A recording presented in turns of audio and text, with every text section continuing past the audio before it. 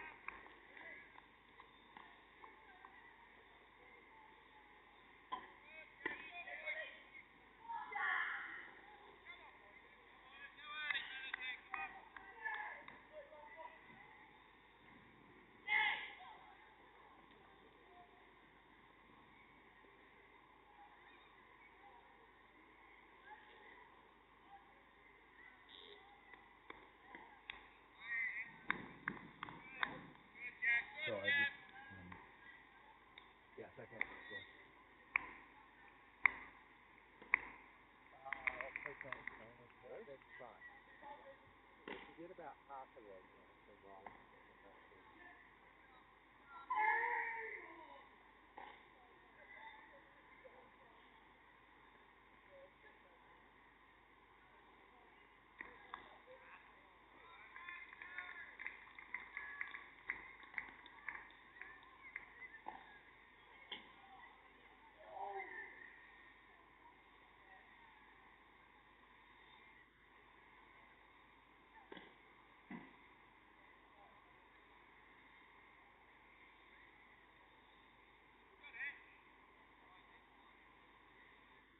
Well, good morning everyone, and welcome to this third one-day international between England over-50s and New Zealand over-50s. Good start in this first over from New Zealand. 7 without loss. Well, good morning everyone, and welcome to this third one-day international between England over-50s and New Zealand over-50s.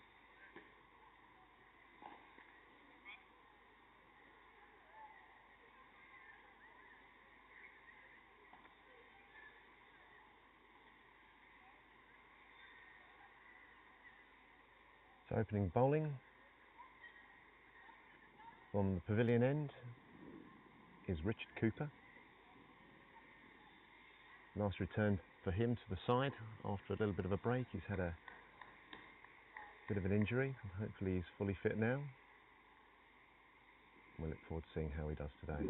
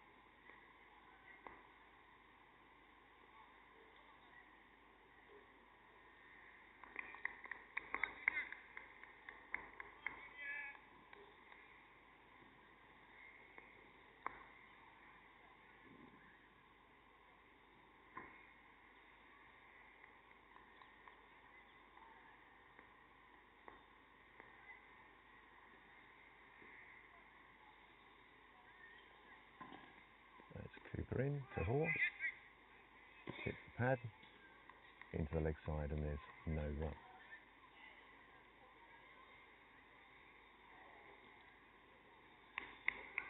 Quite overcast here this morning as we start, so there may be a little bit of swing. Richard is renowned for making good shapes with the ball, so we'll see how he gets on.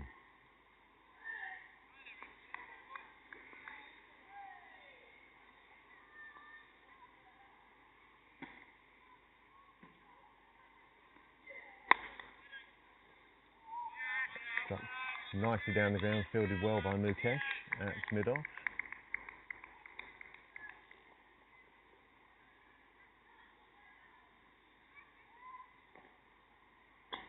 Nice full delivery there from Coops, targeting the stumps.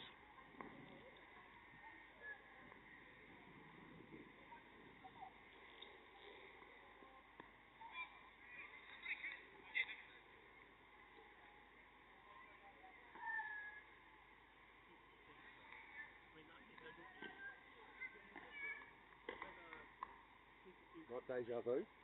I'm just giving some cheers.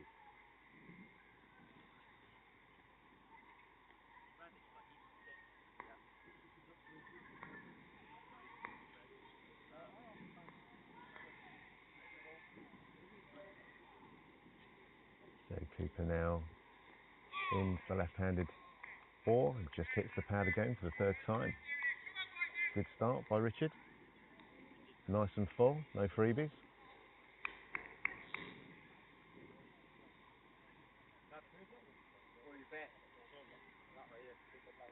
Apparently they need this.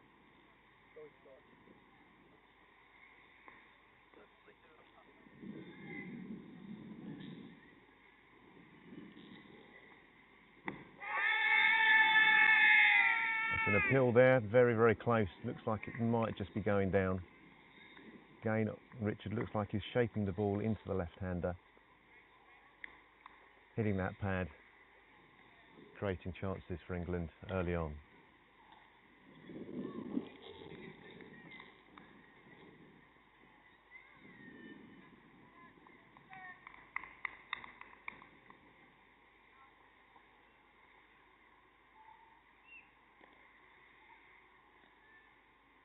Now Gary on strike, the right-handed Gary on strike to Coops. Let's just see if we can get this ball shaping away.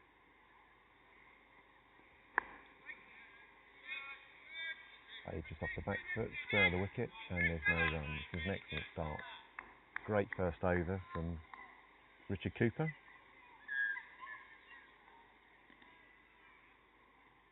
And score moves on to 8 without loss.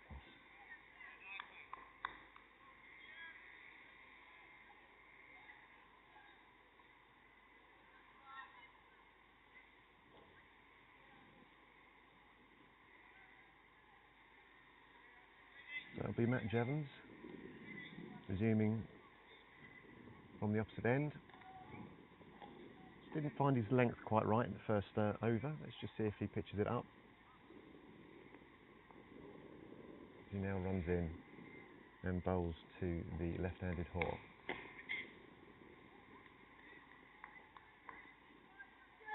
There's no run. Tries to hit the ball square of the wicket on the leg side, but the ball hits the pad.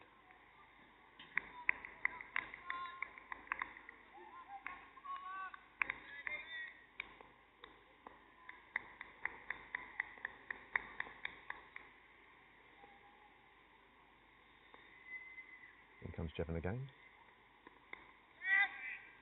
And this finds the edge, and it's gone through second or third slip to third man, and they just take a single. Nicely fielded there by Richard Cooper, straight into the gloves of Andy Bairstow.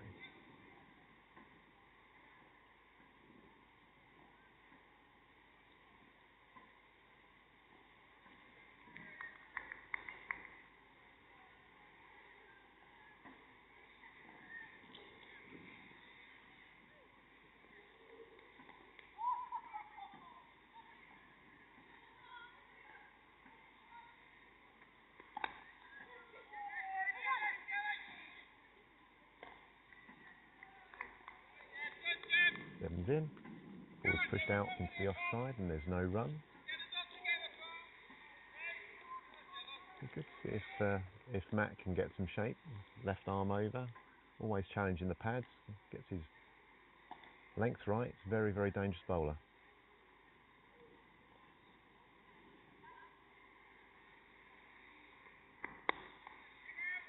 When he comes, the ball's driven back towards him, and there's no run. Better length by Matt.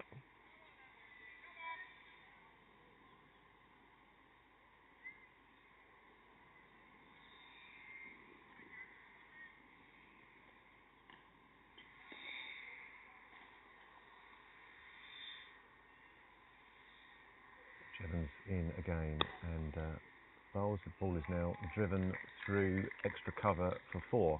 Great shot. Gary just waited, just didn't overhit the ball, just timed it nicely through extra cover.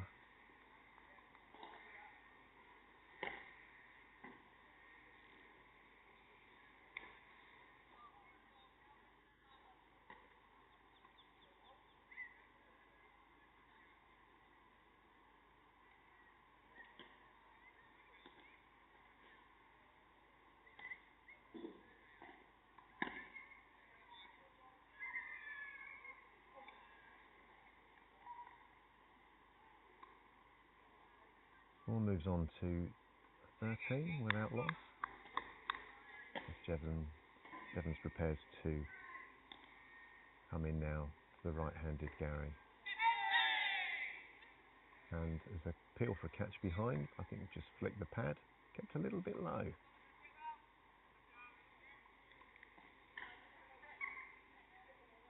And that's the end of the third over.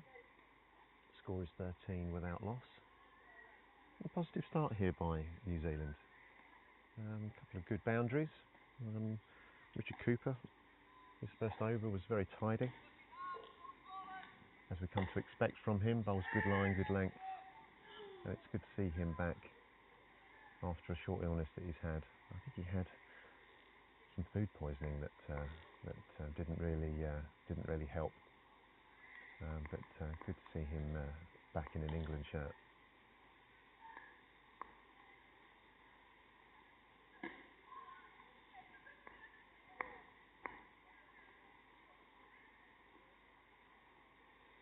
So Cooper, right arm over, bowls, and just gets flicked into the leg side behind square.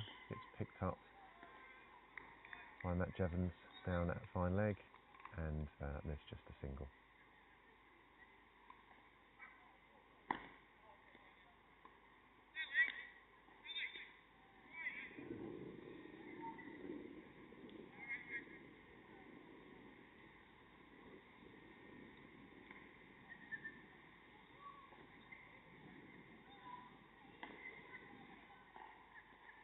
So Cooper bowling here with a 6-3 field.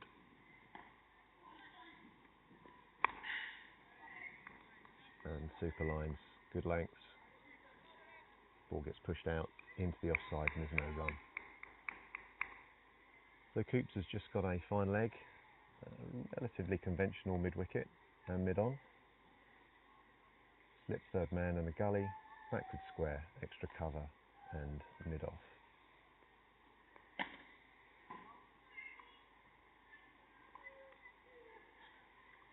In comes Cooper again, bowls the right-handed Gary, and forward, solid defensive shot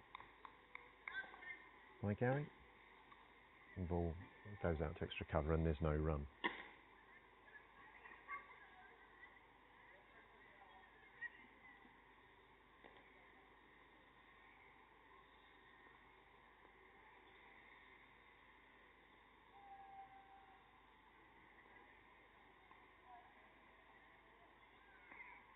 Cooper in now and bowls. And just going down the leg side, got a little bit of bat on that. The inside edge, and gets picked up and thrown in by Chirag Desai. It's just a single.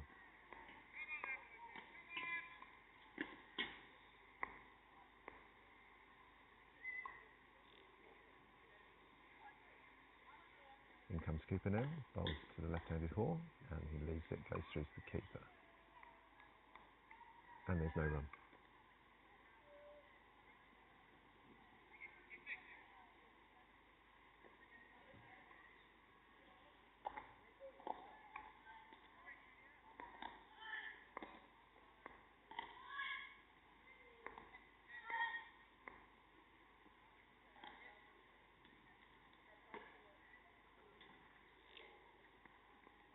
We're in now, and that's well fielded at gully by KD, and that's the end of the over.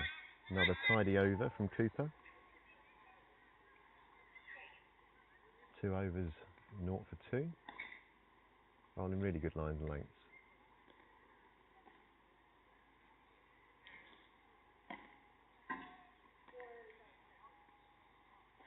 England will be keen to make an early breakthrough, as the sun just really starts to push through now. It was quite overcast as we started the game, but there's quite a few clouds around, but the sun is poking through and we've got a beautiful day here. Not too hot. It's always good at Broxbourne, which has become one of the places that England consider home. But as Jevon starts his third over, he's now into the right-handed Gary, who pulls this backward a square for 4. Matt's just not really finding his length yet. And with a fast outfield here at Broxbourne, the ball disappears over that boundary very, very quickly.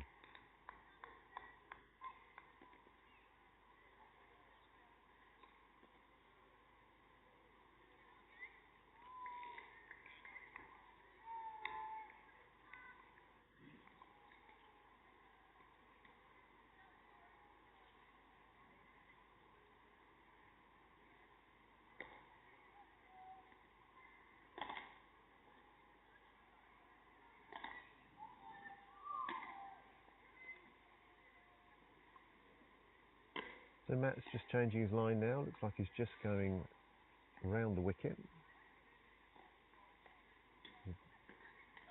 The right-handed Gary.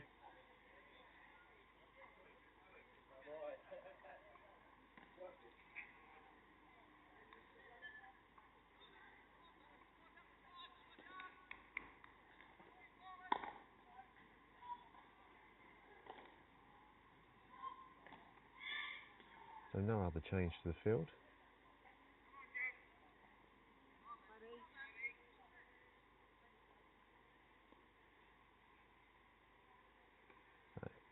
Matt Evans from around the wicket. Bowl's fuller this time. Ball was pushed out to mid-off and there's no run. That's a much better length. Matt needs to make sure he challenges the stumps here. Shaping it into this right-hander.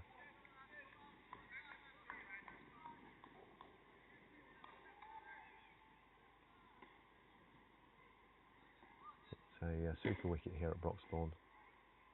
You've got to make sure you bowl with no width. So in comes Jevons, gained full, and that goes through to Bairstow.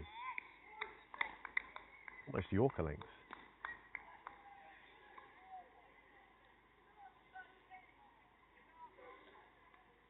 So Matt mixing up a little bit. Just change the angle from round the wicket. We'll see whether that brings more consistent line for him.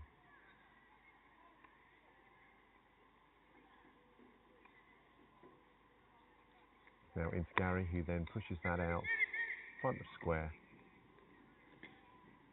for a single, which brings 4 onto strike. And that will now go back over the wicket, I suspect, to the left-hander.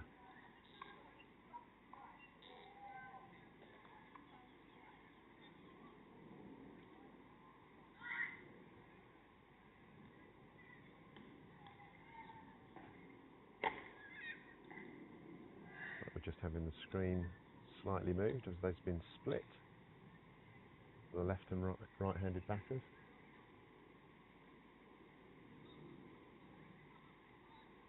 And we're good to resume.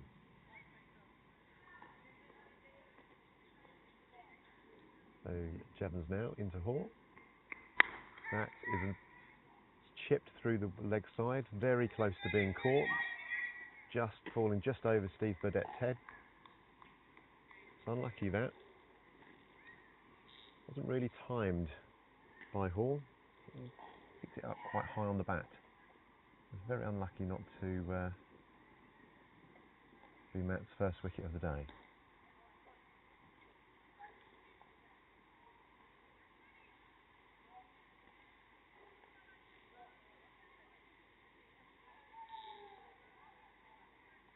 So Matt now into the right-hander Gary, round the wicket. Much better line. Just pushed out into the leg side, picked up by Richard Farrow, and there's no run. That's the end of the over. After 5 overs, New Zealand are 21 without loss.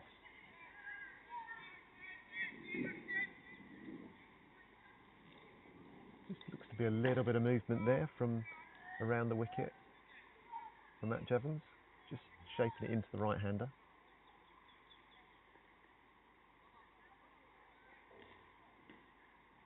But solid start here from New Zealand. Run rate of 4.2 and over. As we see Luke Jarvis come on and Mukesh Bhatt just being rotated as a fielder. Decides to play with a rotating fielder with 12 players in the squad. Cooper now into the left-handed Hoare, who drives straight back at him. Well stopped by Cooper, and there's no run. It looked like that stung a little bit.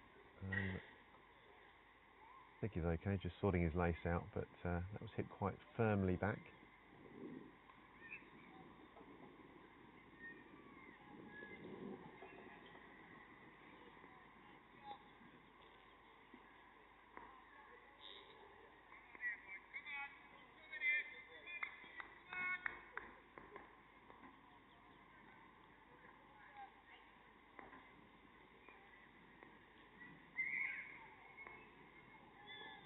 Cooper now in over the wicket and bowls, and that is a cracking shot by Hoare, who just picks the length really quickly, hits it behind square solidly for 4. That's absolutely superb shot. Nicely timed. Not much any of the fielders could do about that.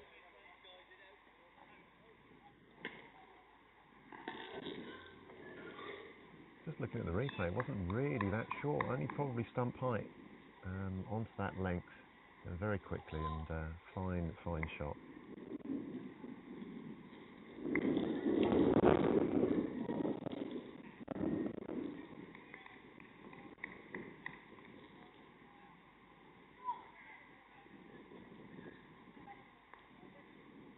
So Richard Cooper, we'll see what he's got in reply. He's now in past the umpire and bowls, and that is hit firmly down the ground for 4. Taking a half a step down, Hoare, just hitting the ball slightly on the up. Great timing, past the umpire and past mid-off for 4 runs.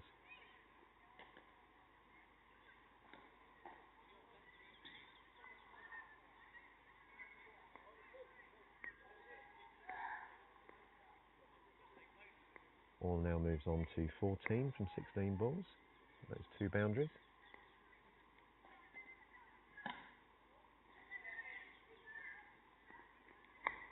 Richard Cooper now slightly wide of off stump. It gets guided past gully for a single to 3rd man,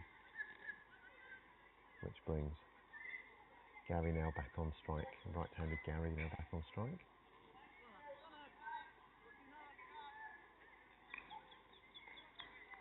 So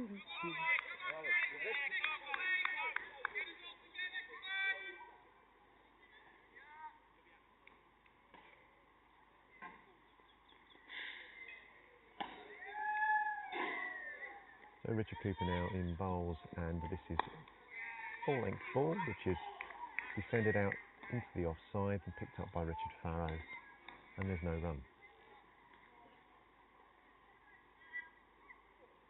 Richard Cooper finding designing his length again after those couple of boundaries. I don't think there's much he could have done with a couple of them, to be fair. They were great shots.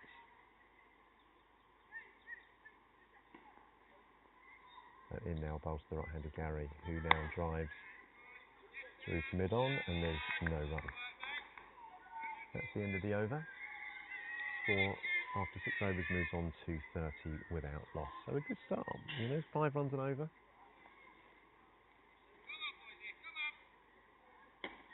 New Zealand will be very pleased with their start. It's important to maintain all of their wickets as they approach this game after England winning the first 2 games, one at Newfoundland and the second one was at Scarborough a week or so ago. So in the 3-match series, England are 2-0 up, and I'm sure New Zealand will want to amend to that today. So Jevons is now in, and has hit this through the onside. There will be 2 runs. They might come back for a 3rd. It's fielded by Steve Burdett. So Hoare moves on to 17.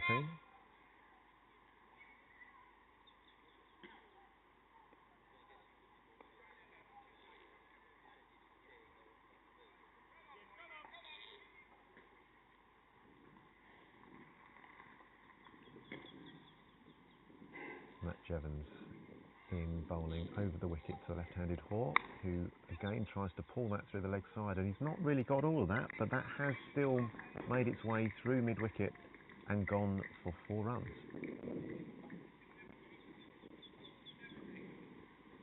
So Hoare starting to take it to the bowlers here in these last couple of overs, trying to get off to a nice positive start, and he now moves on to 21.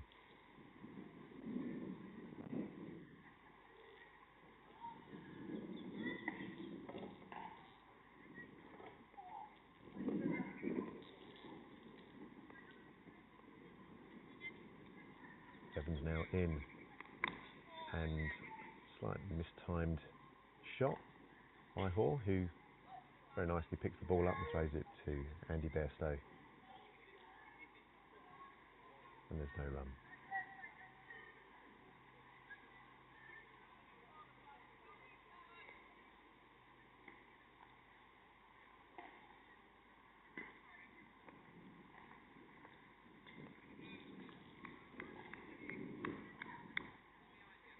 So Jevon's now in and passes umpire, bowls, and beats the bat outside the off stump.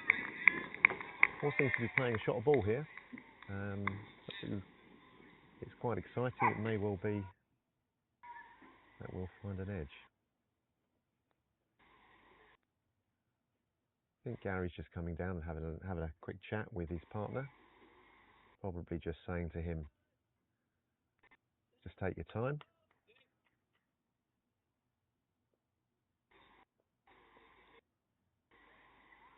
So Jevon's now in and bowls over the wicket. And that's a half defensive shot, which he gets a little bit of bat on. It then goes through a couple of bounces to the keeper.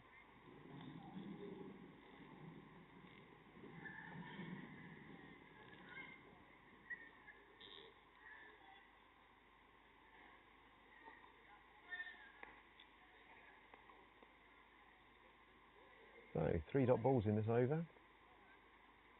Let's see where we are now as Jevon comes in and bowls. And that has just been flicked off the legs by Hoare, fielded nicely by Luke Jarvis at fine leg and thrown in. Big throw actually. Jarvo will be very pleased with that. He's managed to throw it from almost inside the boundary over the keeper's head. He's Andy Bairstow is a colleague at Yorkshire of Luke Jarvis, so he knows him very well. And that's the end of the over, and after 7 overs it's 38 without loss.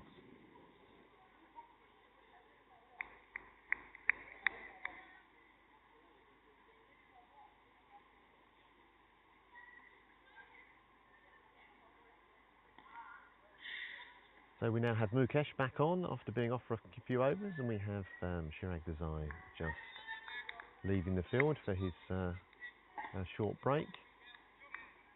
Just chatting away to Peter Ryder, the England manager.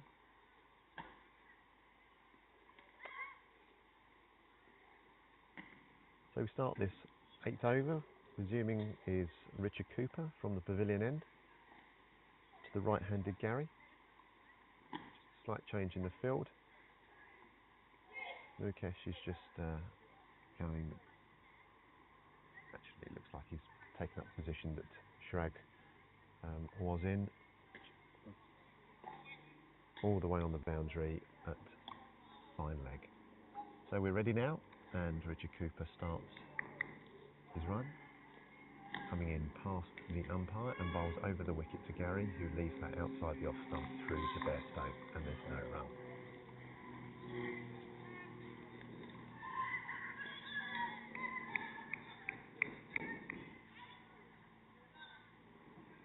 It'll be interesting to see how New Zealand approach today after the 2 games that they've played. They've had a look at some of the England players, so they've probably got a little bit more of a look now as to how they might approach this 3rd game. Very keen to do well as they approach the end of their tour. Cooper now in, ball is defended on the back foot, goes to backward point, Giles Eccleston, and there's no run. So I think New Zealand have got one more game after this one tomorrow against England Lions, which is at Woodford Wells, starting at 11 o'clock. And then I believe that that's the tour then finished as far as cricket is concerned, and heading back home. So Cooper is now in.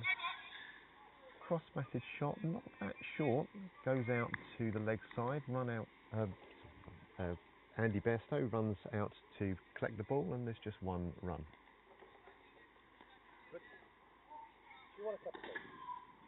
I'm just being offered a cup of tea here. That would be absolutely wonderful. One with milk or? Yeah, milk and sugar would be absolutely wonderful. Oh, and the sugar. Don't worry, that's fine. No, I'm just being looked after here. This is absolutely wonderful. Thank you very much indeed. Bring the sugar back. No, that's fine. That's absolutely fine. Anything else you want to pick? Yep. Yes, I will. That was just a... Just having a look at the replay here, just to see. It looks like it's just a little bottom edge. It's got past the keeper.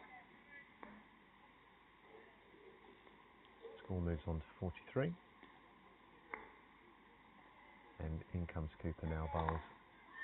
And down the leg side, called a wide. Nice stop by Andy Bairstow, low down to his right.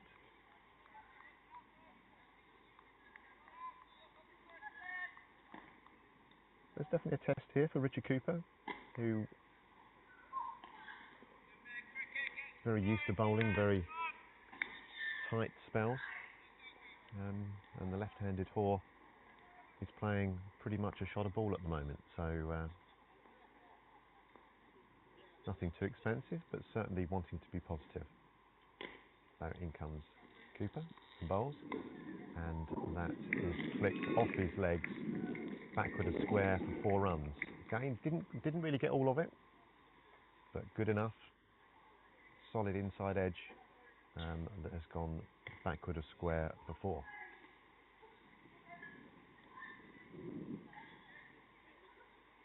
And in response, there's a change in the field. The gully comes out, which is KD, and he's now just coming in front of square, and Richard Farrow has now been moved back to backwards square on the boundary, which I think is a very solid move by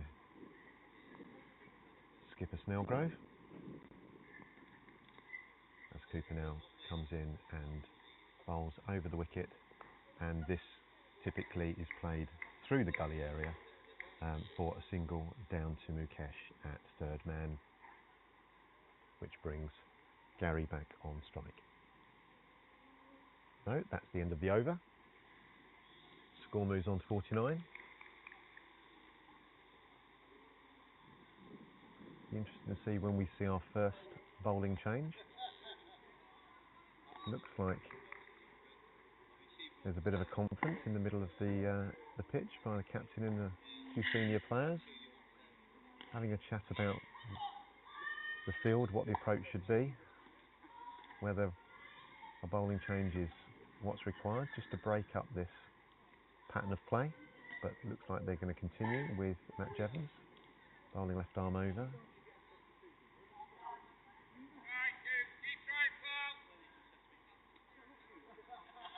And again, another change in the field. We now have a deep square for the left-handed Hoare, as well as a deep fine leg.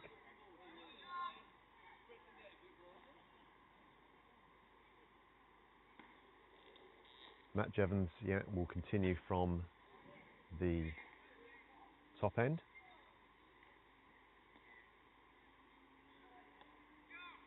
I think David Snellgrove is just trying to look to mix up the field here. He's bringing up Luke Jarvis into the ring at 45, and now we have a deep square to Hoare. So Jevons now in over the wicket and bowls to Hoare, who plays this firmly to Giles Eccleston. Good stop at extra cover, and there's no run.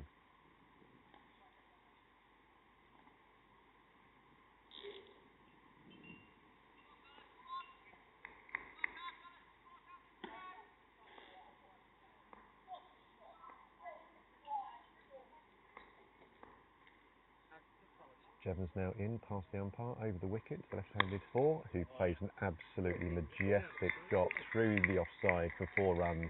Time to perfection. Thank you very much. Perfect.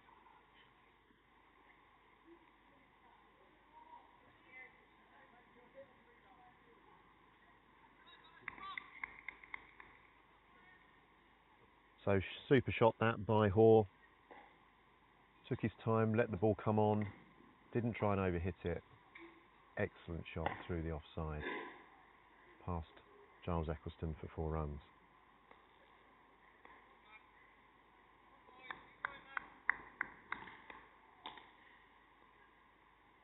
So now Jevons in and bowls to Hoare, who looks to try and do the same thing again, but just back of the length, gets a thick under edge, and the ball just pops out to extra cover.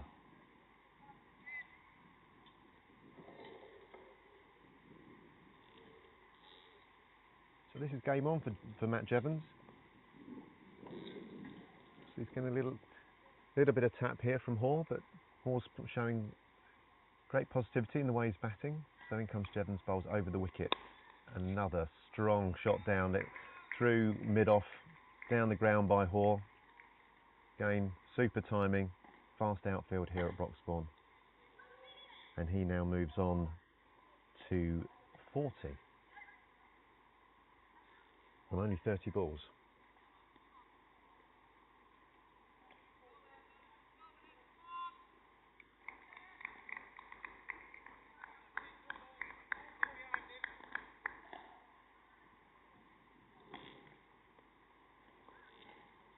So what has Jevons got in reply as he comes in, bowls over the wicket and beats him outside the off stump? Great reply. Looked like there was a little bit more gas involved in that ball from Jevons. Lovely carry through to Andy Bairstow. Takes it cleanly. Matt won't like being hit for 4 in those areas, so I'm sure that he knows that it's likely to be his last over. So I'm sure he'll be bending his back and trying to make sure he finds a wicket. That is an incredible shot from Hoare, who pulls him not particularly short in front of square.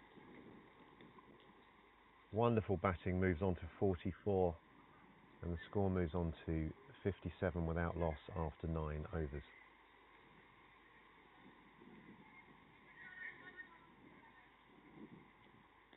Nice crack off the bat there. Very, very fine shot by Hoare, who's just grabbing a quick drink now with his partner Gary. Fine start this. So 61 from the first 9 overs.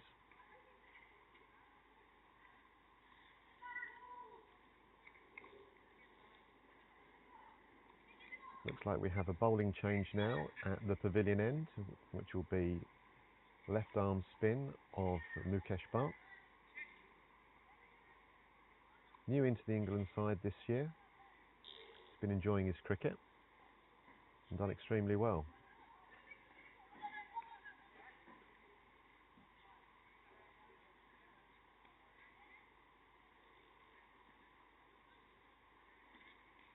I think this is the right decision by David Snellgrove. We've got to change it up. 9 overs into the game. New Zealand have a very positive start. We may also see a double bowling change, I suspect. Just asking different questions of the bowler, of the batter. Didn't want to go too far from the separation anxiety, see?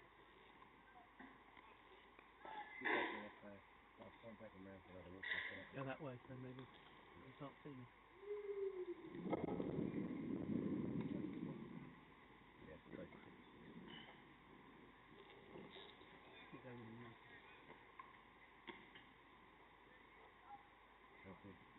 So Snelly is just trying to get this field set right for the right-handed Gary. Come on, Simon.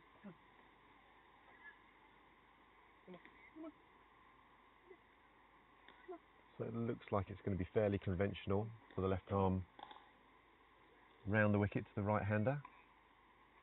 So 45 on the 1 on the leg side. Deep square, mid-wicket, mid-on, and there'll be mid-off extra cover.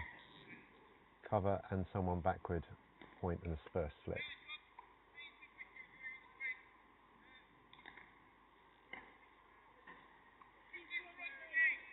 Just trying to get our square leg in the right place. So I think Mukesh is ready. And we're good to go. So he now comes round the wicket to the right-handed Gary, who defends carefully and pushes this out back to the square on the offside. And there's no run.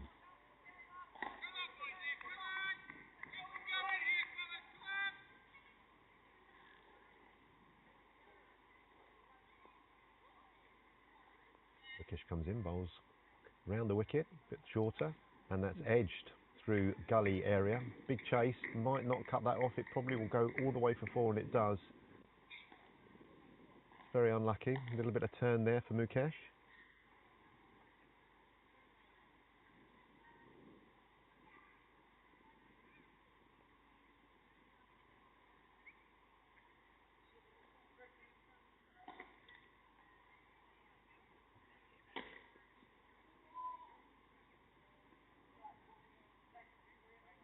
Let's see if there's any kind of change in the field. We've got now cover being pushed out, being more of a sweeper on the offside, probably stay a little bit squarer, and we've got a short extra cover, which is an interesting choice there for Mukesh as he comes in and bowls. Down the wicket comes Gary, and there's a slight confusion. Fortunately, there is no run. So I think Hoare was looking to get on strike then, but sent back by his partner Gary.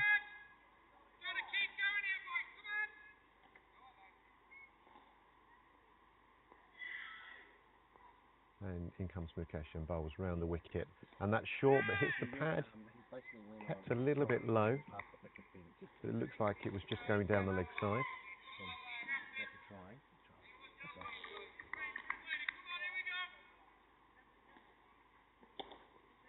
Mukesh in now and bowls to the right-handed Gary, who's back and cuts this off the back foot, backward of square.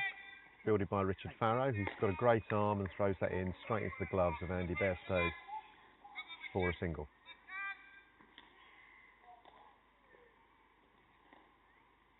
So for the first time, it brings Hoare on strike. Just making sure we've got the field right here. Again, we're still going with the short extra cover has now come over into the leg side to make up a more conventional mid-wicket.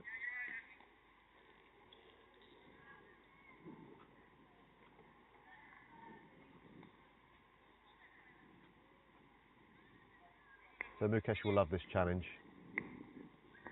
I imagine Hoare will be positive straight away as he bowls over the wicket to him, hits the pad, slight appeal, probably just going down, and that's the end of Mukesh's first over. Score is now 66 from the first 10, very positive start. And we have a bowling change now, taking over from Matt Jevons at the top end is KD.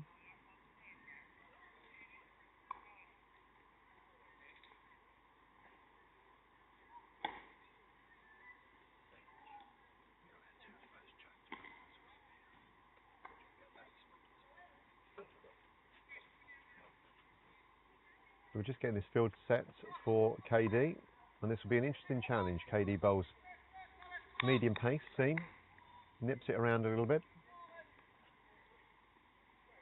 And we'll just see if this change of bowling brings a reward for England, who are really keen to get a wicket at this stage. Just need to break this partnership up.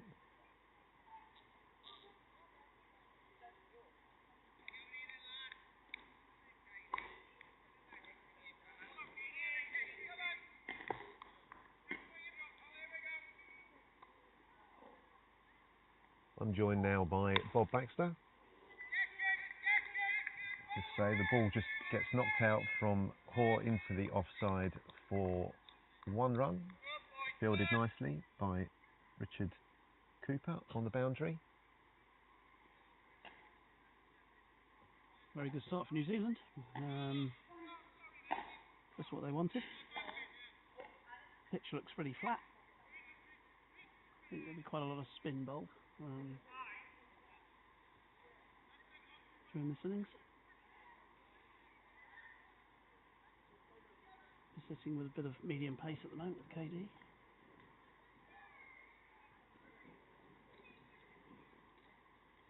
Just having the sight screens moved here. I think it looks like KD appears to be over the wicket to the left-hander, right-hander. Just closing the sight screens together.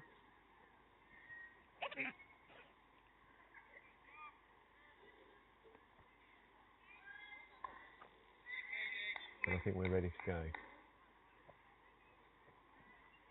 Relatively conventional field that KD's starting with, the left-handed four as he comes in and bowls now. And this is just pushed away back from the square on the leg side. Fielded by Richard Cooper. Another great bit of fielding, super arm, straight into the gloves of Andy Bairstow.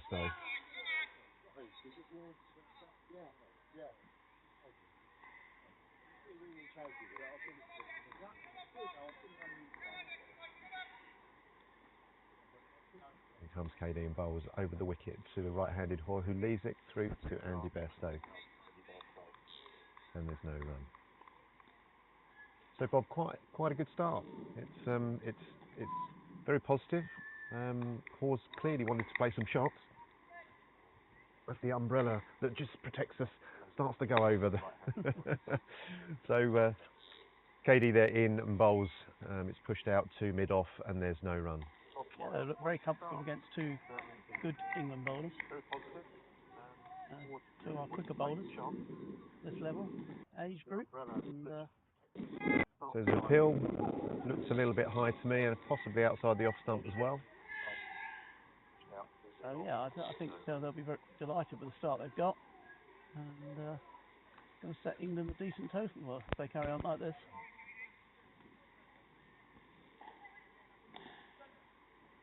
So KD bowls and now that's pushed out to mid-on and there's no run. So a good start there from KD. Tidy first over. New Zealand openers just having a little look, seeing where their scoring zones might be. It's an important stage for England. As we approach the first power play, the drink session will be after 15 overs. England will be very keen to get a wicket in that first time. See if they can break this partnership. I think I'm now mic'd up. Oh, there we go. Sure, so I think hopefully... We don't have to cuddle quite so much, No, Bob. I don't have to cuddle quite so much now. Mukesh, I played against Mukesh actually when he's playing on his Stanmore days. One of the best bowlers, best slow bowlers we had for a while in the Middlesex League. I'm talking 20 plus years ago. He's still playing regularly in Northants where he resides now.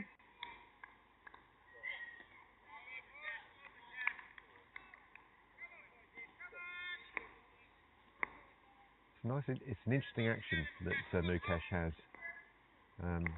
He gets quite a lot of revs on the ball. So this ball's pushed out square of the wicket by the left-handed Hoare, and there's no run. So he gets quite a few revs on the ball, and bowls with quite nice variation. Generally bowls pretty much wicket to wicket, doesn't bowl with much width. As he now comes on bowls over the wicket to Hoare, who just pushes that back towards him, and there's no run.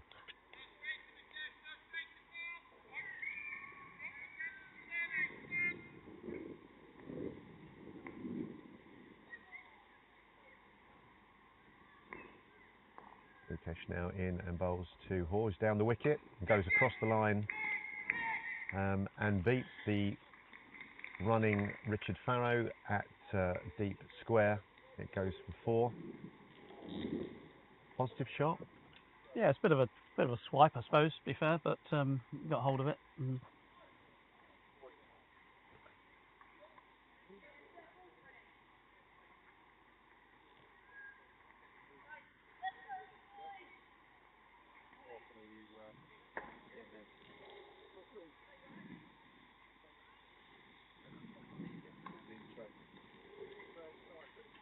A conflab between 3 or 4, the bowler, the captain and wicketkeeper, but I don't see much has changed.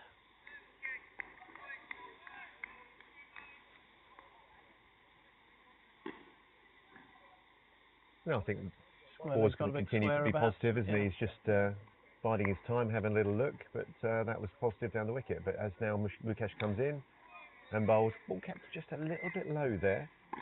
Getting under edge that ends up going backwards on behind square for no run, picked up by Matt Jevons.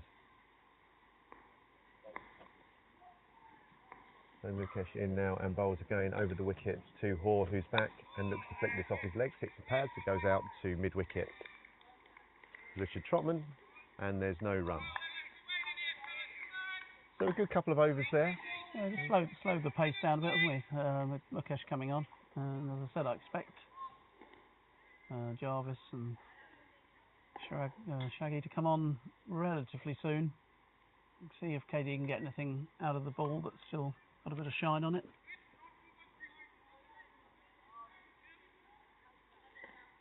Score now moves on to 72 off 12 overs. Still a very good start here by New Zealand. England will be looking for this first breakthrough. So KD now comes and bowls over the wicket to the right-handed Gary, who drives beautifully back towards him, very confidently, and fielded nicely by KD, and there's no run.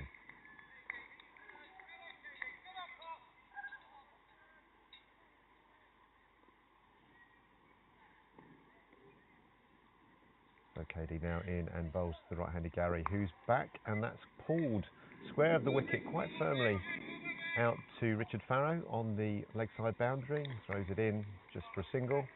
So Richard Farrow's got a very strong arm.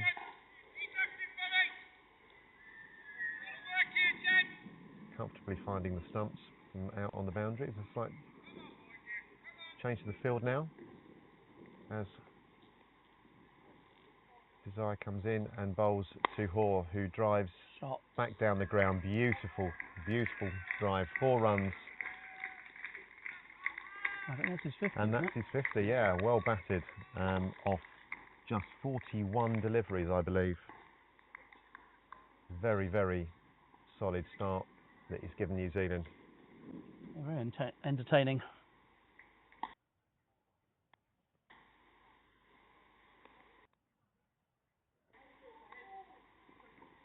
Desai in here and hits the pad, possibly just going down. Ball goes out to gully. It's collected by Steve Burdett, and there's no run.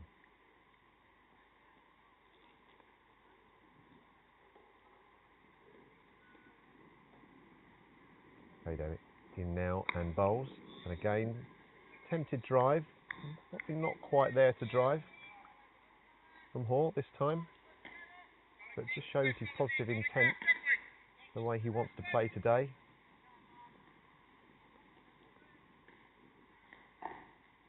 KD in now and bowls, and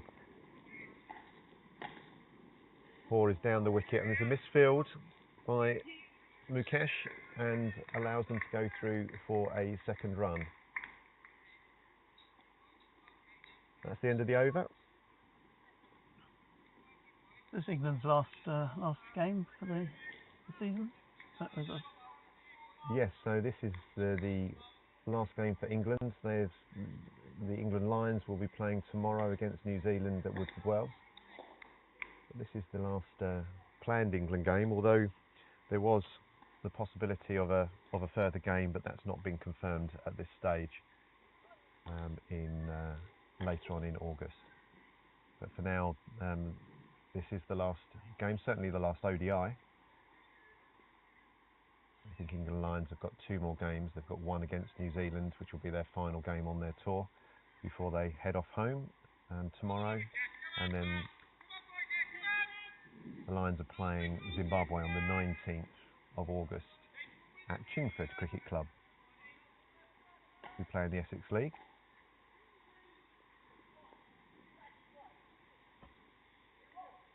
So Mukesh now in, bowls round the wicket to the left-handed Hoare. The pad. Picked up by Richard Trotman at short to extra cover. And there's no run. Score now is on 79. It's 13 overs.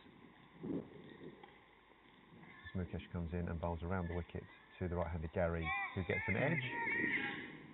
very nice. That's a poor bit of fielding, unfortunately, and will allow New Zealand to get a second run. Mukesh there, lovely flight. Probably just beat Gary in the flight there as he tried to drive out, catching the outside edge as it squirts through the gully area.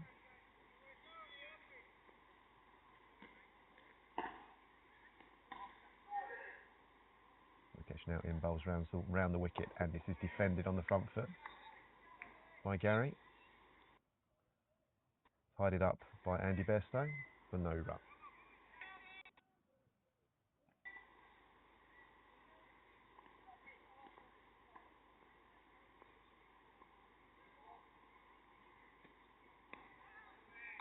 Okay, Mukesh really bowling a nice line here, hits the pad, defending on the front foot, and there's no run.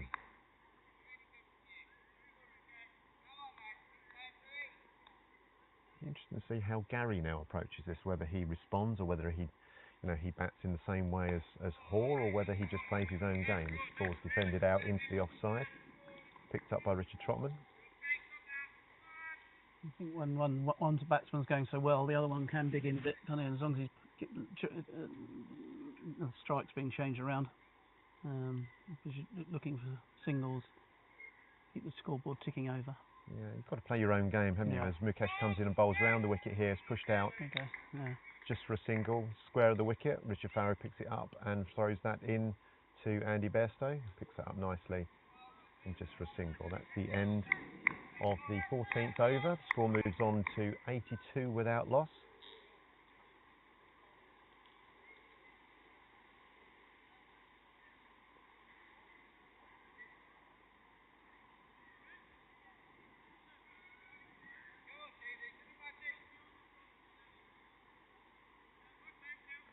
So it will be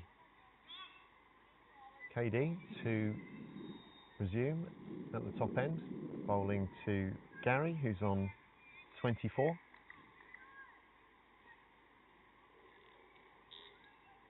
He comes in now, bowls over the wicket, and this is outside the off stump. And a bit of a swish, kept a little bit low through to Bairstow, and there's no run. KD won't mind that. He comes in now and bowls over the wicket, and this is a straighter ball that's pushed out into the leg side to Giles Eccleston for no run. KD feeling as though he played a little bit across the line there, thinking that he'd hit the pad. It was going to be a big shout. A real competitor, KD, when he's got the ball and with the bat. The ball's now pushed out into the offside, just for a single, which brings Hoare back on strike. Left-handed Hoare, who's now moved on to 55 from 44 balls.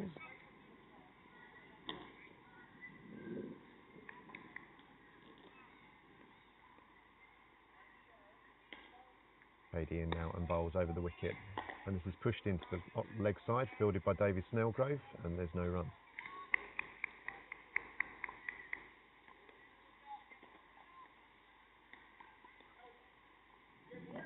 Quiet start this by England. Yeah, they've pulled it back a bit, haven't they? First 10 overs, I think, was 66 or something. Was that 66? Something like that, 66, yeah. So that's five overs has gone for less than 20, so put a bit of a break on it, if they needed to do.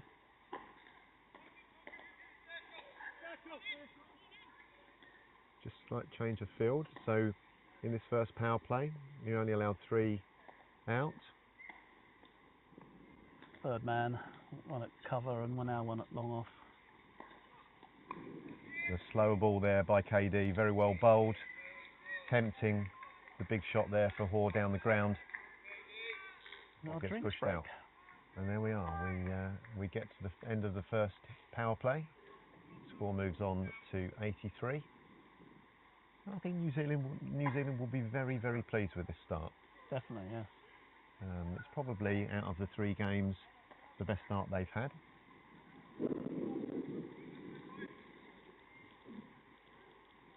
And some decisions to make here by skipper Snellgrove. decide how he's going to go about this. You want another couple? What type of sugar do you want? Oh, that's very kind of you. I'll just have normal white sugar, please. What, refined, unrefined? Yes. And how about you, bud? No, mate. You're too cute. Yeah. Yep. I'm gonna take him for a walk. If that's okay. Okay, yeah. I'll do it a bit more later. All right. Good. So we're just going to be joined in a second by Jim Morrison, who's manager for New Zealand. Thank you, Bob. I will see you again soon. Yes, well.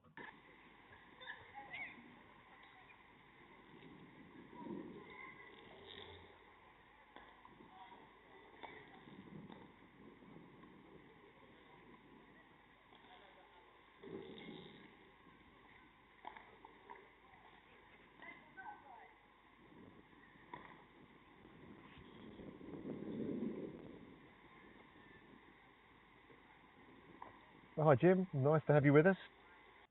So, how have you enjoyed the trip? Hi, Stuart. Hi, everybody. Wherever we are, how many people are you? We've got 26 watching. 34. It's just shot up as soon as I've joined. Well, there you go.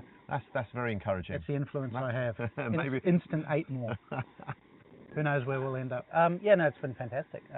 England, Scotland, Wales, Britain's obviously the home of cricket, and it's on everyone's bucket list to come over here. The results haven't been very good. To be pretty honest about that, but we've fought hard, and a few could have gone our way. But it's been an amazing trip, and we're all going to go home and reflect on what a wonderful experience it's been, for sure. I think we were talking earlier about we've had an unusually dry spell here in England, and obviously as we look out onto the Broxbourne outfield, it's pretty burnt up. There's just not been any rain here for months now, which is really unusual. But how have you found the conditions as you've travelled around? Because obviously you've been up to Scotland and Wales that you've said. What have you found the conditions? Oh, it's been like this everywhere. It's been hot and dry. Like you can see on the screen there, there's just barely any grass at all, and that's what it's been like everywhere. So that's part of the challenge for us. We're not really used to that. Back in New Zealand, the pitches are all green and the outfields are all green and lush and all that. But that's why you go touring, isn't it? To see all those different experiences, and looking forward to or ahead to India. That's the sort of outfields we're going to see. So when does the season start for you in New Zealand? When's your sort of first domestic game that you would be playing? Basically, it runs October to March. Right. So Wonderful. Thank you. Different parts of the country get started a bit earlier than others. No, I just one step ahead. Cheers. Just been brought a nice cup of tea there. Thank you very much, chaps. Sorry, you were saying yes. So yeah, it's October to March, and then we lose about a month for Christmas. Everybody shuts down basically from mid-December to mid-January. So the season's really split into two halves: pre-Christmas and post-Christmas. And most places, the pitches get better after Christmas. So as we approach the World Cup in Hyderabad, so that's obviously towards the end. Right at the end of your season, your normal domestic season, is that right? So it's going to be the end of January and first week in February, isn't it? Yeah, it's the second half, but it's it's sort of the peak part of the season, I guess. February, the weather's usually reasonably settled in New Zealand, but yeah, from a timing perspective, it's good in that the guys will have had 2 or 3 months of cricket to get used to cricket, which is what we haven't had coming into this trip. Not that it's an excuse; it's just the way it is. But also, I'm sure that when you tour any country, you're looking at players. You're not necessarily going to have your first team, all available on every game, because how many have you come over with? Is it 16 that you've got your party that you've got? 15. 15. Yep. And have you picked up any injuries whilst you've been here? Yes, couple. Robbie Frew, our captain, he's got a broken hand, so he's out. Yeah, I saw that today. earlier. Yeah. So Mukesh resumes now pushed out on the offside by the right-handed Gary to Richard Farrow, who's not to be taken on with that arm. He has got a best arm in the side, I think. Sorry, you were saying, Jim. And then also Andrew Hoare, who's batting here. He's had a hamstring injury that's kept him out of the last 3 games, I think. It's still not completely right, but he's... well, he's certainly batting well today, isn't he? Well, he's one of our key players. We thought with only 2 games left, and one of them being this international, it was worth taking the risk, and he seemed okay. He's not sprinting, but he seems to be running freely enough, and batting-wise, he seems to be doing great. Yeah, certainly a very positive start. So Mukesh starts and bowls round over the wicket, sorry. Or flicks this through the leg side for a single. Nice controlled shot off the back foot. Yeah, so Andrew Hall started the tour with a big score against Scotland, breaking the world record. 158 he got. He's pretty good that day. So Mukesh bowls round the wicket to the right-handed Gary. He pushes out backward of square, fielded by Matt Jevons, and there's no run. So yes, that was an incredible innings. 158. I'm sure these milestones are wonderful, aren't they? You obviously getting 150 is one thing, but then holding that record is great. As Mukesh comes in and now bowls the right-handed Gary, who pushes this to short, extra cover for no run. It's kind of interesting that score is as low as it is. Like 158 is a good score, obviously. Mukesh now in, bowls defended on the front foot by Gary, and there's no run. But I would have thought that there would have been more than 250 plus scores in the 8 years that we've had of over 50s cricket, given that batsmen do tend to dominate. Well, and also the variety of the teams that play in the World Cup. So Mukesh now bowls round the wicket to the right-handed Gary, who comes down the wicket and defends very solidly and pushes it back to Mukesh. That is the end of the 16th over. The score is now 85 without loss. He's pulled things back a little bit for England, hasn't he? He's about 4 overs for 14. Maybe not as easy to get the spinner away as it was for the quicks coming on a bit. Well, I think that one of the things that Mukesh has is he does bowl very straight. That's one thing. He has quite good revs on the ball, but also he's not very tall. And nice way of putting it. And I think I think what people find is that they find it difficult to really attack him, which is interesting, because he likes it when people are attacking him, because he likes the challenge. He's quite a quiet guy when you talk to him, but he loves the challenge of someone coming down the wicket or reversing him or those types of things. He thrives on that. It's just the sort of personality he has. So starting the 17th over, we've got KD coming in, bowling over the wicket to the left-handed Andrew Hoare, who's hit this down the ground. Beautiful shot for 4 runs, very majestic. Weighted, full face of the bat. That's pretty good gappage, wasn't it? Because those guys, either of them had a chance, but neither of them could quite get there. The long off and long on fieldsman. It was almost perfectly straight. Sun now breaking through quite nicely at Broxbourne. As KD comes in and bowls around the wicket to the left-handed Hoare, who defends and pushes it back to him without a run.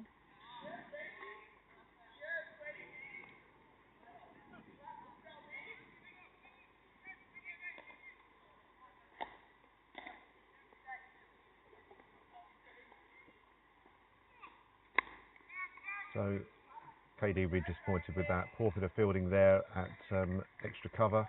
Ball going straight through Shiragdazai's legs for 4 runs. Yeah, it looked like a slower ball there, and Andrew Hoare just waited on it, and it was a firm push through to the cover fieldsman. Looks like may have just caught the edge of the square or something. Yeah, it looked like a jag, didn't it? Yeah. Another 4 for Andrew Hoare. That's 2 in the over so far. And momentum just coming back a little bit to New Zealand after the last 3 or 4 overs before drinks were a bit quiet.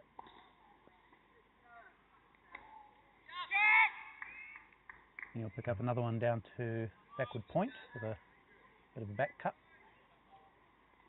Fielders are the the boundary fielders for England. For the left-handed Hall were a third man who fielded that cover, but a man here on the leg side boundary, but now it's the right-handed Gary on strike. They're allowed 4 out now, aren't they? Now yeah, they're on the second power play, and I think this will be very interesting how England approach this. They'll be desperate to get a wicket here and break this partnership.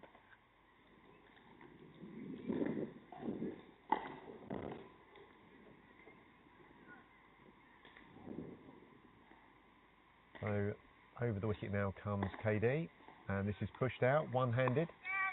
Bottom hand comes off the bat, but gets pushed out through point to Richard Cooper, and the score moves on to 94.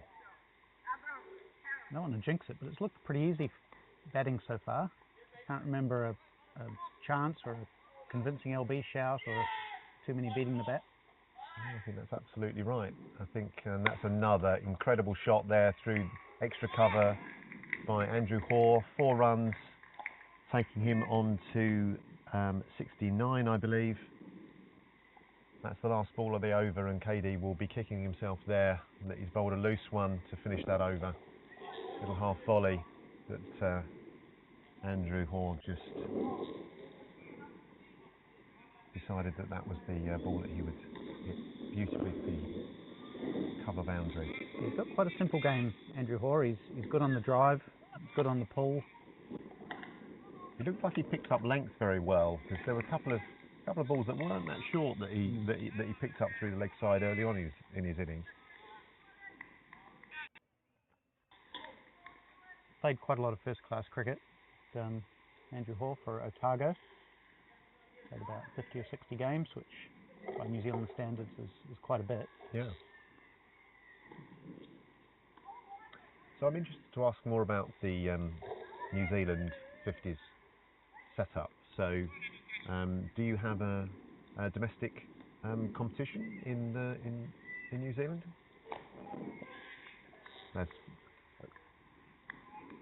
Yeah, it's not a league so much. We only have one tournament a year, which is our interprovincial tournament. It's 1 week a year. We have 6 provinces that play in that. There are other events, such as tours and things.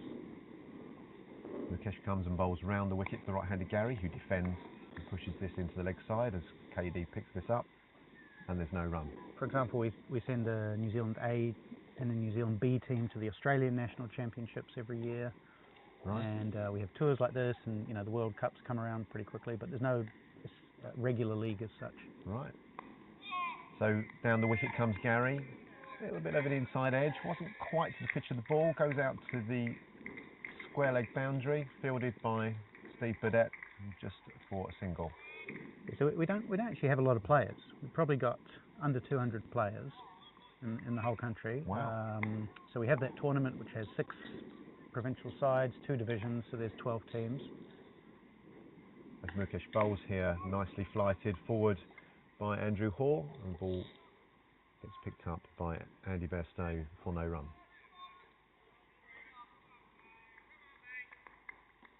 So from a scouting point of view, how does that work? So you've got, is it through the more club cricket that you see these players?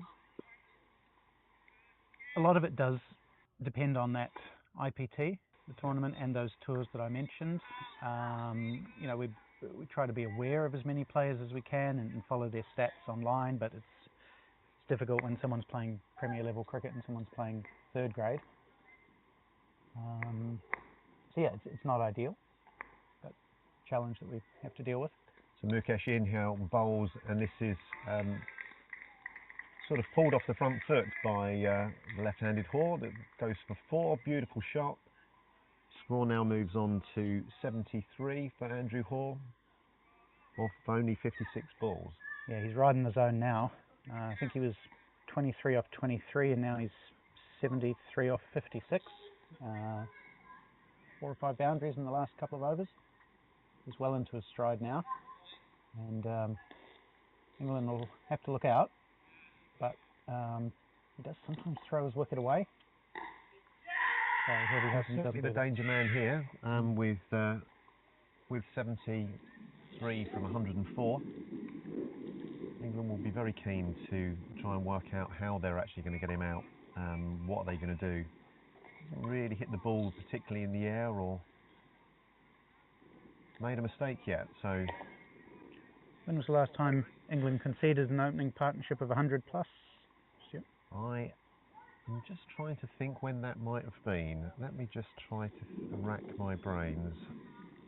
It certainly hasn't been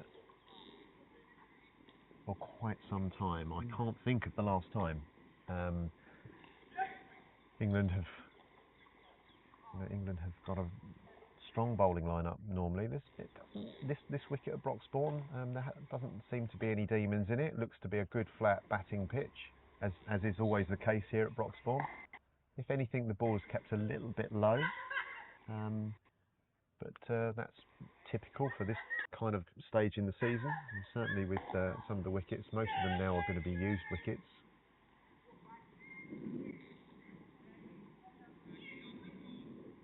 So we have a bowling change from the top end. So KD has been replaced by Luke Jarvis, who is a left arm spinner from Yorkshire. Yes, we know that. We've come across Luke at least a couple of times. Played up at Scarborough, and I think he may have played at Newfoundland as well. And then he played for Yorkshire as well. So this is either the third or fourth time we've played against him, and he's done well against us. He took 4 wickets for Yorkshire. I think he got 3 at Scarborough, didn't he? Right. I think, yeah. Right. So normally bowls later on in the innings. Tends to bowl for Yorkshire and for England in the final 20.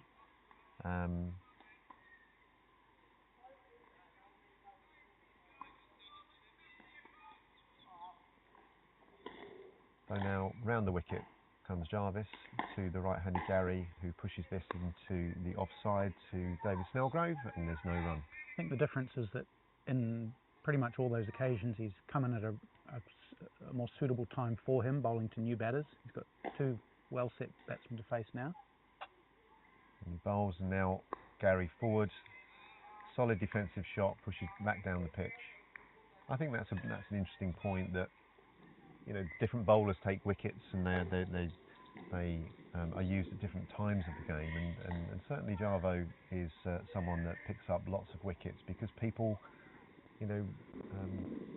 want to try and get after someone at that stage of the game, don't they? And the ball is turning. He changes his pace quite a lot. He's a very intelligent bowler and loves his cricket. Now into the right-handed Gary, who's pushing forward, bowling lovely lines that. Yeah, so because of Andrew Hoare's hamstring injury, these 2 batters aren't running as aggressively as they might otherwise.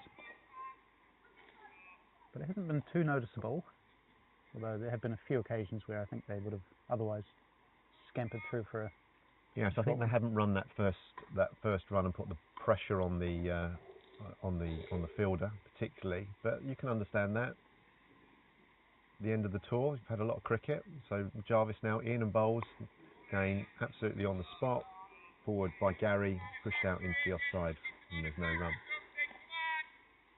John Gary's been really important here, even though he's only scoring the strike rate of 50. He's stayed in, which is so important for New Zealand because their problem on this tour has been guys getting in and getting out. And this might be one of the only 100-run partnerships we've had since coming to England. Had a couple against Scotland. But it's been a big issue for the team, so this is really good from John. Yeah, excellent. So that's the end of Luke Jarvis's first over. It's a maiden. He'll be very pleased with that. The score stays on 104 off 19 overs. Have we had a maiden so far? Do you know? I think that's the first maiden. I'm probably may be wrong, but I believe that is the first maiden. We have a change of bowling now. Chirag Desai, Shaggy, as is known to his friends, is going to be bowling from the pavilion end off spinner, plays at Essex. Is he any relation to Kshitij? No, they're not. It's just they do share the surname, but no, there's no relation at all. Shaggy's been around the England side for a number of years, and he's been a very good servant to England.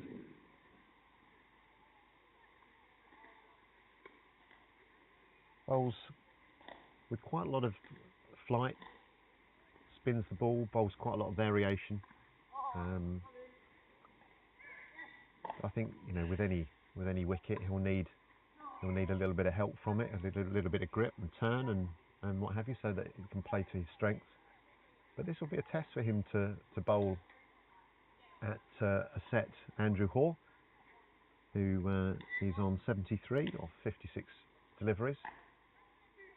You've got a lot of spin options around the country. You know, you've got Desai and Butt and Jarvis playing in this game, and we played Ian Critchley the other day. You've got Gidley, and then there's probably another half a dozen guys. Yeah, well, there's also there's also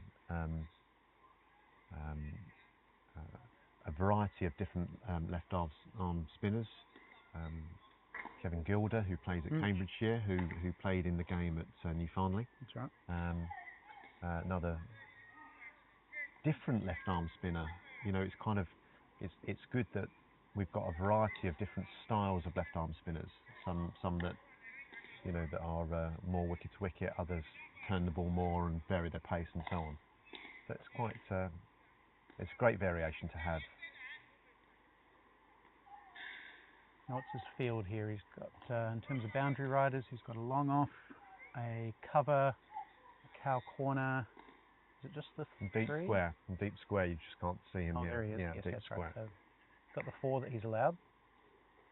So in now round the wicket to the left-handed Andrew Hoare, who then pushes this through into the leg side quite firmly, picked up by Mukesh Butt, and there's no run.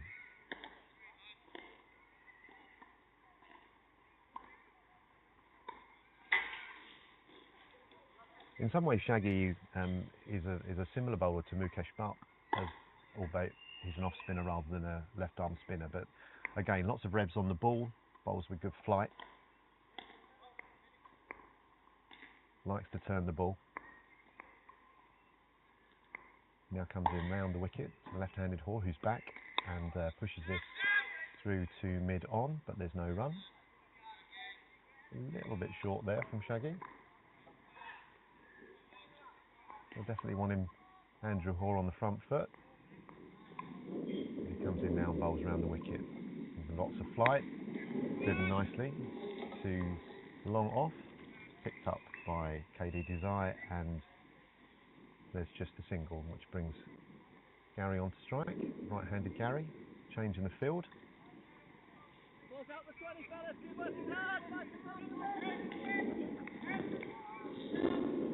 So you'll see Steve Burdett, who's just in front of us, who's also an off spinner that has just come into the side, playing only his second game. Yeah, he came in, I think, to replace Kevin Gilder, who dislocated his finger. I don't think Burdett was supposed to play that second game initially, was he? Correct, yes. He's bowled, and that's taken. Wide one there from Shaggy, taken nicely by Andy Bairstow. Bit of a swish there from Gary.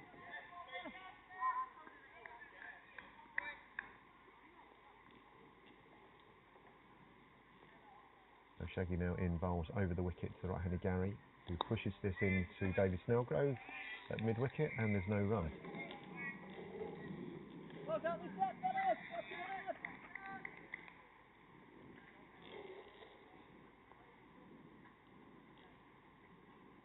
Shaggy in now and bowls, lots more flight, and that's down the ground, and that could be caught. Well caught by KD Desai. That's the first wicket for England. 105. It's a really important wicket. We needed to break this partnership from an England perspective. And that's a fine catch, very well judged by KD. Unusual shot there from Gary. Well, it was, and I think he might have just been aware that he was only scoring slowly, even though that was doing a great job for the team. Looks like he just got a little bit frustrated. He was never going to clear that fielder, so I'm not sure what he was actually trying to do. Maybe get it a bit squarer. And again, John Gary has got himself in and then got himself out. So it's a good start for New Zealand, but I think Gary would have liked to have at least got a 50 today. Never mind, that's cricket. And we've now got Craig Foster coming in at 3. I thought Colin Owens would have, but maybe it was a case of whoever got out first, they would send in either Foster the right-hander or Owens the left-hander. Keep that left-right combination going, perhaps. Well, that makes sense. So how has the batting been going? Has anyone outside of Andrew Hoare, has anybody else got some solid runs? No, not really, and that's been one of the major issues for the team. Most of the batters have looked reasonably comfortable, and they've got in. They've got 20s, 30s, and 40s, but there's only been, I don't know, 3 or 4 half-century plus scores on the whole tour, and that's been a big problem for the team. Yeah. Craig Foster's one of those. He's looked good. He drives the ball nicely, and he's got himself starts, but then he's been getting himself out. So it will be Luke Jarvis to start the 21st over. Score is 105 for 1. And he'll be bowling, looks like he's coming round the wicket to the left-handed Andrew Hoare.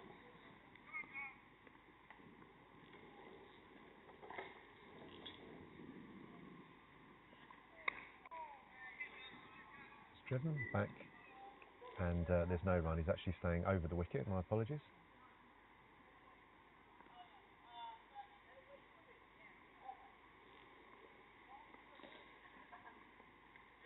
So Jarvis now in and bowls to Andrew Hoare. Quicker ball, hits the pad, and fielded by Luke Jarvis himself for no run.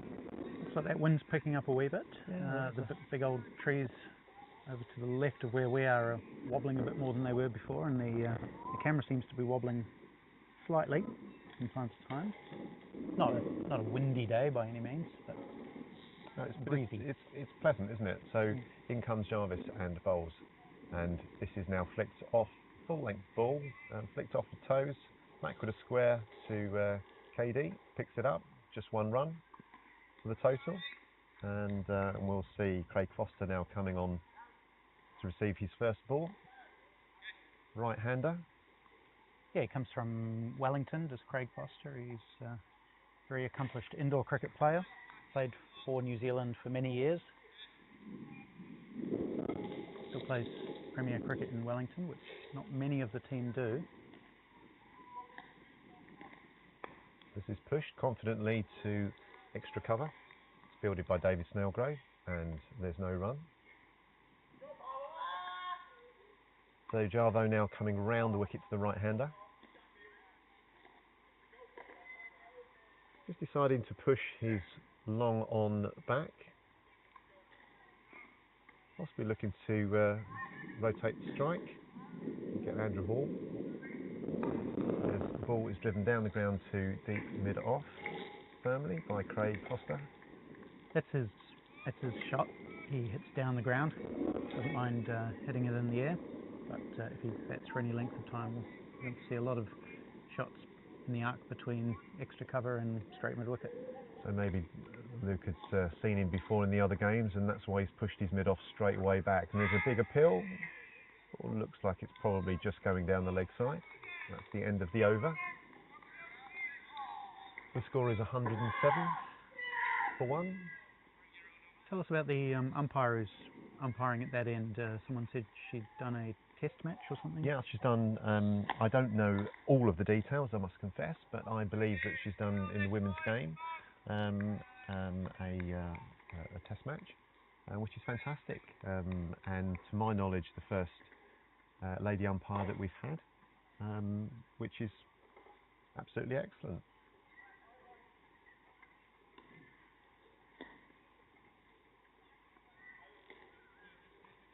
So we've got Shaggy going to resume from the pavilion end. So 21 overs gone, 107. England will be pleased with this last few overs. They're just kind of getting more of a grip on this game, taking a wicket. An important spell now, the next 5 to 10 overs. So Shaggy now will come in and bowl to the right-handed Craig Foster. That's short, and he's bowled him. That's obviously turned, we'll have to have a look at the replay there, but that looks like that ball may have turned quite a bit or kept a little bit low. Well, difficult to see, but that's a really important wicket for England. Looked like a quicker one, and he maybe went a little bit too far back. Might have been one to come forward to. Let's have a look at the replay. Yeah, it's just gone right through pad and pad, hit middle stump. So probably could have been coming forward there, by the look of it. It looks like it's hit the stumps only 2/3 of the way up. But that was a very important wicket for England, and Steve Desai coming on here, taking 2 wickets. He'll be very pleased with the wickets, and obviously only going for, what, 1 or 2 runs. So that's a really good start for him. Yeah, big momentum swing back towards England. There was just that 1 over from Kshitij Desai that went for about 12. But that, apart from that, all the time we've had since the drinks break has been England looking like they're just ever so slightly starting to take control. Still 107 for 2's good for New Zealand. The run rate just over 5, but it was close to 5.5, and they were none down about 2 overs ago. And it would be very interesting to see how Andrew Hoare now decides to play. Does he dig in a little bit? Does he try to build a partnership again and then go again? Or does he continue to play his shots? He'll continue to play his shots. I'm pretty sure that's his game. He generally just plays the same way most of the time. If the ball's where he wants to hit it, he'll hit it.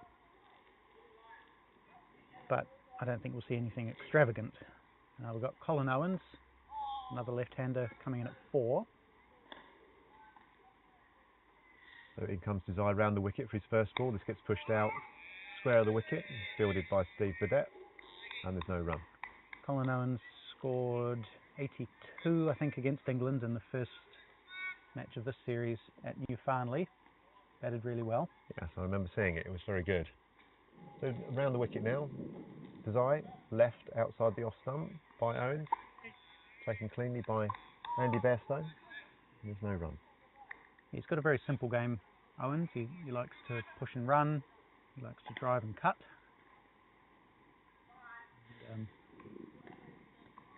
He very rarely goes out of the limitations that he has.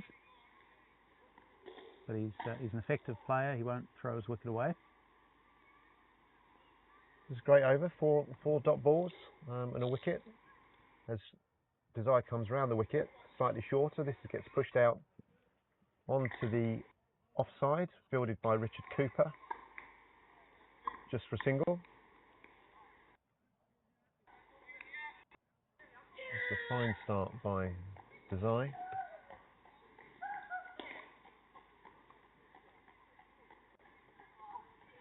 Having a discussion here with Captain David Snellgrove as to how they're going to approach this field setting for Andrew Hoare.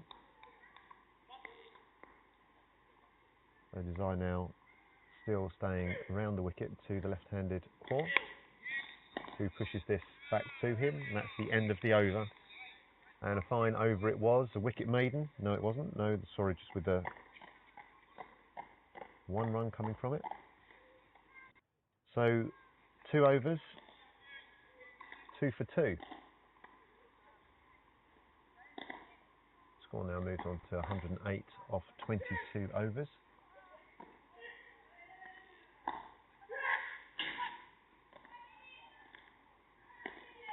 So what sort of score do you think New Zealand will be looking to post here? I think it's more what they need. England obviously have a really strong batting lineup, so 260 isn't going to be enough. Sounds like a good score, but it won't give New Zealand any chance. So, you know, I'd prefer that they either get out for 180 trying to score 300 plus, or get 300, because one of those middling scores just won't do it. So Luke Jarvis takes over from the top end. First ball hits the pad for Owens. What would they like? Definitely 300 plus. It looks like a really good wicket. The outfield is lightning fast. England have a really good batting lineup. 300 is what you need if you've got a chance. Jarvis bowls, and this is flicked to mid-on. There's a bit of a mix-up with the calling, but they safely move through for a single. And Owens needs to be aware that Orr can't scamper those singles. Owens' game is based largely on running hard between the wickets, but he's got to remember who he's batting with. So in terms of totals, on this ground, typically a runner ball is par. So 270 is about par on this ground. It's a very fast outfield, but you know, you can see scores of 350 here. You know, it's a fairly decent sized ground. It's quite, but big shots to clear the rope, particularly on the opposite side to us. It's quite a long boundary over that far side. Not so big this side, maybe 65 yards this side. Jarvis now comes in over the wicket and bowls to Hoare, who defends confidently on the front foot. And there's no run. So you can see the run rate, nothing to worry about now, but it has just dipped under 5, whereas it was over 6 for a lot of that first 15 overs. So Jarvis now in and bowls, and this is flicked through into the leg side, picked up by David Snellgrove, and there's no run. Yes, I think it was 66 off the first 10. So a very positive start. But England brought themselves back into the game, taking a couple of wickets, broken that partnership. As Jarvis now comes in and bowls, and this is deflected through just backward of square to Shaggy, and there's no run. Yeah, you can see a big shift with the spinners. Jarvis, coming to the end of his third over, has only conceded 3 runs. Parag Desai at the other end, also economical. Even Mukesh Bhatt was fairly tight. So this is now flicked off the legs, fuller ball from Jarvis to Owens, just for a single out to KD on the leg side boundary. And that's another solid over from Jarvis, as England start to just get control of this run rate. As we've said, the run rate just staying under 5 now. England will be much happier with it being there than certainly 10 overs ago, where it was looking like increasing to 7 at one stage. Yeah, but playing playing good spin is a good challenge for New Zealand, as it is for England heading into the World Cup, where spin's going to be a huge factor. So it's great to have that test and see if New Zealand can put on a good score against some good quality spinners.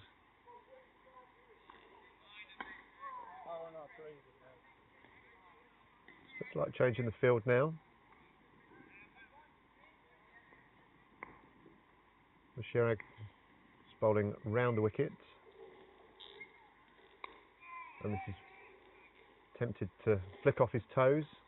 Andrew Hoare just goes out behind square for no run. A full ball by Shaggy. We'll see if Andrew Hoare is going to attempt to come down the wicket. Pushes this out to mid-on to Mukesh Bhatt, who fields it cleanly, and they go through for a single and brings Owens back onto strike.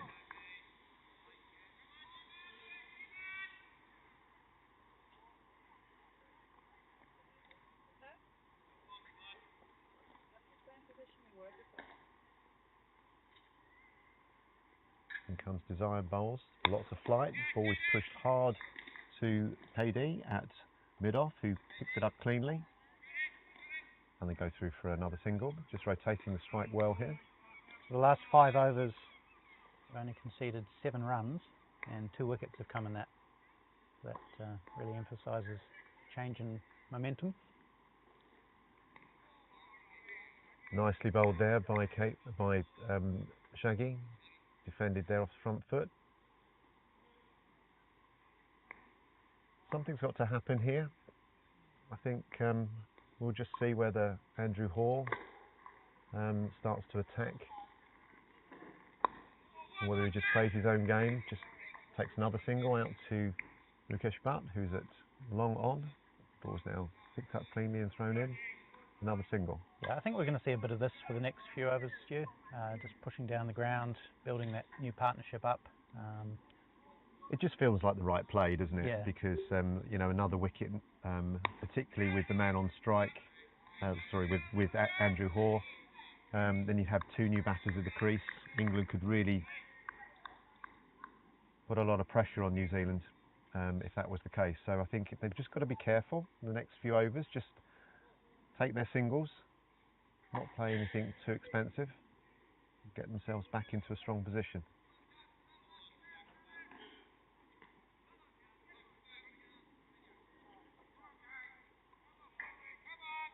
But certainly David Snellgrove, the England captain, will be very happy with these bowling changes as we start the 25th over. And that's a crisp shot there from Andrew Hall down to long off, fielded by Richard Trotman. Comes in another single to the score. It's 114 for 2.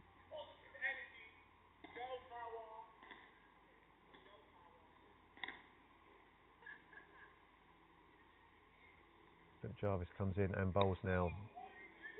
Just a change of pace, just a little bit quicker, as is very typical of Luke Jarvis. Really bowls with nice variation, some floaty ones and some ones which are quicker. He deceives the batsman as he comes in now and bowls again, and this is clipped off the legs just for a single to KD.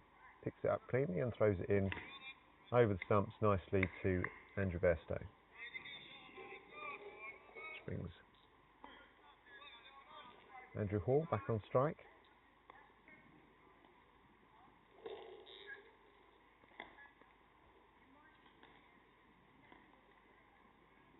Bowls again pushed solidly down the ground. This is well fielded by Richard Trotman on the long off boundary. Ball was bobbling around. He's picked it up and got it in. Saved the 2. Score moves on to 116 for 2. England have fielded well today, as they always do. There was that little misfield we described a few overs ago, but I can't think of too many more. And it is a bit of a bobbly outfield. Well fielded by Jarvis off his own bowling. Only 3 off the over as we approach the last ball of the game, of the over. Of the game, crikey, blimey. Of the over, just change, making sure that Richard Trotman is right on the line.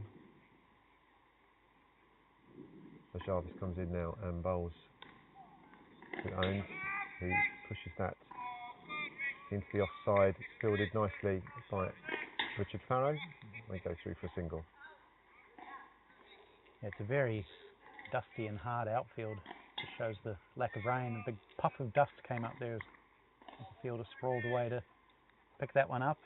And is it usually a little bit bobbly like this, or is it just a I think it's just because it's so dry, isn't it? I mean, normally the outfield here is excellent, and to be fair, it is a very good surface. But it's you know, you can't get away from the fact that when it's been this dry and there's just been no rain at all in a matter of months, trying to get carpet-like outfields are just very difficult, aren't they? Yeah. Well, we're certainly not complaining. When we set the schedule with 10 games, I'm pretty sure we'd have 2 or 3 rained out. But we've got well, it was 10 interesting. without. I mean, we exchanged messages earlier in the year when you were organising your tour, and it was good that you've come over here and you've actually managed to get right the way around, up to Scotland and out to Wales, and you've played a couple of good county sides and a good series against England. So I think it's been a very busy schedule for you, hasn't it? It has, and with all due respect to Scotland, they were probably the only two easy-ish games that we had. The other 8 have all been probably 8 of the toughest games we could have asked for. Yeah, which is good. So Desai carrying on now. This is pushed firmly through to mid-on off the back foot by Owens. Sorry, that's my Hall. Which brings Owens onto strike. Andrew Hawes into the 80s now. 80 off 74. Might be thinking about a second international century on this tour. This is pitched up, driven very nicely through extra cover. Richard Cooper is picking this up as they wander through for a single. Good to see Richard Cooper back in the English side. He's been statistically one of the best bowlers in the world over the last few years, but I think has it been a year or so since he played? Yeah, it has. He wasn't able to go to the last World Cup. Ball is pushed backward a square. There's no run. Yeah, he wasn't able to go to the last World Cup, and he managed to pick up an injury, which had stopped him really bowling this year, and back end of last year, I think. But he's back playing, but he got himself back in and playing again, and played here actually, and wasn't quite his normal self. But he's also had food poisoning, I heard that. which has meant that he's lost a little bit of weight, and he's just coming back to full fitness, which is great to see. And this ball is reversed as a big appeal, and it's been given. And that's the... So that was a rather interesting shot. It's quite full. Looks like it's hit him on the foot. Yeah, this is Andrew Hawes' Achilles heel, is the reverse sweep. He plays it often when he's set, and sometimes it looks incredible. But when he gets out to it, you think, why have you done that? You don't need to. You're batting so well, just playing normal shots. And I think this is one of those occasions where you've got to say that. New Zealand needed to consolidate. There was obviously a big gap there that he thought he could get the ball into, but it's just such a high-risk shot. Obviously, wasn't expecting to be quite as full. It's hit him straight on the foot. It looks like fine innings though, but Shaggy bowling round the wicket, just straightening it. Looks like it was probably hitting leg stump. That's a big loss for New Zealand, and obviously something that England would have been really pushing for. It feels like he's just given that away. Yeah, he has, and very good innings, but a disappointing finish. And now New Zealand will have to revise that target. 300 did look on the cards. To be honest, I don't know if they can get there now. We've got Dan Lucas coming in. He's a hard hitter, but he's not... he doesn't have the technical proficiency of the top order batsman. He would usually bat a bit lower down, so he's coming to get the initiative back. And he can be pretty destructive, but he's had a couple of low scores where he's just been sort of found out a little bit technically. So yeah, really interesting point in the game now. Can England put the screws on and bowl New Zealand out for a middling score, or can New Zealand knuckle down? So Jarvis now in and bowls to the left-handed Owens, who pushes this into the offside to Richard Farrow, who fields it, and there's no run. So yes, a really important part of the game for both sides now, because England will want to take the initiative now and see if they can really put the pressure on these two relatively new batters. Ball gets pushed out to mid-off for a single, which brings Lucas onto strike, number 59, who's also left-handed. There's 3 left-handers in the top 5. Yep, and 1 or 2 more to come in the order. Peter Kane's a left-hander, Leighton Johnston's a left-hander. So Jarvis now in and bowls to Lucas, who pushes this into the leg side for at least a single, yeah, just a single, as Richard Cooper comes off the boundary and picks this up and gets this in. It'll give him a bit of confidence, actually, Dan Lucas. He's had a couple of ducks.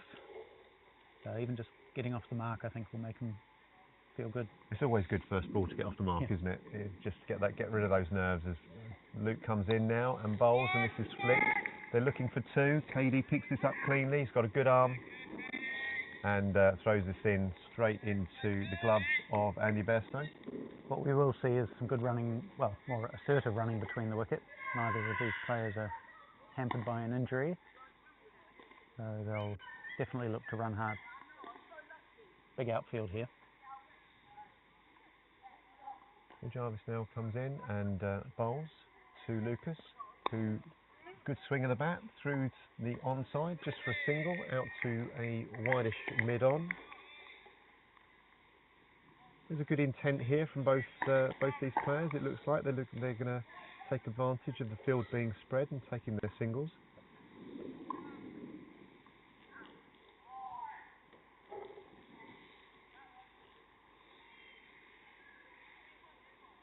There's Jarvis now in and bowls to Owens, who pushes this out square of the wicket on the offside to Richard Farron, picks it up, and there's no run. That's the end of the 27th over. The score is now 124 for 3. Dan Lucas comes from Auckland. This is his first season of over 50s cricket. He just turned 50 a couple of months ago, I think. He's played over 40s cricket for a couple of years, and he's a keeper. He won't keep today, I don't think. I think Matt Everest will keep wicket. Yeah, he's a real live wire. Is Dan. He's always chatting. You can see him on the screen at the in between overs. He'll just yap away at everybody. And yeah, he's a confident guy. And he's when he gets going, he's a very got a big flourish when he bats. It's just a case of whether he can cope with this high quality spin bowling. So Desai starts his 5th over around the wicket, and that is quite a swish from outside the off stump from Lucas. Looking to fetch that. Batsman having a little bit of a chat, and probably conversation is have a look. I don't think he will. I think he's already had a look. Now he's here for a good time. Fantastic. Well, this will be an exciting spell of cricket then. So it'll be one thing or the other, Stu. Right, perfect. Well, Desai comes round the wicket to him, and solid shot off the back foot to David Snellgrove at extra cover, and there's no run.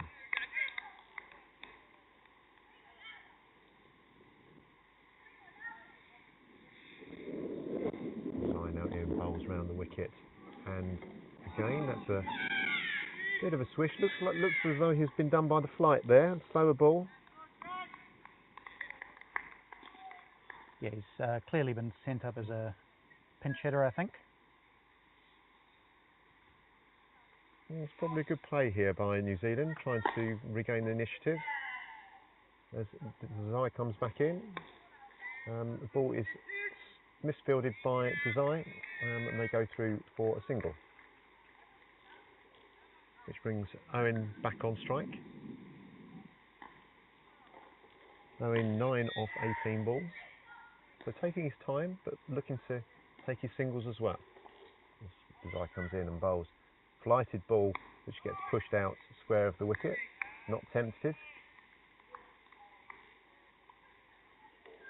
Very interesting that Chirag has mid-on up, tempting the guy, tempting Owens to hit it over the top, but still with a deep mid-off as he comes in now and bowls around the wicket.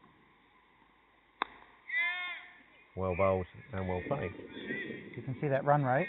Just 5 or 6 overs ago, it was 5.5. Now it's under 4.5. So it's a great effort from the English spinners.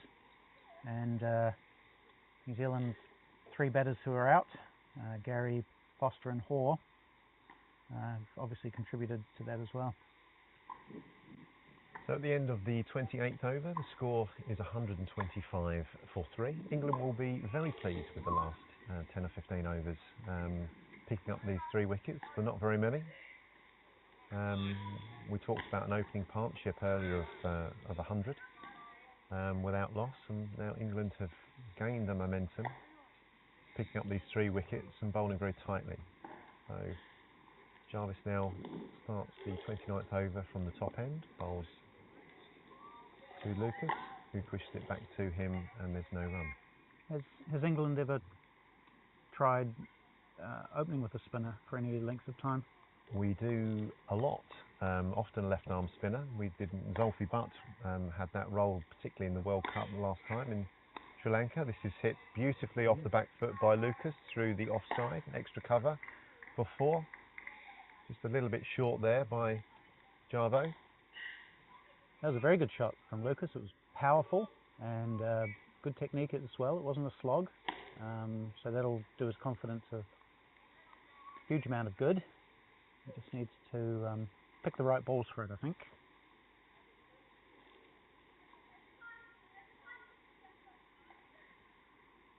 So Jarvis now in and bowls to Lucas, who now pushes this into the leg side, just takes a single. Tied up by David Snellgrove. Now going back to what you were saying, Jim, about the opening up with a spinner, I think with a particularly left arm spinner. Got the right spinner that bowls wicket to wicket. Zulfi Butt that was very successful in the last World Cup and has been a very good player for England. He's not playing here today, but he is someone that often bowls with the new ball. As Jarvis comes in now and bowls, full of ball, it gets pushed out to the deep mid on the boundary. Picked up nicely by Steve Burdett and thrown in, and there's just 1 run. The score now moves on to 130 for 3. It'll be very interesting to see whether Lucas starts to go more aerial, whether that's his game. It is his game. Yeah, he loves to hit the ball in the air. I'd be surprised to see a couple come down to where we are. Like the sweep. Right. As the field has just moved now, Jarvis has just pushed out a deep extra cover. Comes in and bowls. This is tempted to flick off his legs, just catches the pad and goes out behind square and picked up by Mukesh Butt for no run. It'd be interesting to see where he targets. So you think so he's a sweeper? So he likes to sweep the ball? Yep, and he'll go straight if he can, mid-offs up. So you might think about that. Just hits the pad, there's a big appeal from Jarvo. It's very interesting, Jarvis bowling with mid-off up and mid-on back, just tempting the left-hander to go over the top. I think at this stage of the game that's a very good decision. As we approach the final over of this power play. So the score is 131 for 3 from 29. So 1 more over now before the drinks break. And it will be Shaggy carrying on from the pavilion end. He's bowled incredibly well. He's bowled 5 overs, 3 for 9. He'll be very pleased with that, coming back into the side. He sure has. He's been the difference, really, without him. And this is pushed into the leg side for a single. Yeah, without him, New Zealand are 122 without loss. He'll be very keen to continue to bowl through, I'm sure. Not really a great need to take him off, but David Snellgrove may want to mix it up, save him for the end. He comes round the wicket now and bowls to Lucas, who plays a super shot down the ground, all along the ground to Desai, who picks the ball up. It's just 1 run, the total. He's quite a graceful player, Dan Lucas. When he hits the ball, it usually looks pretty good. Just he can sometimes get into awkward positions as well. So Desai's short, full of ball, a bit flighted ball. Owens had to wait for that. He did. It was a lot slower, that one. I think it's really interesting with the mid-on up, bowling with a little bit of flight. Again, the ball's in the air now. It's gone to the extra cover boundary, and this won't be cut off, I don't think, by design. Although I think he thought he was going to go over the boundary a bit quicker, but as it turned out, that's not the best bit of fielding. I think it's fair to say. Teased him a little bit. He probably could have stuck the foot out. It's very interesting. So this flighted balls from Shaggy, they're starting to attack them, which is probably what Shaggy won't be unhappy about, as he comes in now and bowls, and this is hit off the back foot through to deep extra covers, picked up, and they take 2. And a good bit of fielding here by Richard. That was really good aggressive running. It's probably the most aggressive we've seen from New Zealand so far. Pushing really hard with Lucas to come back for 2, so that's good from him. I sense a little bit of intent now creeping in, which is great to see. It'll be exciting next few overs. Still 15 overs to go. As Desai comes in and bowls now, another flighted ball to full toss that gets flicked through to mid-on, just for a single. I think Desai will be very happy to get away with that, as he completes his 6th over. The score now is 140 for 3 after 30 overs, and we'll have a drinks break here, and we'll take a break ourselves, and we'll join you in one moment.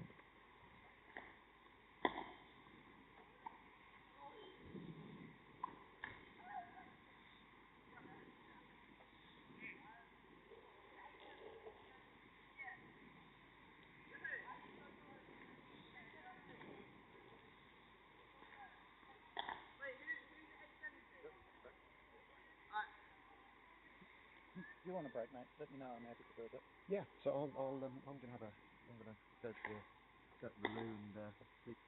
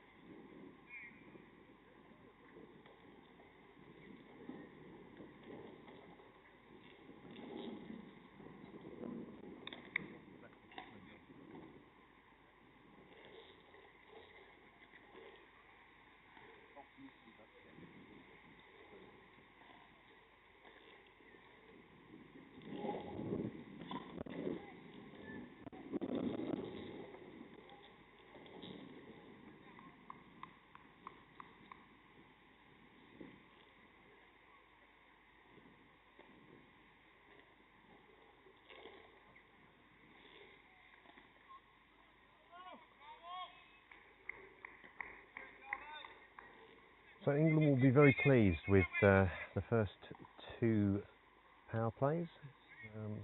140 now for 3 after 30 overs. It will be Luke Jarvis resuming from the top end.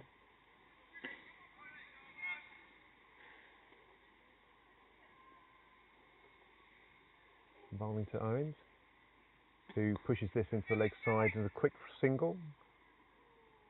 They go through just for 1.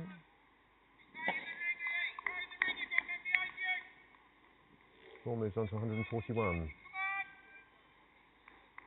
So in terms of score, I think England probably will be very happy to keep this under 250, 260. That's what they'd certainly be looking to do. This is hit by Lucas off the back foot, out to the extra cover boundary. Good throw, unfielded. We'll just go through for a single, which brings Owens back on strike. He's 19 from 27.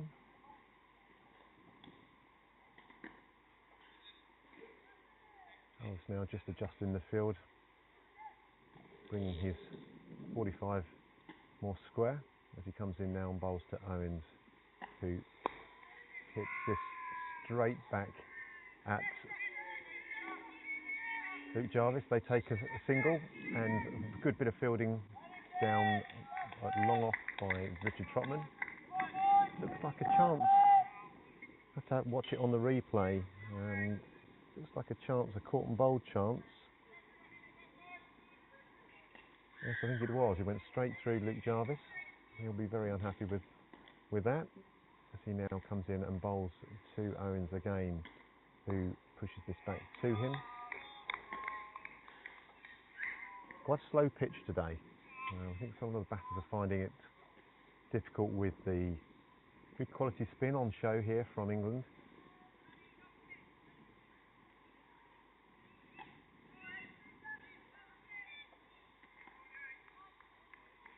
A big difference as soon as the pace came off the ball.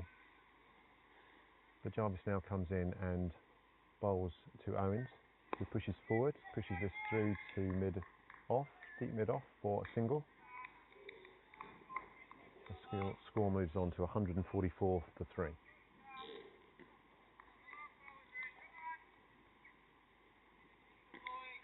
Lucas now on strike, who's been quite positive as soon as he's come in. Jarvis bowls, and that's gone down the ground, and this could be out, and that's a super catch above his head by, it looks like, Steve Burdett. Jarvis will be very happy. Solid strike there by Lucas, but yes, it was Steve Burdett who takes the catch right on the edge of the boundary. Did very, very well not to step over. Just out of shot on the camera, but really, really solid fielding. Important for England to pick up another wicket, because New Zealand were just starting to run well and show that with more intent. So it's a perfect time for England.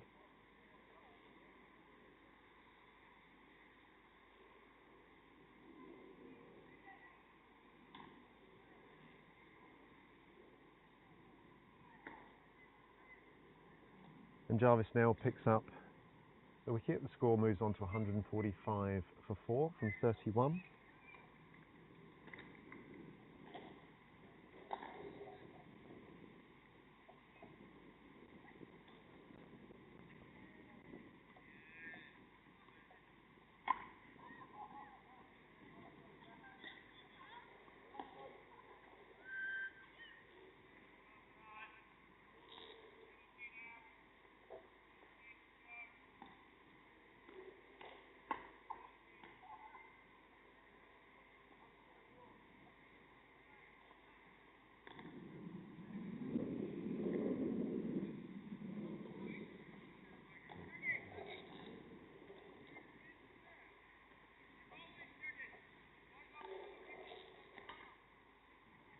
We have now Richard Petrie, who's joined Owens.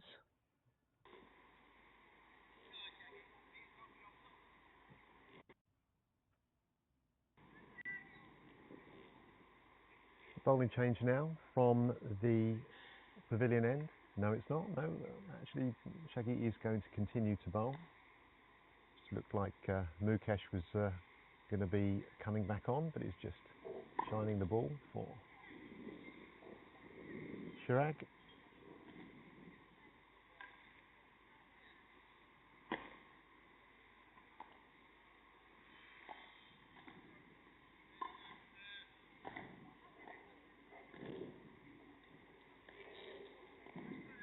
That'll be the left-handed Owens, who will face the first ball at the 32nd over. Chirag bowled 6 overs, 3 for 18. An incredible spell, made a huge amount of difference.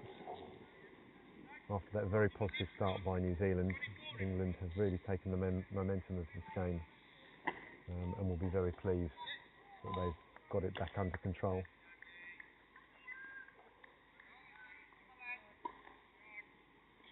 So it's Chirag to continue bowling round the wicket to the left-handed Owens. He's in out and bowls, and Owens pushes this into the leg side. Picked up nicely by Giles Eccleston, and there's no run.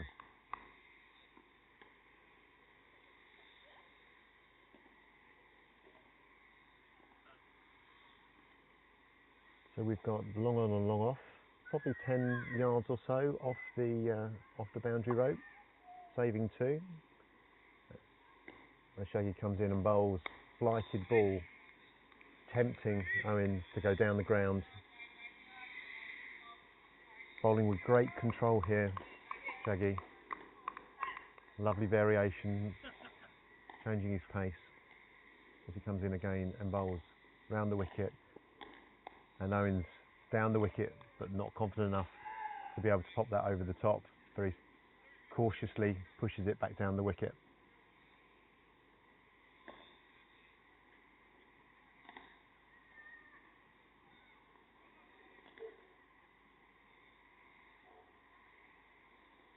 Again now round the wicket, and shorter ball is pushed into the offside off the back foot, straight to David Snellgrove, and there's no run.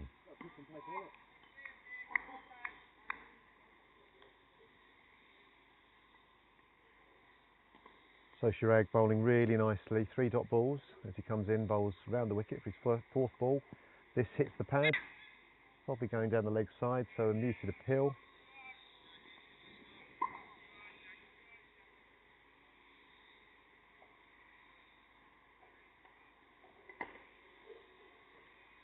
So Owens 22 from 34 balls, batted solidly.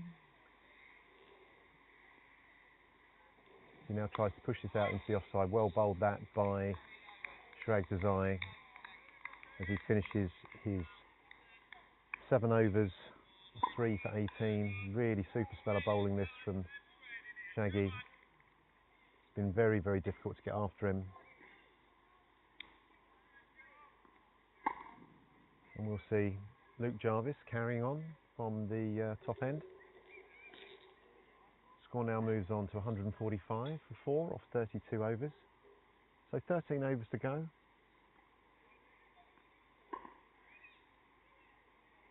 Need to be scoring around 10 runs and over to get to 270, which is probably where New Zealand would like to be. So this last 13 overs, they'll need to put their foot down. Current run rate is only 4.53. 6 wickets in hand, so it's nicely poised.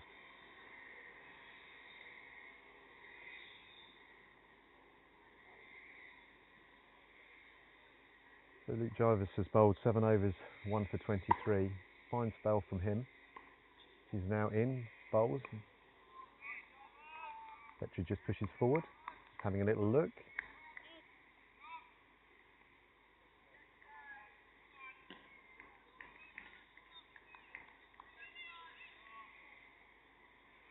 Jarvis now in and bowls round the wicket, and that's a big stretched out hand by Giles Eccleston. It's gone through the leg side for 4 runs. Not particularly convincing shot, if I'm honest.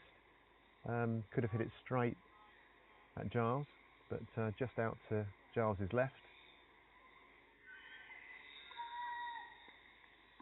But again, Luke won't be unhappy with that. If they're playing shots against him, gives him a chance. Field is set. They know they've got to start putting their foot down here, so wickets may well come through showing that intent. As Luke comes in and bowls shorter ball, it's pushed into the offside, picked up by KD, and there's no run.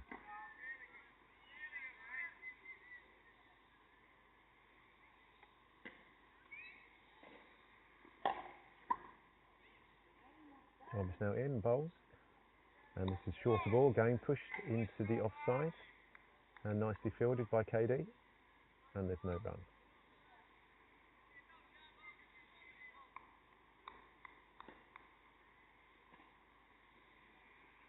Sun's just getting a bit warmer now, very nice day. Not too hot, there is still a breeze, but a super day for cricket.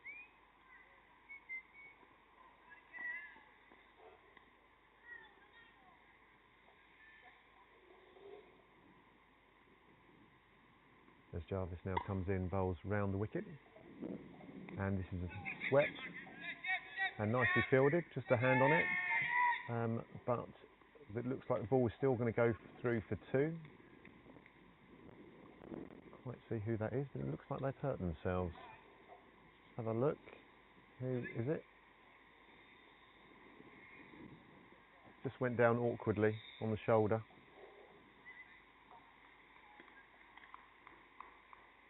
I think it might be Matt Jevons who's just round the corner there. He's okay though.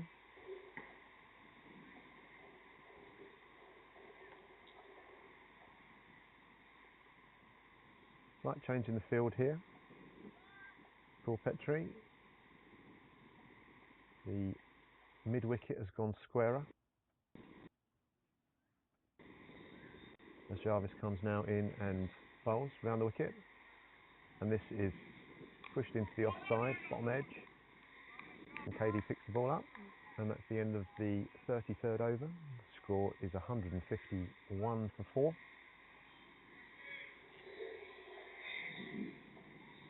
And this has been really, really good bowling by Jarvis and Desai. They've really taken control of this game, taken 4 wickets between them.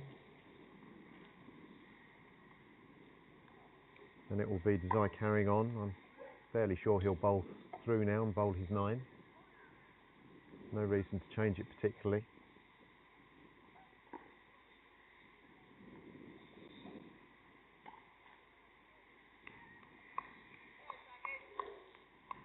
So it'll be Owens on strike. But Shaggy has now dropped the mid-on back, saving 2. Whereas previously they were up, tempting the batsman to go over the top. So he starts the 34th over, comes round the wicket to Owens, who's on the back foot and pushes this backward of square, and this should go for 2, might actually even go for 4. It's very well placed by Owens. The ball goes for 4, good shot, waited for it and picked his gap well.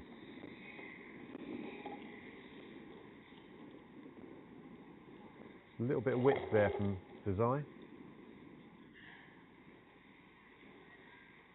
And taken full advantage by Owens, who now moves on to 26 from 37. As Desai now comes in, bowls round the wicket. The flighted balls pushed into the leg side, should go for 1. And it's a good bit of fielding by, I think that's Richard Trotman out there on that boundary, just saving 2, which brings Petrie onto strike. Looks like Petrie is prepared to go across the line here. They're just changing the field slightly.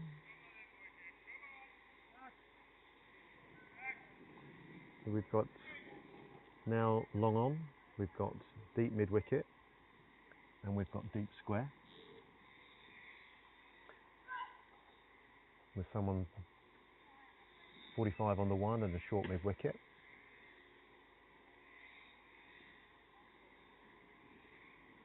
Well bowled, well flighted, really tempting Petrie here with a slower flighted ball. Desai bowling with lots of confidence. As he comes in now, bowls over the wicket. Quicker ball, hits the pad. Nice variation here. It's good to see. Good test for the batters on a pitch which is quite slow.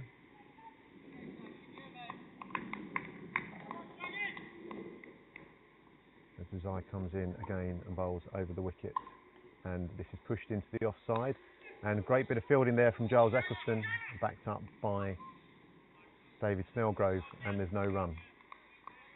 Really good support for the bowler from the fielding from Giles. Just holding his shoulder, hopefully that isn't anything serious.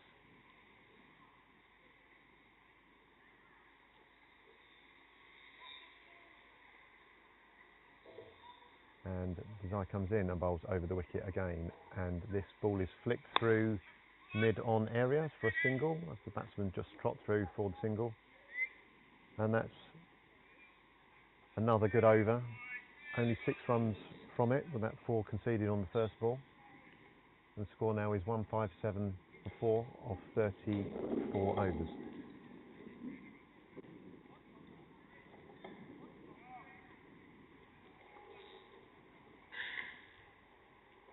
So 11 overs to go.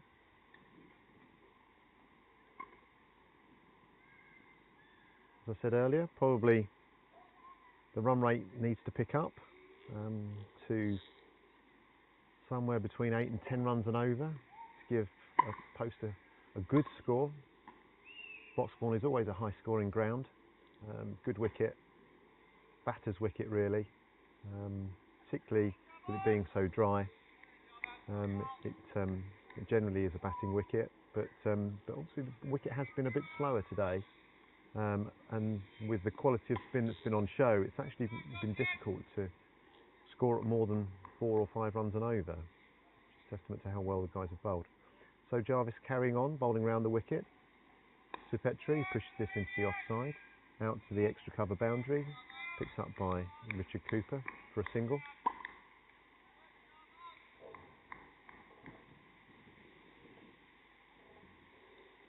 Petrie's batted pretty positively, 8 runs from 11 balls.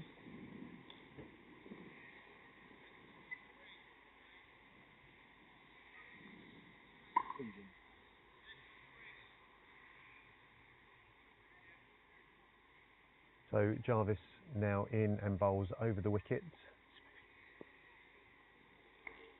It goes out backward of square, and there's no run. This partnership between Jarvis and Desai has been a very decisive 10 or 15 overs and allowed England to take control of this game. As Jarvis now comes in and bowls over the wicket, pushed behind square, and that's a poor bit of fielding, unfortunately. The ball may run away for 4 now. For a boundary, a desperately needed boundary for New Zealand. Just Luke bowling with a little bit of width there. It's just gone through backward point for 4.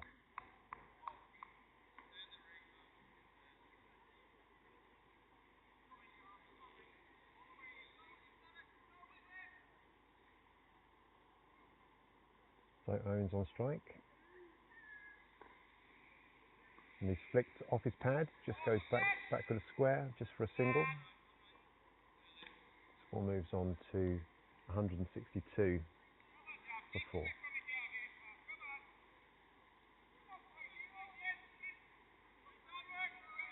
So Petrie on strike now, 8 from 11 balls. He's batted quite positively as soon as he's come in, taken his singles well. Jarvis now bowls, and this gets pushed to deep long on, just for a single. Jarvo won't mind that. Singles aren't hurting England at this stage.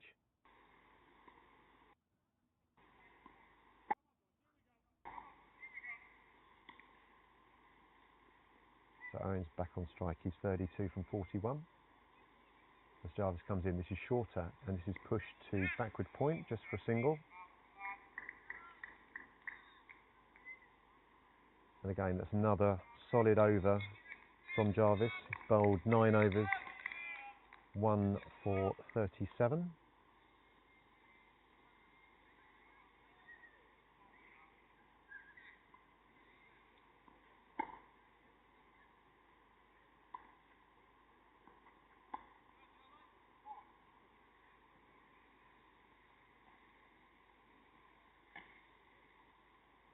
So just looking at the run rate, it's been since the 20th over,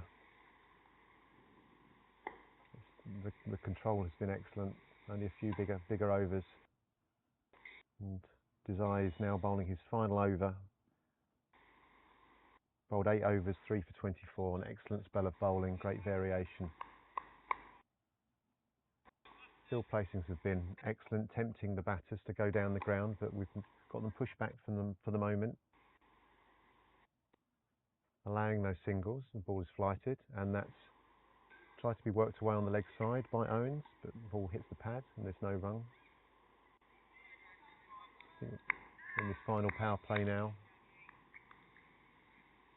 with 5 players allowed to be out, England will be comfortable with balls being hit for a single. This ball is again flighted again by Desai. Good line, only allowing the ball to be tried to be pushed out onto the offside, but it's nicely fielded by Steve Burdett, stopping the single.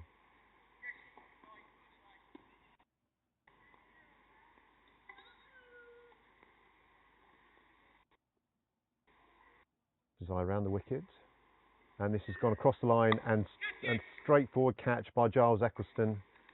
That's great pressure from England, and Desai picks up his 4th wicket for just 24 runs and a very decisive wicket.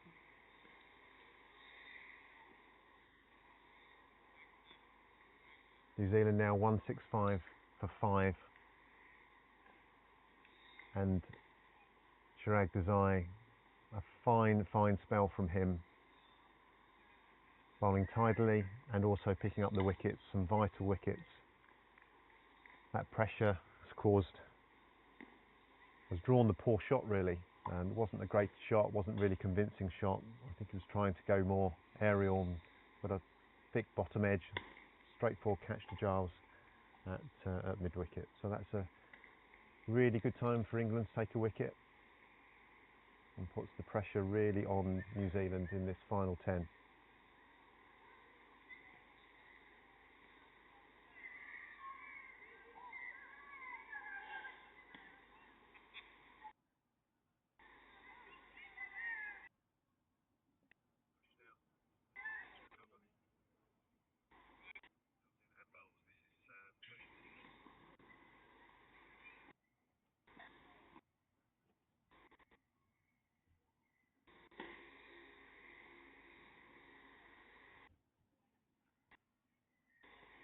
We now have the right-handed Grant that comes to the wicket.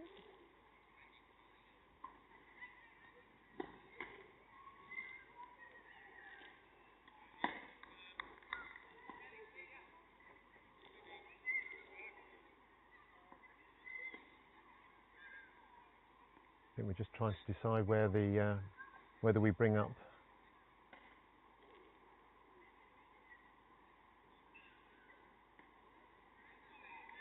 we've now got mid-off brought up into the ring. Trying to cut those singles out as Desai carries on and bowls his first ball to Grant, who off the back foot tries to push this into the leg side. It's picked up by David Snellgrove and there's no run.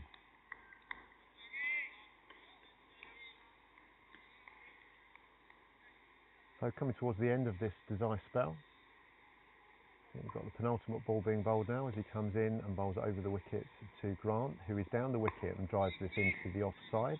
They take a quick single, and this is backed up by David Snellgrove, and the score moves on to 166 for 5.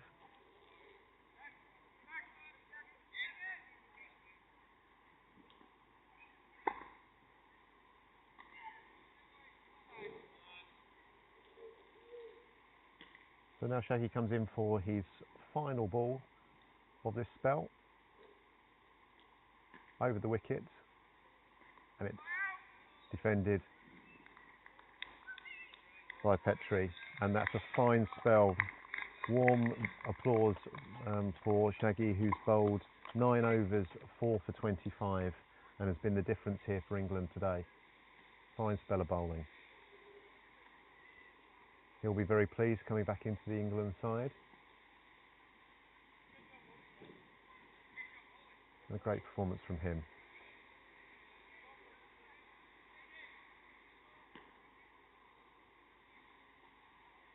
So it looks like we have a change of bowling. We've got David Snellgrove coming on from Lancashire, England captain, bowls off spin.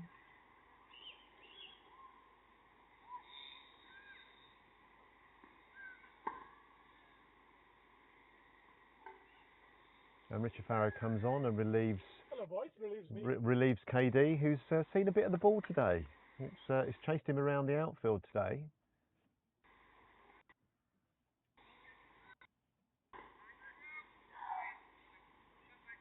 So 36 overs gone, 9 to go, 166 for 5. How will New Zealand approach the final 9 overs? I think we're going to need to start to see the ball going aerial. We're going to post a score that they can defend at this fast scoring ground, really, at Broxbourne.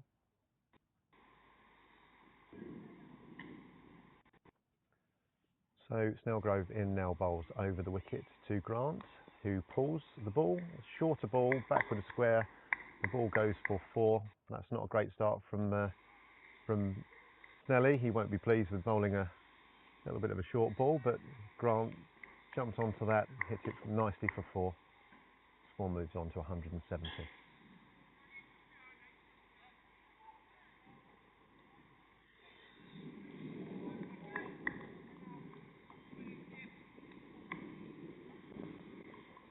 Snellgrove comes in and bowls again to Grant, who is again back, pushes this into the leg side, out to mid-on for a single. New Zealand will certainly be looking to rotate well here. Take advantages of any freebies that they get and take the singles well. Snellgrove comes in and bowls a shorter ball, pushed back towards him on the front foot.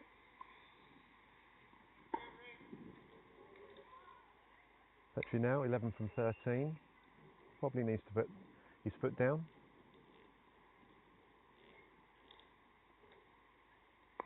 Okay, nicely flighted ball from David Snellgrove. Petrie just trying to get the measure of him. Can't really afford to have a look at too many more. And this is a great shot. Absolutely superb shot. Great to watch. And this may run away all the way to the boundary for 4. Has it just been cut off? It has been cut off. And Petrie nearly being lapped by Grant as he plays an audacious scoop that goes over his shoulder.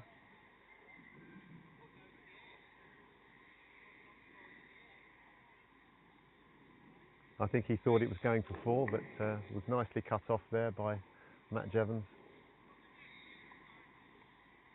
Score moves on to 173 for 5 from 36 overs.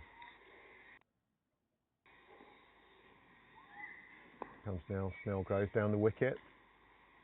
Push to Giles Eccleston, who picks it up and short mid-wicket. That's the end of the David Snellgrove's first over. 7 runs from it.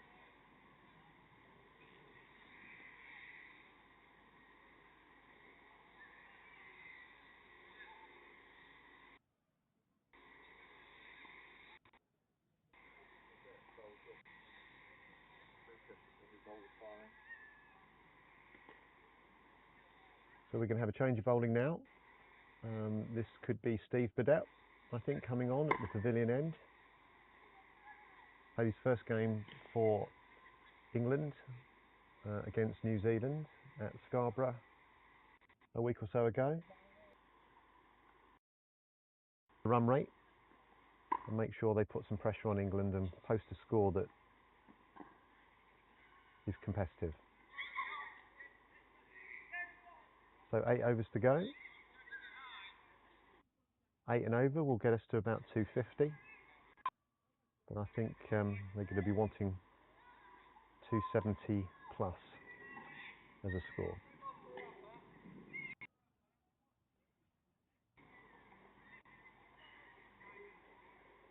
So Burdett now prepares to come in to Grant, bowling right arm over the wicket. And the first ball, big appeal, looks a little bit high. A very strong appeal to umpire Holland.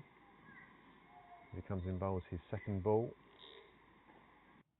And another one, probably still a little bit high. So still very convincing appealing from Steve.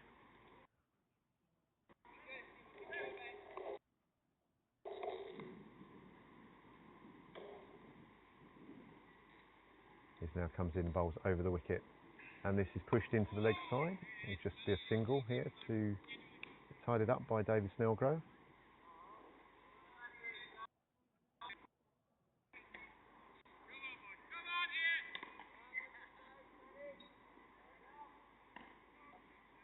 So Petrie now on strike, 11 from 17.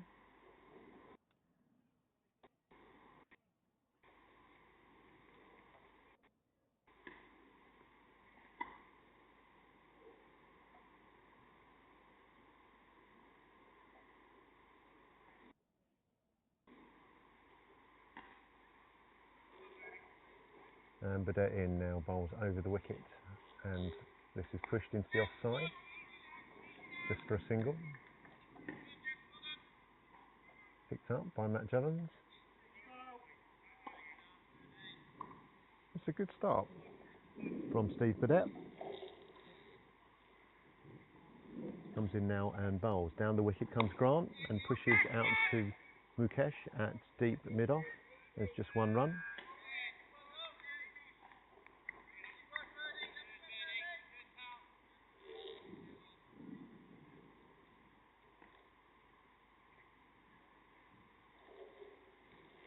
And Burdett comes in and bowls the last ball of this over. It's pushed forward. And that's a very good start, only 3 runs from it. Perfect start for Steve Burdett. Score moves on now to 176 for 5 from 38.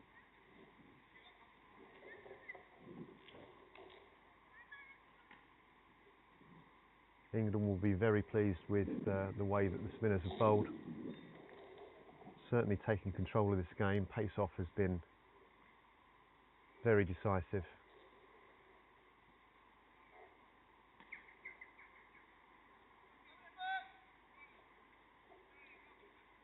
So we have a change of bowling from the top end. Only 1 over bowled by David Snellgrove. And Mukesh Bhatt is coming on, bowling his slow left arm.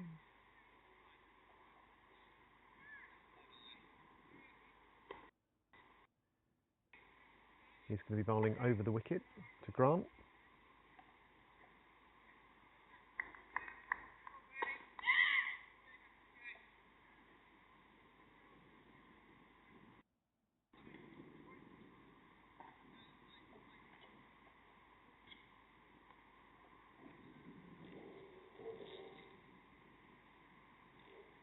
So round the wicket actually, Mukesh is bowling. So push down the ground to long on. Nice shot, nice confident shot by Grant. Just brings up another single. So Mukesh has bowled 5 overs for 19, or now 5 overs for 20. Bowled very tidily as well, but yet to take a wicket. As Petrie has a look round the field, see whether he might dispatch a loose ball from Mukesh as he comes in and now bowls. And he goes to sweep.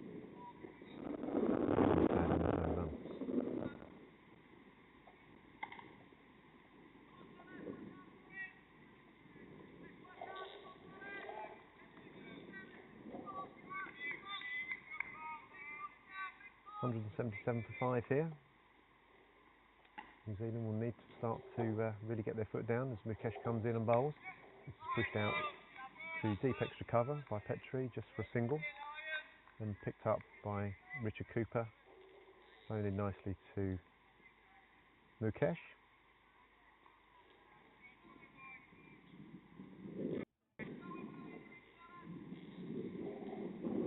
Which brings Grant back onto strike as Mukesh comes in and bowls, and pushed it nicely into the leg side. Might be 2 runs here for them if they really push. No, nicely fielded by Giles Eccleston, cutting out that second run, bringing Petrie back on strike.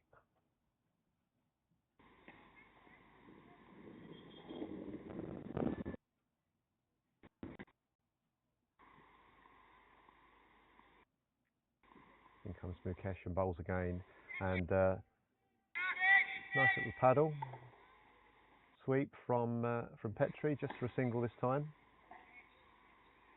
Not quite the audacious one that he was a couple of overs ago off David Snellgrove.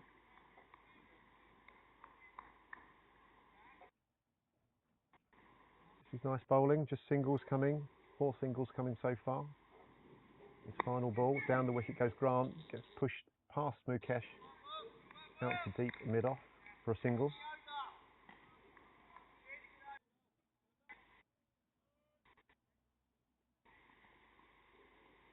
And New Zealand move on to 181 for 5 from 39.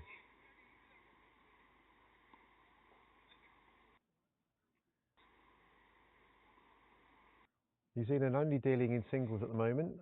Really need to start to look to see whether they can challenge the rope. Broxbourne's a large ground, particularly straight, and on one side we're a little bit closer on the commentary side. But it's a big hit on the other side. So Steve Burdett will be carrying on, starting the 40th over from the pavilion end.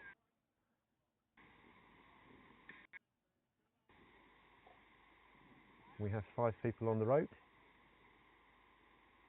as Burdett comes in now and bowls over the wicket to Grant, who's down the wicket and tries to push this into the leg side, but miscues. It's toe of the bat, just no run. Back to Steve Burdett.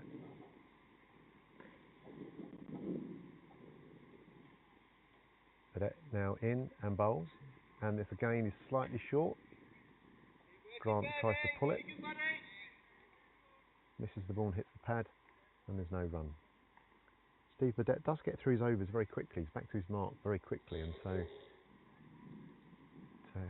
it's all happening. This is Grant down the ground, and just for a single to Giles Eccleston, who picks the ball up, safely returns the ball back to Burdett, just for 1 run. Score moves on to 182 for 5.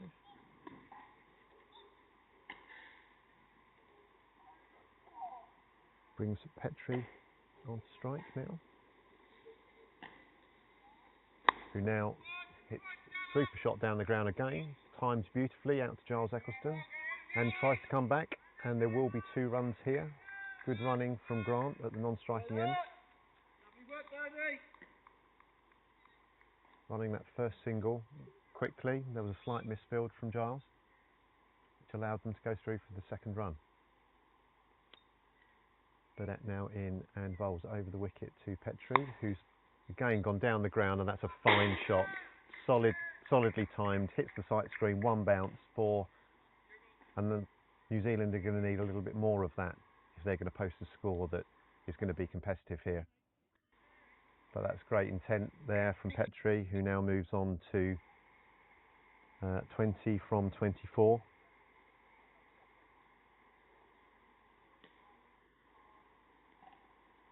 So Burdett in, game bowls over the wicket, and now tries to get a little bit cute and try to get a little bit of bat on that fine down the leg side, and fortunately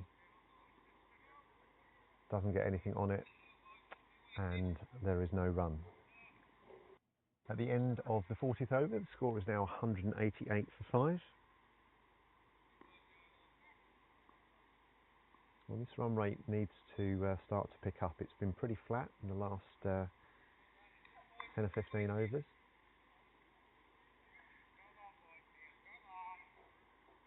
there's been some great bowling from England, lots of variation. It hasn't been easy for New Zealand, but still, they still need to start playing some shots now in the final few overs. So we have Mukesh Bhatt starting the 41st over. Bowling to Grant, he comes in and round the wicket. Grant is down the wicket, he's hitting this in the air. There's a chance for a catch, but it's one bounce in front of Steve Burdett, who's at long off, and they just have a single, which brings Petrie on strike.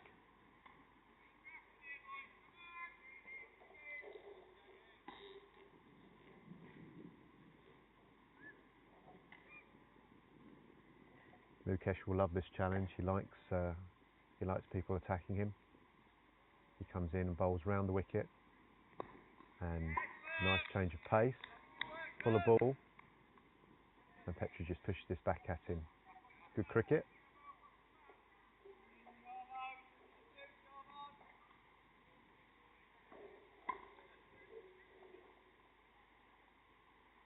Mukesh comes in, bowls round the wicket, and Petrie tries to sweep this and sweeps this very nicely. This might be cut off. That's a great bit of fielding, but unfortunately got one hand on it. It has gone over the boundary for 4. It was a diving effort by, I think, Chirag Desai, but didn't quite get enough on it, and the ball has gone for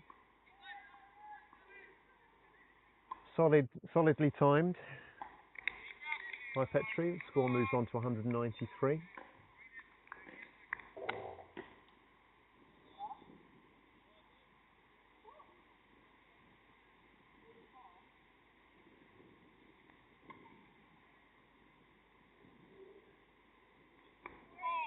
Petrie just pushed this ball out to deep extra cover, or deep cover.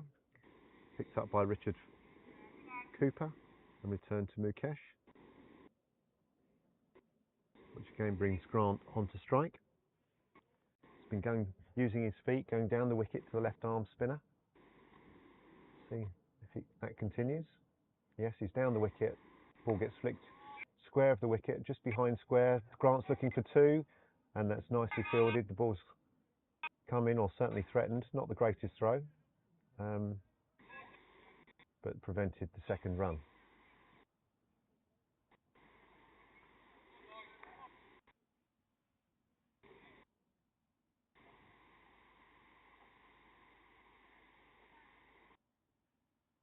So final ball of the over from Mukesh, who comes in round the wicket and bowls, and this is pushed out square of the wicket by Petrie, and just picked up by Richard Cooper, and there's 1 run. So that's the end of the 41st over. The score moves on to 196 for 5.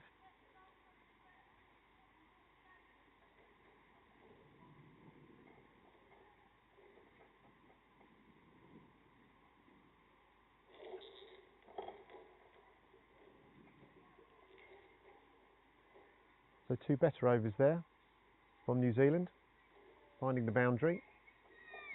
And they do a little bit more of that in these final 4 overs. Batsman just having a drink. And Steve Burdett prepares to start his 3rd over. 2 overs, 0 for 10 at the moment, and under the circumstances of the game, it's very good, only going for 5 runs and over.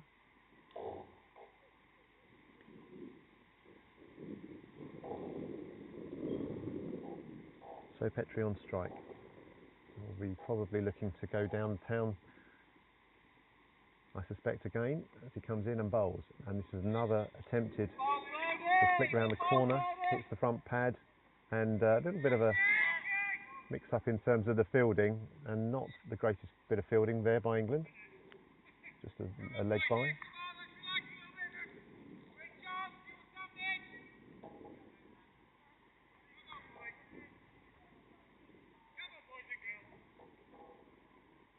So Grant now on strike.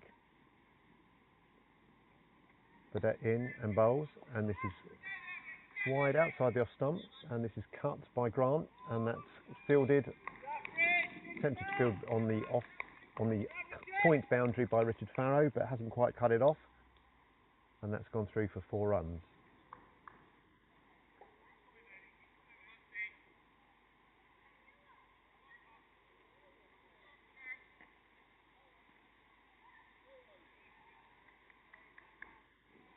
We just need to make sure they've got their field right here. A little bit too much width there from Steve Burdett. He bowls. Down the wicket comes Grant, and that looks like Giles Eccleston will pick that up just for a single. Good bit of fielding there, clean pick up. Score moves past 200 now, 202 for 5 in this 42nd over.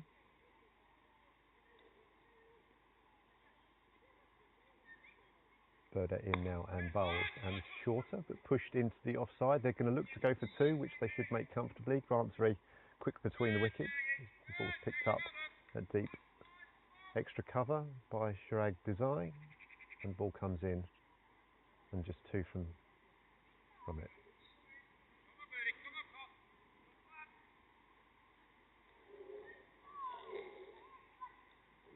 Burdett in now bowls, and well bowled. Just pushed back towards him, picked up, and no run. Burdett in again, bowls, and Petrie has bowled. Fantastic flight, done him in the flight. Quite a full delivery, which Petrie was just looking to push through on the leg side, but he's walked past it through between bat and pad. A little bit of turn there for Burdett, who'd be delighted to pick up a wicket in his 3rd over.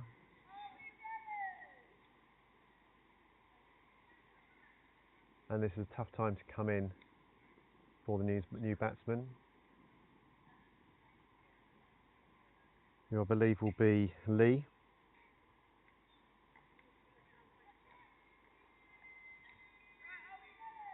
And a couple of overs to bowl after this over. He needs to come in and start really putting back to ball if New Zealand are going to post a score that they can defend. But a solid innings from Petrie.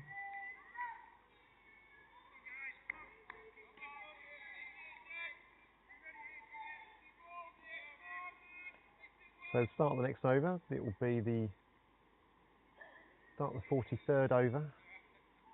Mukesh will be carrying on from the top end.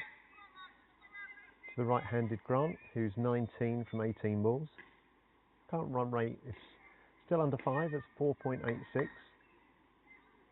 So New Zealand will want to get that above 5 by the end, if they can. Down the wicket comes Grant, as we've seen many times now.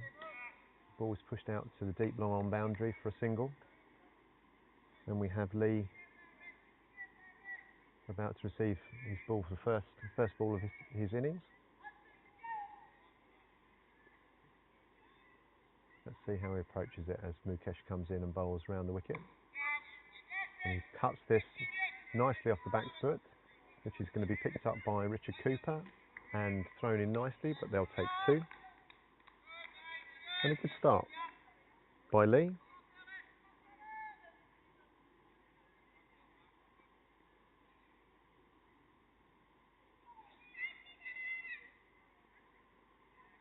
Mukesh in again bowls around the wicket, and Lee, solid drive down the ground to deep long off, which is stopped by Steve Burdett, and they only take the single. It's quite difficult fielding out there with the ground quite as dry as it is. The ball's bobbling around, so it doesn't always go clean into the hands. So Mukesh comes in and bowls round the wicket to Grant, who's down the wicket yet again. Oh, and unfortunately that's dropped by Mukesh. Hit straight back at him. Pretty sure that wasn't a bump ball. I think that was clean straight in, and he's put it down. Yes, he has. I've seen that on the replay. So Mukesh will be very disappointed not to pick up that wicket. Got to catch him off your own bowling, Mukesh. You'll know that. Down the wicket, pushed to wide mid on, and just for a single.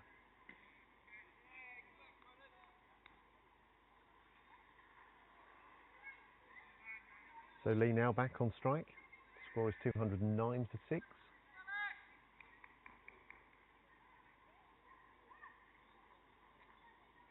Mukesh in and bowls, and this is cut by Lee, pushed out to Richard Cooper, who will pick this up. Ball comes in, they just take a single. The score moves on to 210 after 43 overs. Mukesh bowling 8 overs, none for 38.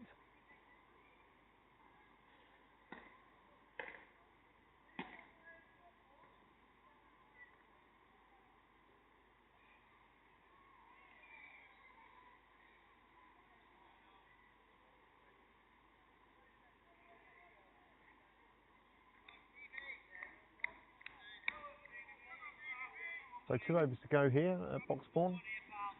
2 important overs for New Zealand. Relatively short of where they'd like to be. I was speaking to Jim earlier, and he was hoping for late 200s.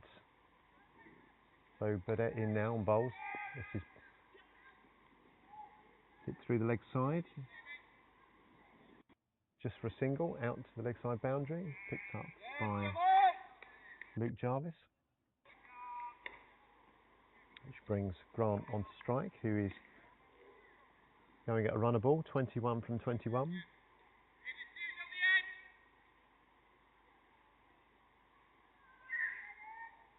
Burdett in now, down the wicket goes Grant. He's pushed it out. There could be 2 here if it's a clean pick up. No, that's a good bit of fielding. Well done, good pressure. Just keeping it to a single.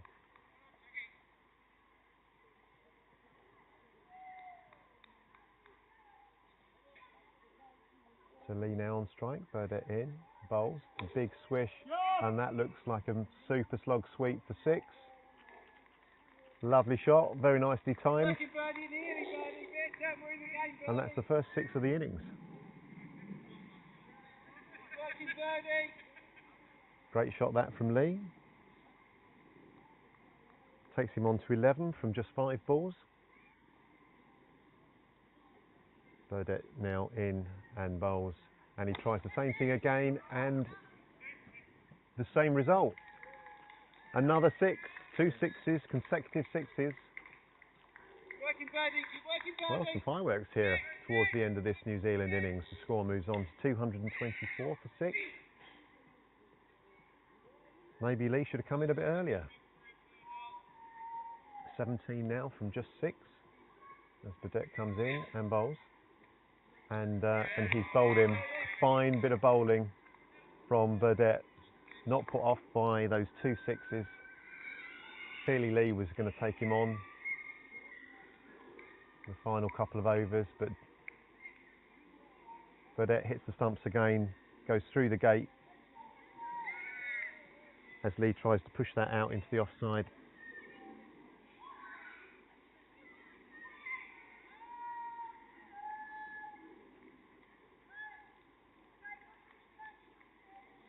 All looks like it's turning nicely for Burdett.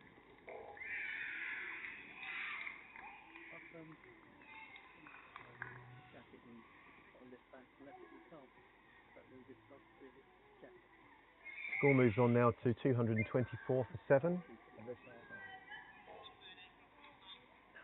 With 1 ball to go in this Burdett over.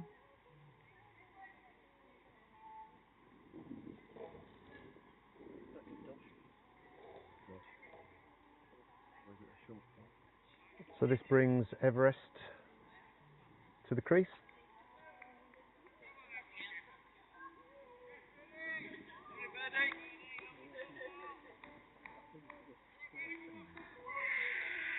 I don't think we have too many more options here other than to attack with, I think, 7 balls to go.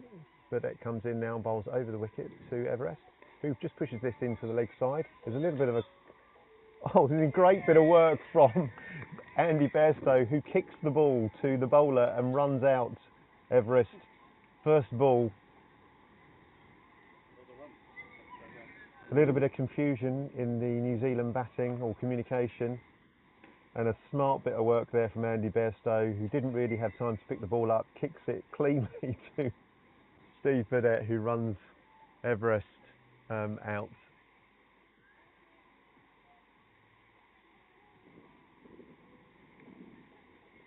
So 224 for 8 now, New Zealand.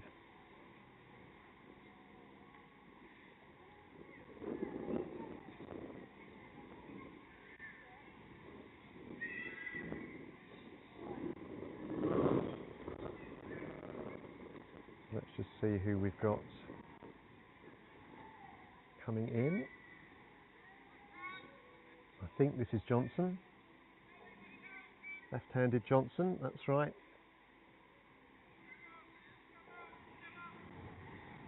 So he'll be facing this first ball of the final over will be bowled by Mukesh Bhatt. New Zealand will be hoping for a big over here, need to clear the ropes. Try to get more than 10 from it. 2-2-4 for 8 as Mukesh comes in and bowls over the wicket. This is pushed out into Giles Eccleston at extra cover just for a single.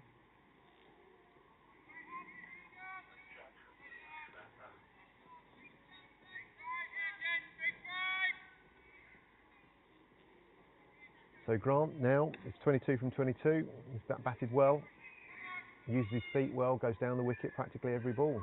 So we'll see if that continues. I suspect it probably will. Sure enough, he goes down the wicket.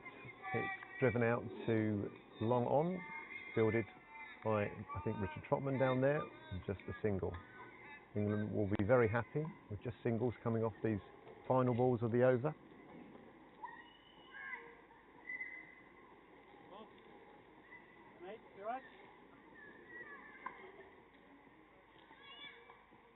So Mukesh comes in and bowls to Johnson, who now hits this firmly backward of square. Ball may reach the boundary, could be cut off, let's just see. Just pulled up by Richard Farrow, who's got a really good arm, and that will just go through for 2 runs.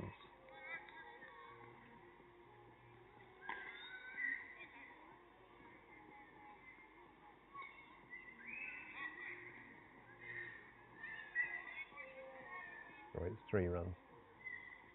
3 runs there to Johnson. So Mukesh comes in and bowls to Grant, who plays a super shot. That is a shot of quality, which is over extra cover.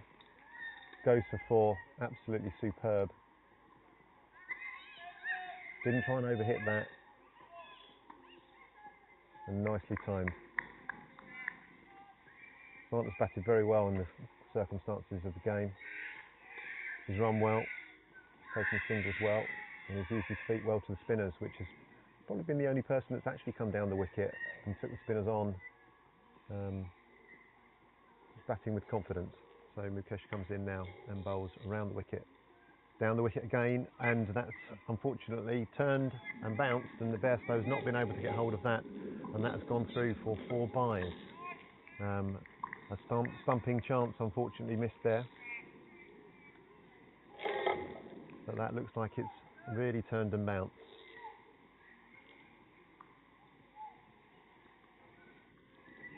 Score moves on to 237 for 8 with just 1 ball to go.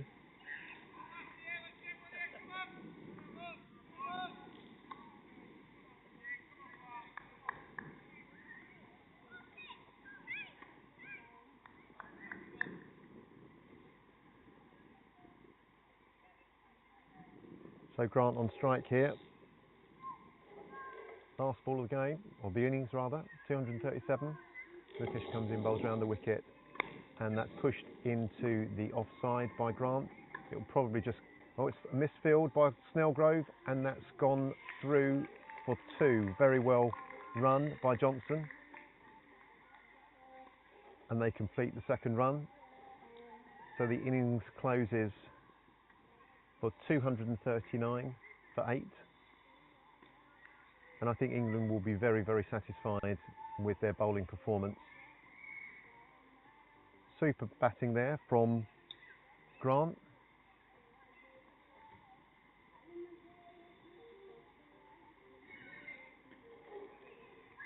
I think New Zealand will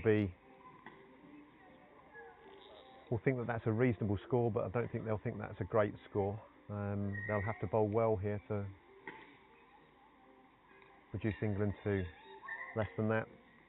as we bring the innings to a close. 239 for 8, and we shall be taking a short break now for tea, and we will resume with the England innings.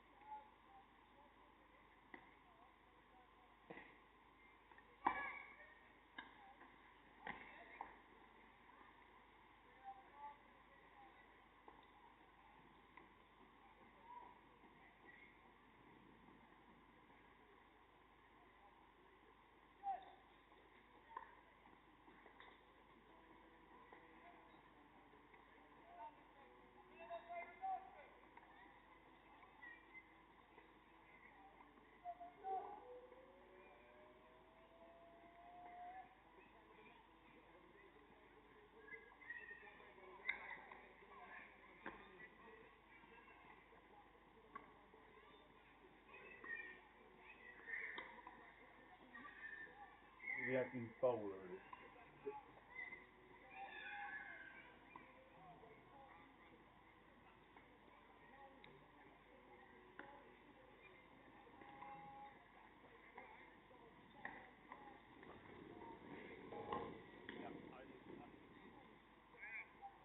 We were thinking of going down.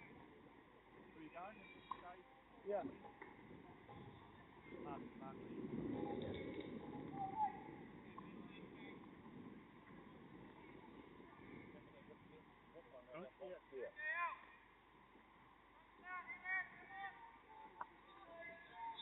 Good afternoon everyone and welcome back to the start of this England innings.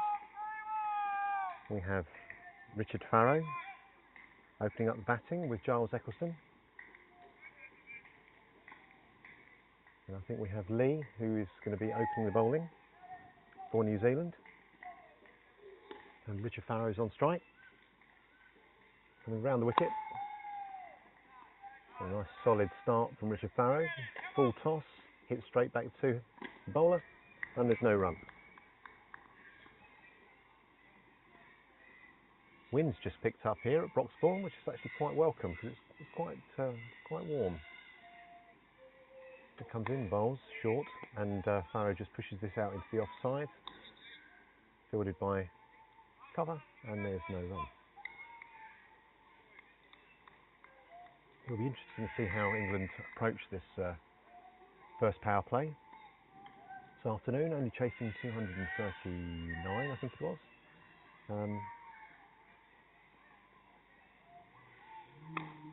So, that ball's just kept a little bit low there. Richard Farrow's called the single, taken single to kind of wide mid-off to get Giles Eccleston on strike, both left-handers, so the field doesn't need to change.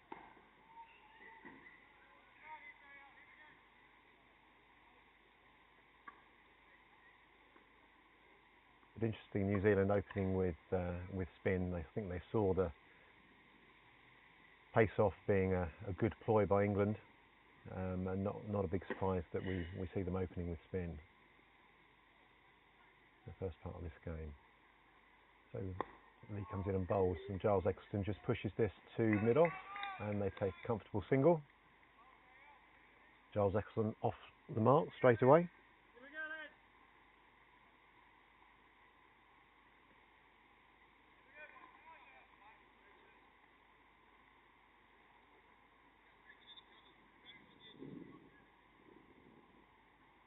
A little change in the field here. Just decided to take the slip out and have a short extra cover.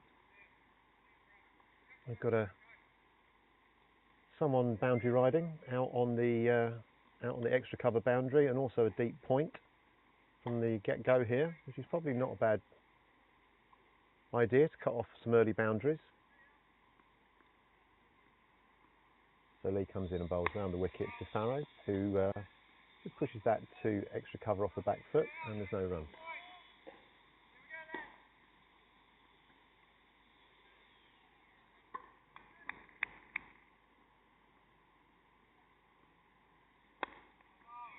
And that's flighted delivery, good single, nice clear calling from England here, and that's the end of the first over, and England get 3 from it. So 3 without loss after the first over.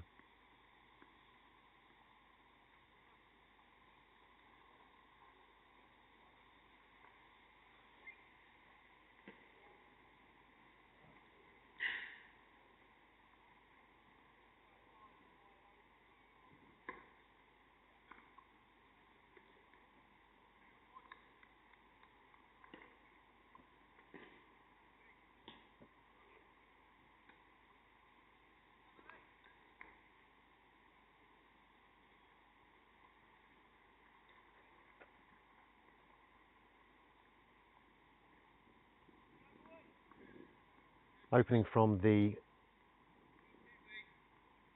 clubhouse end, it will be Graham.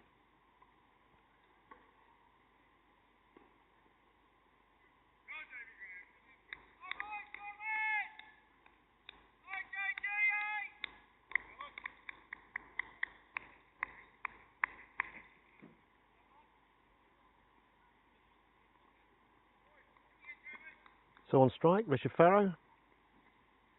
See this first ball from Graham, who bowls fairly straight. Ball gets pushed back to mid-on. There's no run.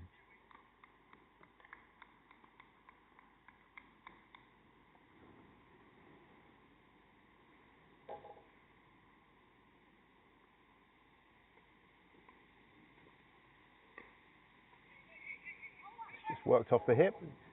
Smart single there from England.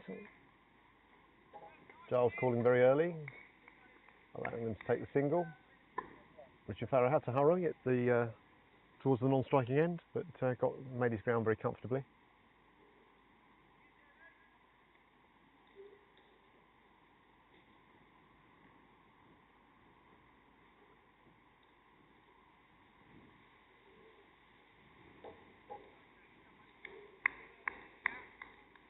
So Eccleston just checking guard here, getting ready to receive his first ball from Graham. And Graham's now in past the umpire and bowls, and that is guided past second slip by Eccleston down to third man for a single. I think it's actually between keeper and gully actually, from the angle that we're on.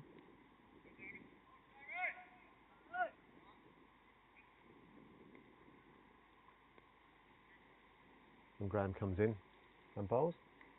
So Farrow leaves this outside the off stump. Ball kept a little bit low there as it went through to the keeper.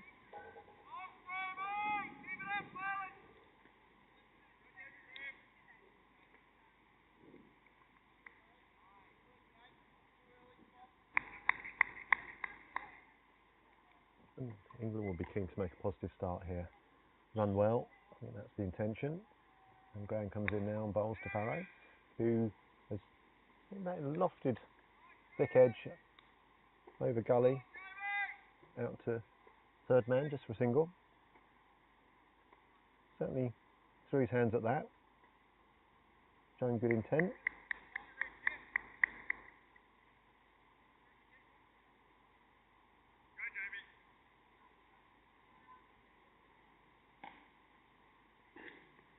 Graham in now and bowls a shorter ball. Giles just for a moment there didn't quite know where the ball had gone, but just defends, and that's the end of the second over. Another 3 runs coming from that, taking the score on to 6 off the first 2 overs without loss.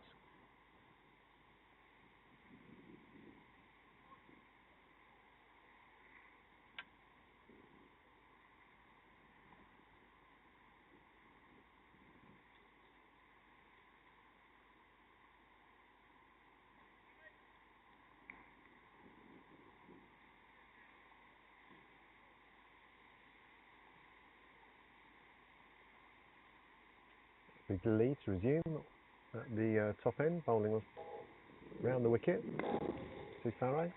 He pushes this off the back foot, and that will go all the way for 4. He's punched that really well wide of mid-on. And that's the first boundary for England.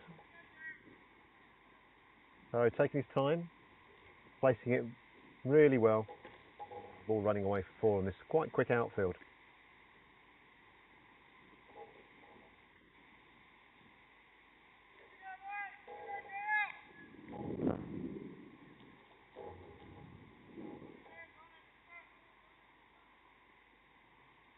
Lee comes in now, right arm off spin, and again just a little bit short in terms of his length. Farrow looking to punch that into the offside, but just nicely fielded by extra cover. Lee in again, and much the same. Looks like he's bowling a nice line, just shaping it in to the left-handed Farrow.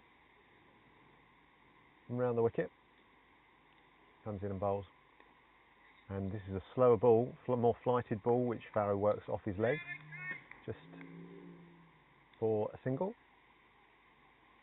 bringing Giles Eccleston on to strike.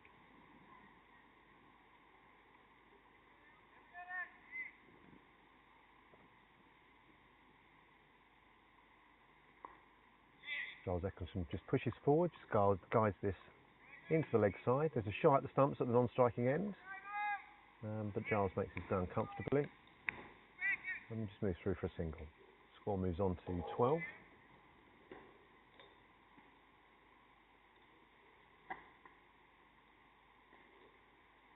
Final ball of the over. Barrow just pushes this into the offside. They take the single. This is good cricket from England, taking advantage of the fact that the field is pretty spread. Just pushing it into those gaps, making that scoreboard tick.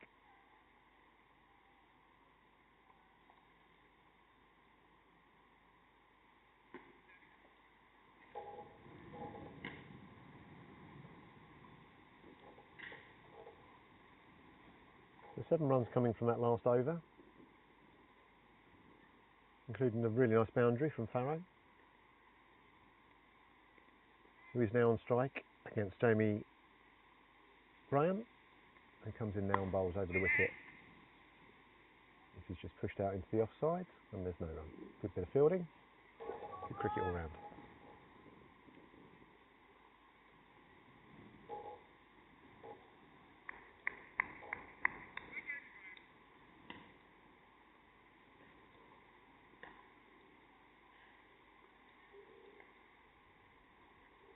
Graham now in, bowls Barrow, he defends that on the back foot, pushes that to extra cover and there's no run.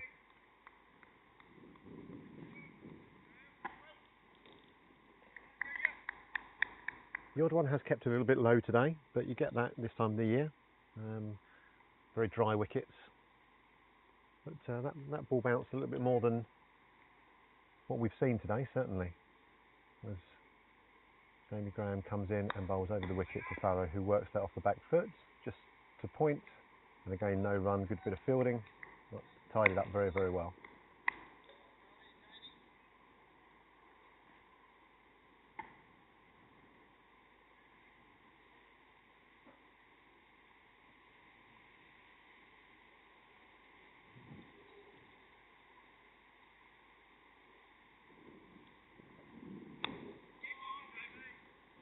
That's good running by England.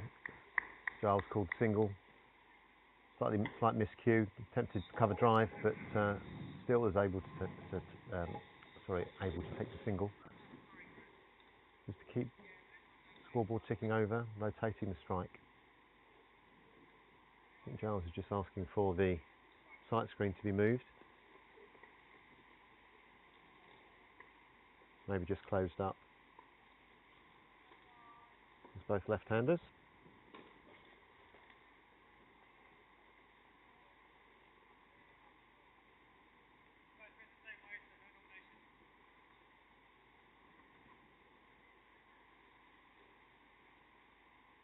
Okay, I think we're all done. Good to go. And Jamie Graham comes in, bowls over the wicket to Giles, who feels like that was a bit of a thick edge that's gone wide of the gully fielder, and that's gone through for 4.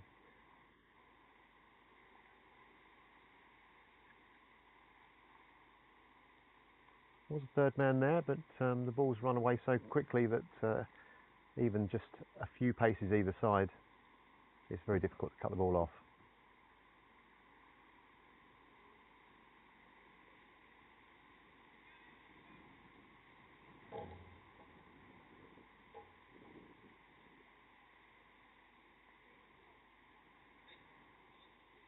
Graham now in, bowls, and Giles has just pushed that out back with a square, and a nice single.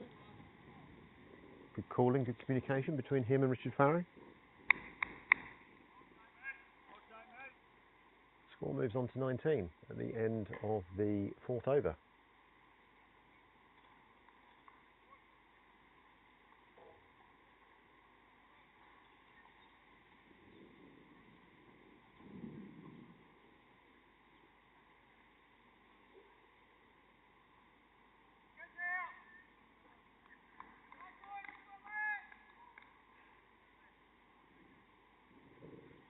So it will be Lee to resume at the top end. with Giles on strike. Bowling right arm round the wicket to the left-hander. Giles has absolutely smashed that down the ground, and that has gone for what looks to be 6. Yes, really, really nice. Wasn't quite there to play that shot, but Giles just backs himself, clean hitting straight down the ground. Beautiful shot.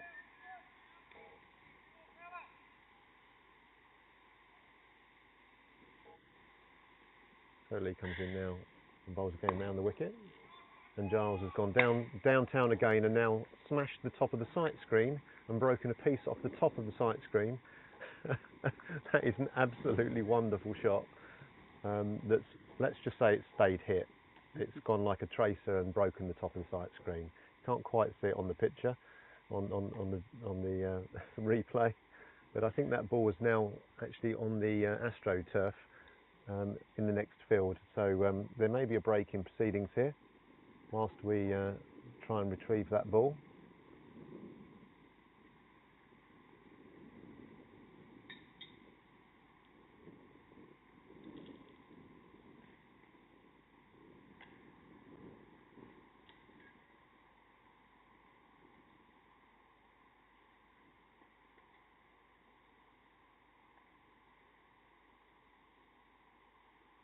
I'm fortunate to play at Essex with Giles and have done for a number of years, and so I've been able to watch the way he plays, and you can never get bored of watching Giles Eccleston bat, that's for sure.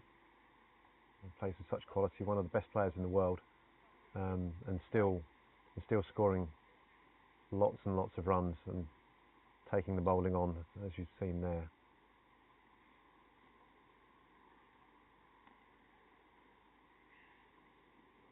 Around the side because the gate's not locked.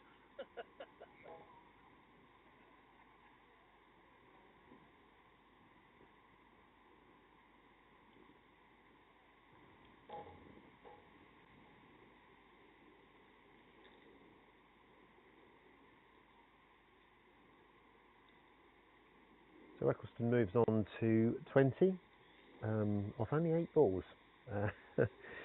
So a very, very solid start for him.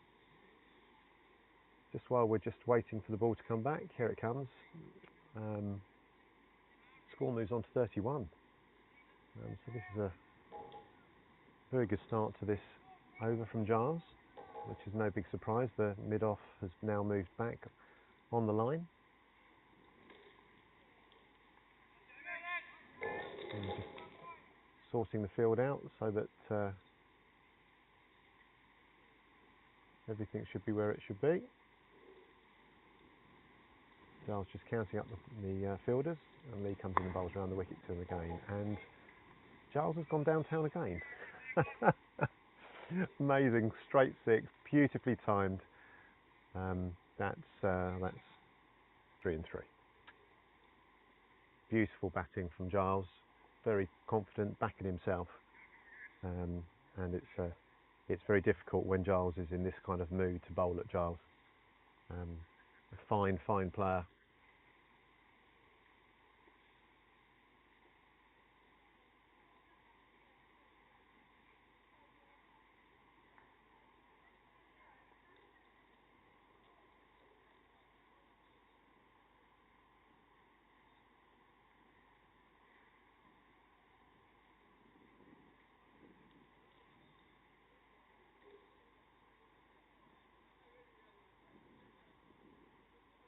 Right, we've managed to find the ball, made its way back.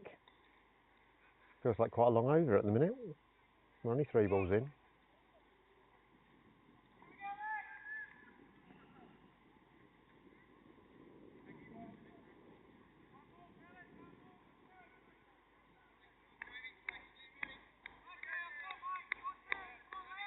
Okay, so what's Giles going to do now?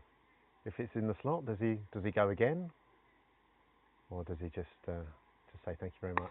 There's a slower ball, and that's been hit out to the wide mid-on, and there's no run. But probably the right thing for the bowler to do, just bowl it a little bit shorter. He comes in again and bowls. And Giles just pushes that into the offside, just for a single. Well run by Richard Farrow. Rotating the strike, not forgetting to take the singles, even though we've hit 3 straight 6s.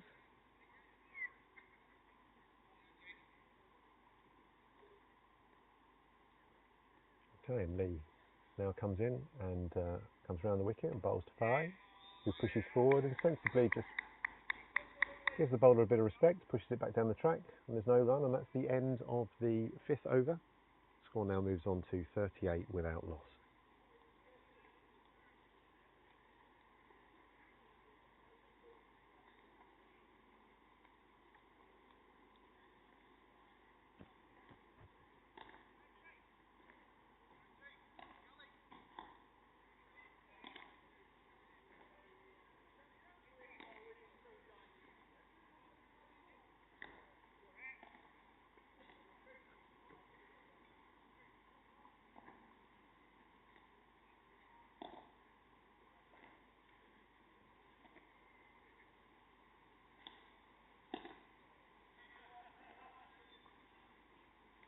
It will be Lee continuing from the, Graham continuing from the clubhouse end, bowling at Giles, who pushes this just for a single confidently into the offside.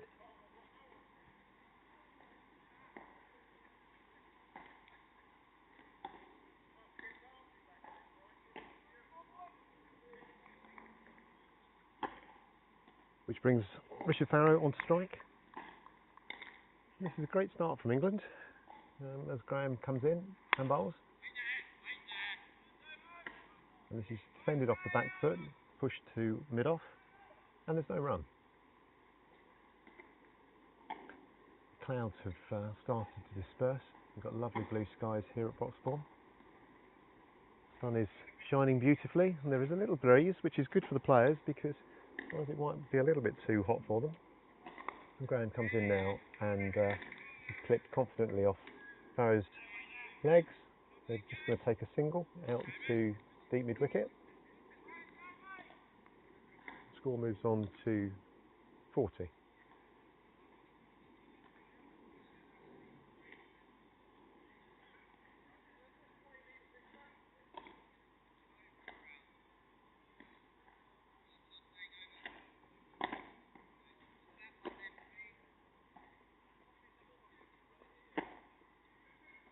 I think Graham is wanting to go now round the wicket to the left-hander, left-handed Giles. So I think what they're going to do is going to split the screens, and I think he's going to stay over the wicket to Richard Farrow.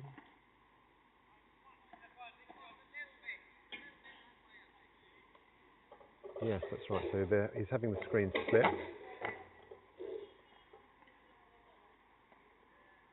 Just a change of angle here for Graham, Giles, to see whether he can find that edge.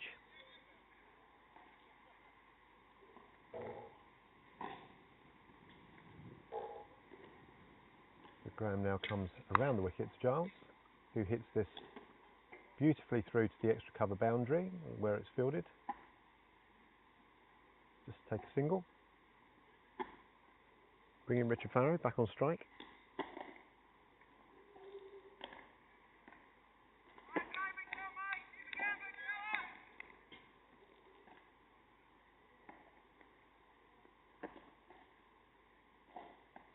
So he comes in now over the wicket to Farrow, who's hit that beautifully off his hip. Timed it perfectly, but there's a man out there, so it's just one. Solid timing there from Richard Farrow.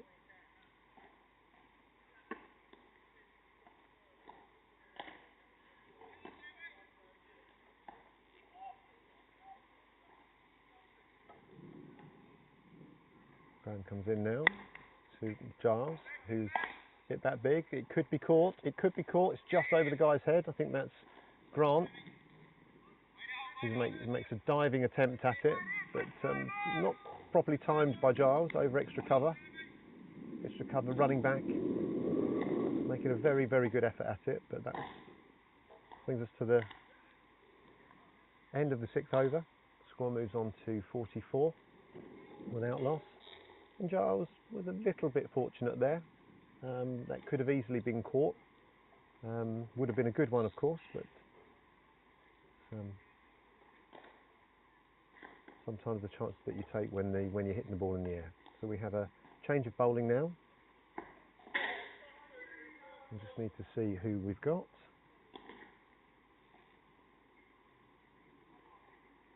I think we've got Kane.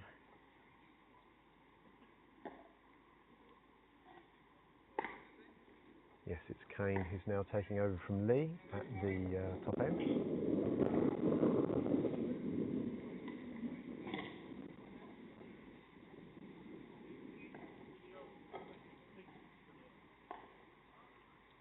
So England move on to 44 off 6 overs. They'll be very pleased with that start, that's for sure.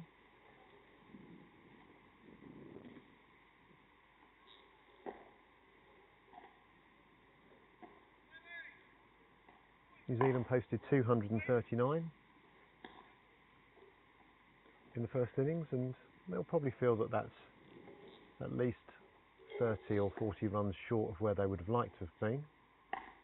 But England still got to bat well. Bat positively to get them to the target.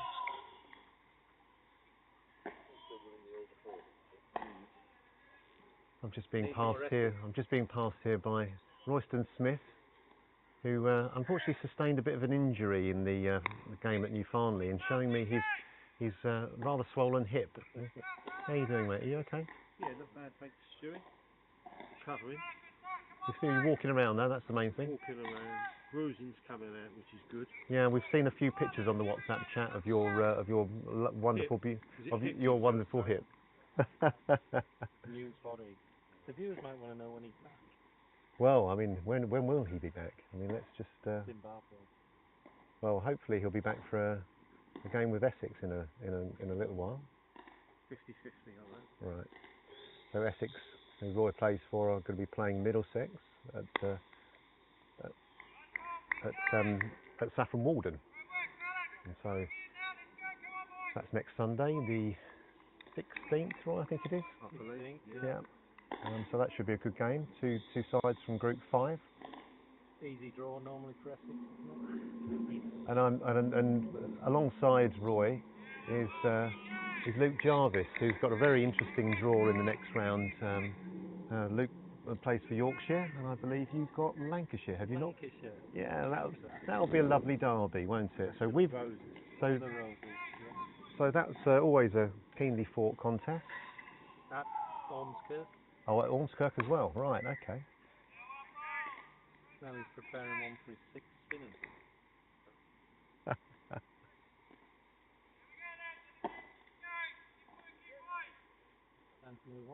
It's a good wicket. Yeah. So Kane coming in now, bowling. Bowls slightly off the wrong foot. And Giles has hit that strong down the ground to mid-off. There's a missed field, but I think they may just go through for one. Oh, no, they're trying a second run. Really well run by Richard Farrow to get back for 2 there.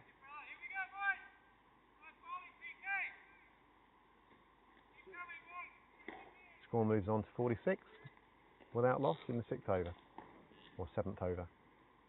Kane comes in now and bowls, and Giles has hit that down the ground again, all along the ground for 4, straight under the sight screen, beautifully timed. Fantastic shot there from Giles. And the score now moves on to 51 at the end of the 7th over, with Giles moving to 37 from just 19 balls.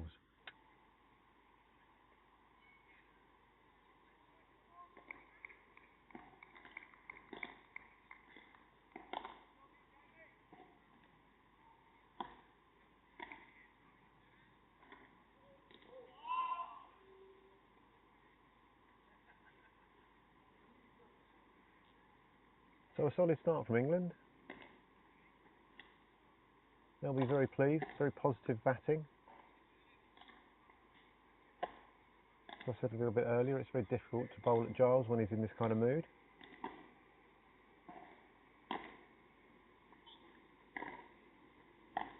Richard Farrow's just got to stick to what he does well. Play properly, run well. Times the ball beautifully as well himself.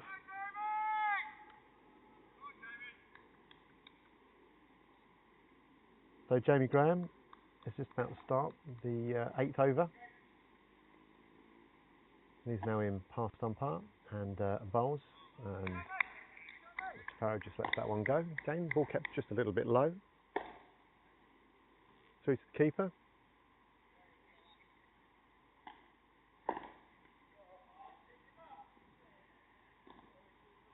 And Richard Farrow's just got to play his game. There's no point in trying to mirror what Giles has been doing. He needs to play his own game, bat properly, and play to his own strengths.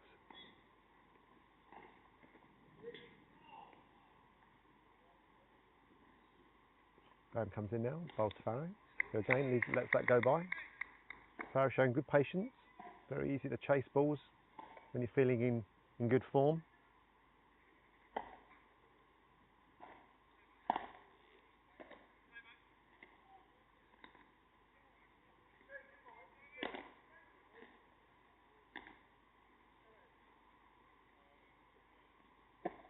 There's Jamie Graham comes in and bowls, and that's a super shot from Farrow. Just pushes it out to the cover boundary, just for a single.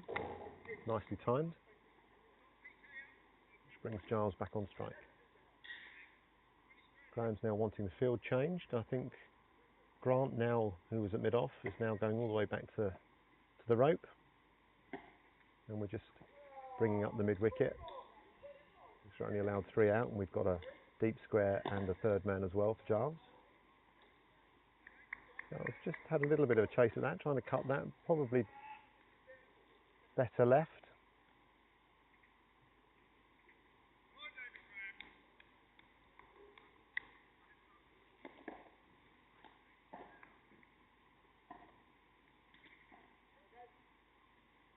Graham in now and bowls, and Giles again, much like Richard Farrow, just pushes this out to the cover boundary. Nice shot all the way along the ground, and it's tied it up just a single.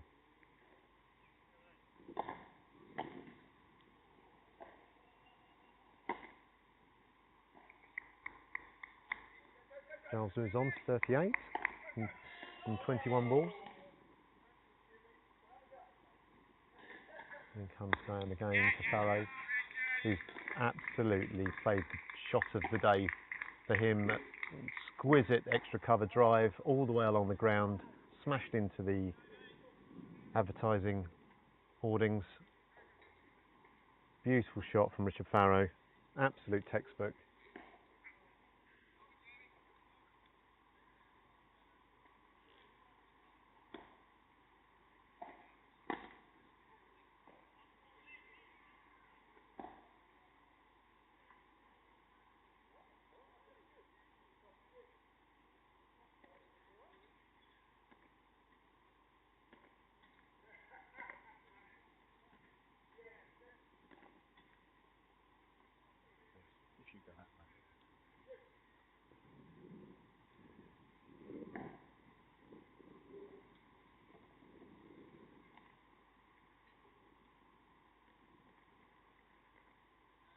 Okay, at the start of the 9th over,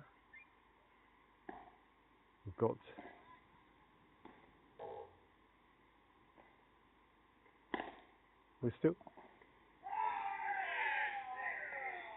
still got Kane, I think. Still got Kane staying on at the top end, just having a chat with the skipper just to make sure he's got his field right. 57 without loss. Super start for England.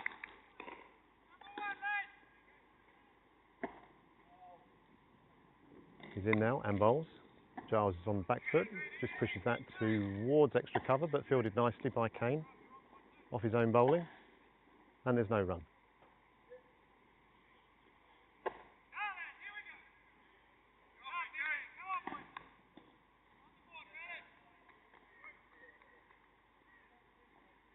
Kane in now and bowls to Giles, who pushes this off the back foot straight back towards him, and there's no run. Kane's bowling quite nice lines here.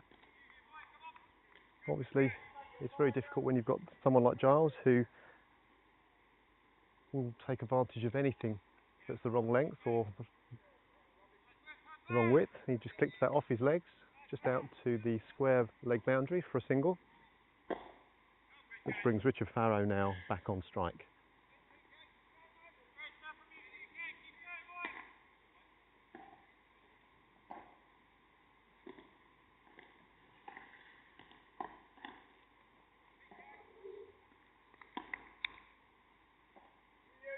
Okay, now into Farrow, who's back, just trying to work that back with a square. Nice bit of fielding. There's an urgency about this New Zealand fielding side, which is great to see. Good quality.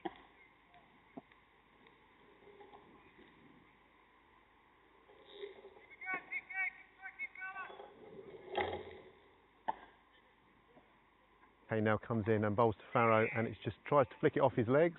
It goes back with a square, just for a single. Probably, was it runs? I think it was just runs, not leg byes, which brings Giles Eccleston on strike.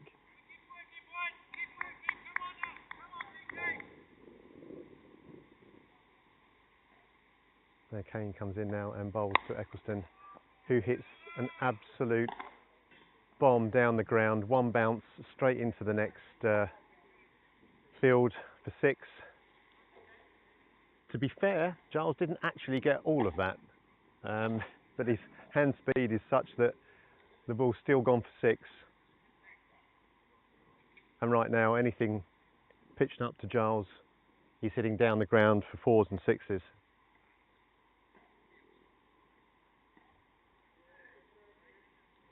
So there'll be another short gap in play whilst that ball is retrieved from the next field. I think that's the Astro. I'm not absolutely certain. I think it's the Astro pitch, because beyond that I think there's the other ground where Broxbourne have got a ladies team, a third 11 I think as well, and the 4th 11 I'm sure.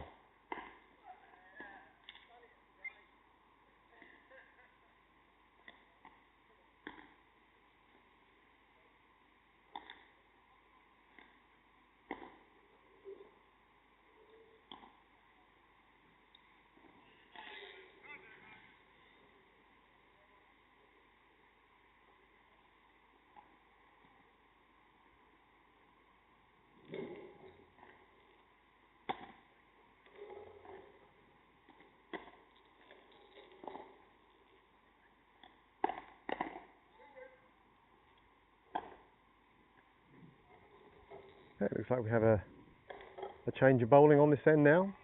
I believe this is Grant that's coming on. I just need to see.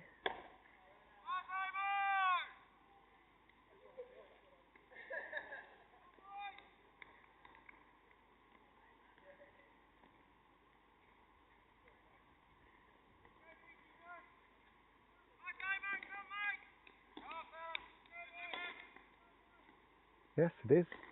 It's Grant who is bowling right arm over, and he's running in.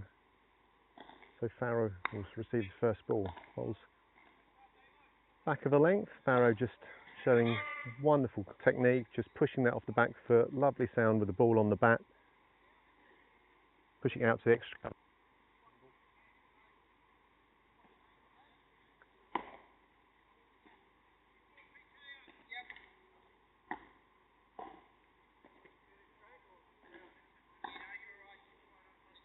Who's doing the commentary?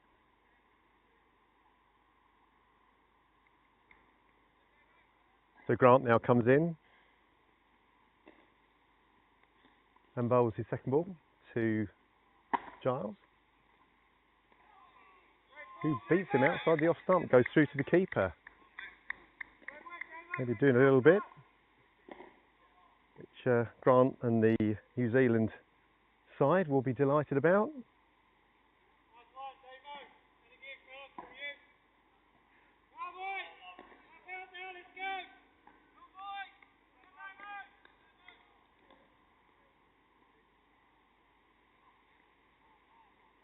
And Grant now in past the umpire, bowls over the wicket, and Giles tries to pull it, probably wasn't quite short enough to pull, strikes him on on the thigh, and there's no run.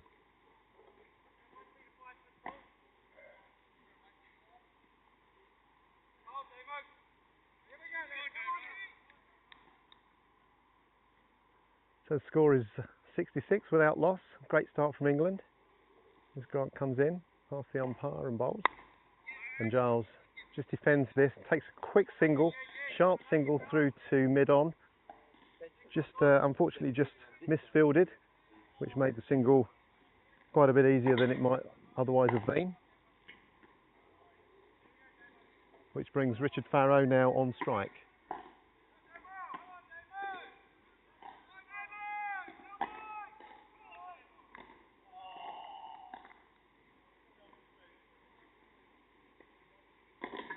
So Grant now in to Farrow, who just pushes it. Again, England just ticking this scoreboard, running well between the wickets. Nice professional job by England here. Richard Farrow on 22 and Giles Eccleston 46.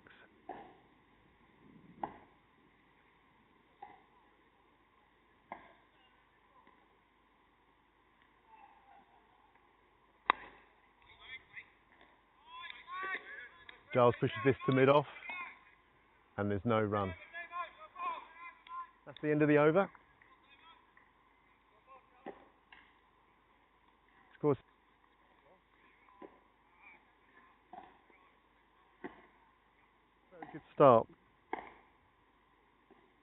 When New Zealand started, first 10 overs they got 66 off the first 10 overs, and England have got 60. Evenly poised at this stage, albeit when England really took the moment, the ball, and Chirag came on at early wickets and broke that partnership. Now,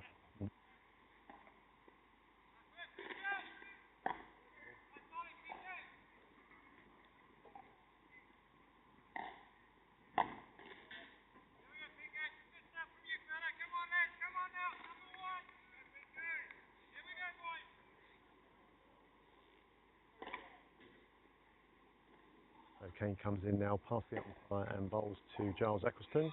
Down the leg side, there's problems.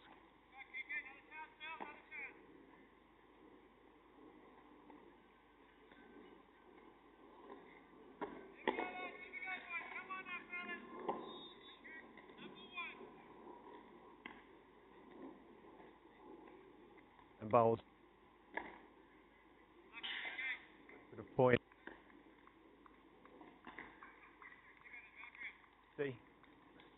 Giles has batted really, really well.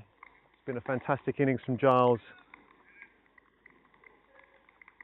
He's a very difficult bowler to bowl at, batter rather to bowl at. When he's in this sort of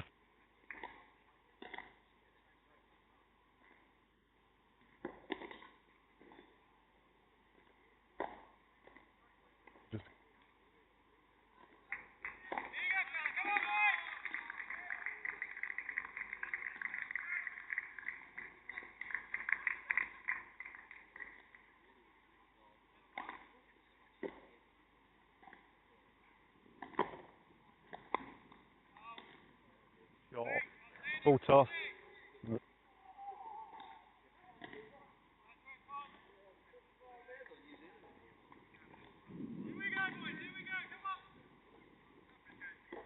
So Kane in now.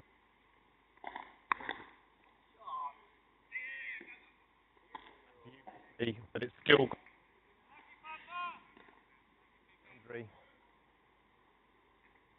which Kane will be very disappointed about, I'm sure, as it went straight to hand. But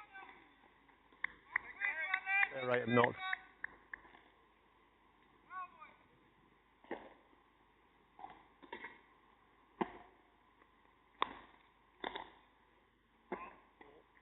But from a single.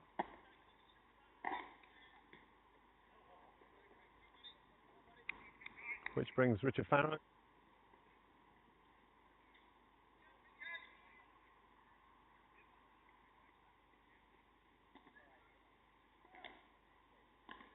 Okay, now in and bowls to Farrow.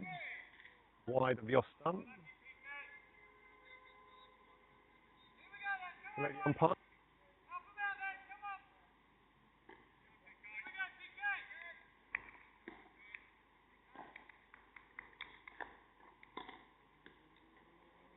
And now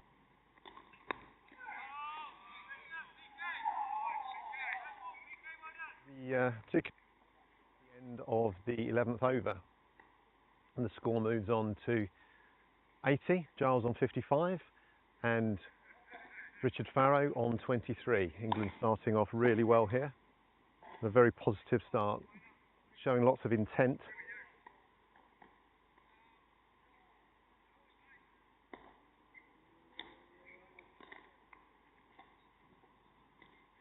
Matty, show me inside.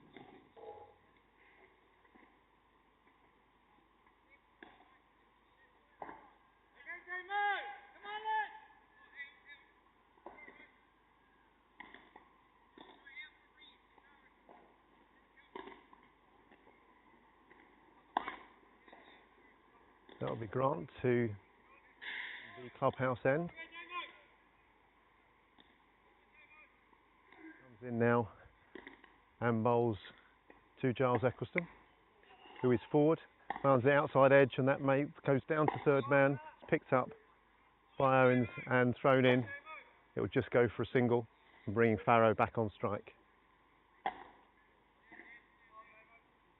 It's a good partnership this by England.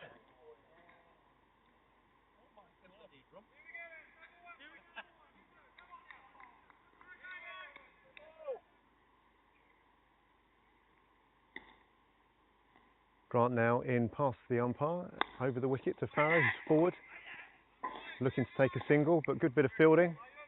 Good timing there from Farrow on front foot, defensively, but still hit the ball hard. Looking to score from every ball.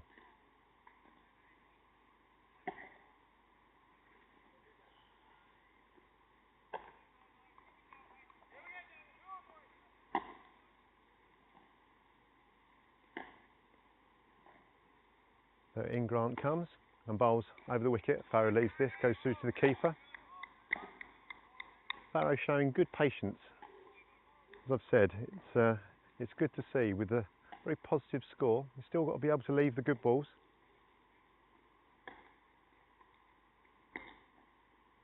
Scores 81 without loss in just the 12th over.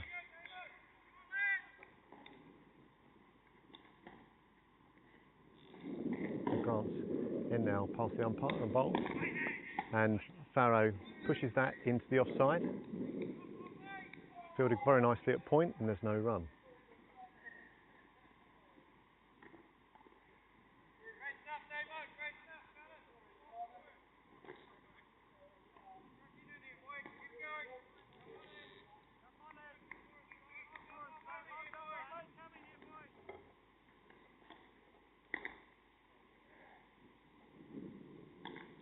Grant in now and bowls, and that's shorter. That's just hit Farrow on the thigh pad, just trying to work it off his hip for a single, but just didn't quite get bat on it, and there's no run.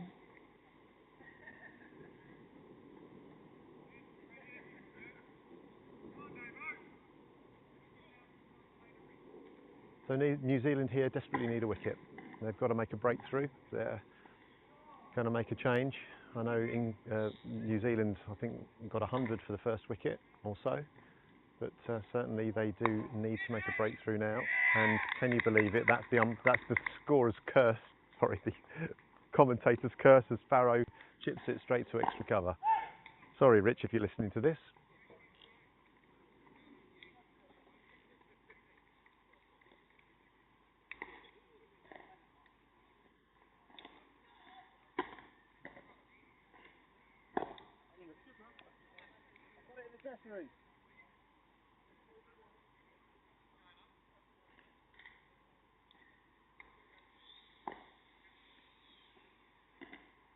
So New Zealand will be absolutely thrilled by getting a breakthrough, just to change the momentum. Richard Farrow's batted very, very nicely. slightly out of character, has just hit the ball in the air to extra cover, which will bring Andy Bairstow to the crease.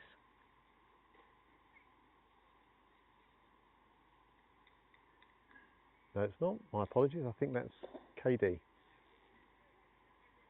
I'm just going to check that. I can't quite see. Is that KD? Yeah, it is KD, yes. Yeah. So it's KD that's now going to join Giles Exton. KD plays at Middlesex.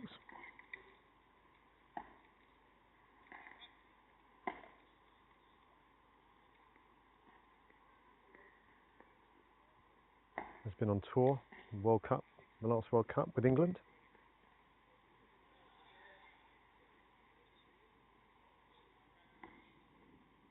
Generally someone that doesn't hang around.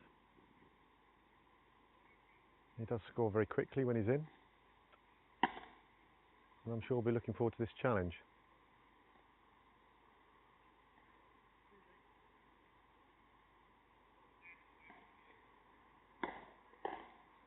So that was the last ball of the 12th over. So the score is 81 for 1. Giles Exton remaining on 56. Chasing 239, hosted by New Zealand in the first innings.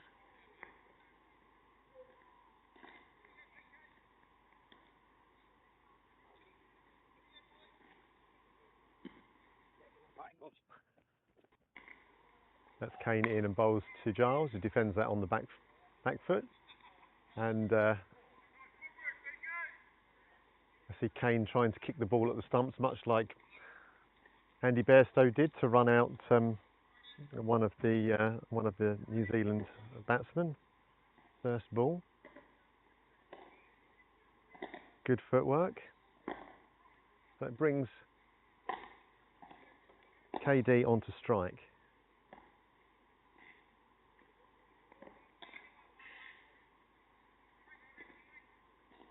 Deep extra cover comes now and joins the ring. And also deep square comes up and comes into the conventional square leg. I think they're going to drop. Oh, they're dropping? No, they're keeping the fine leg up as well. So we've got a conventional ring, only one person on the deep mid-wicket boundary. Dare I say it, maybe they've seen KD bat before.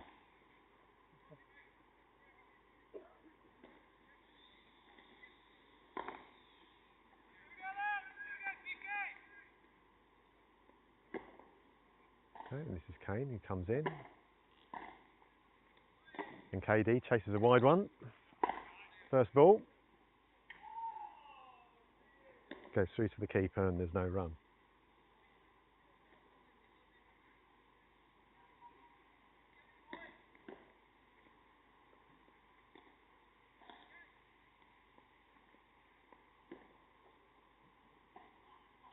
And comes in and that's driven to extra cover. KD. Nicely fielded and there's no run.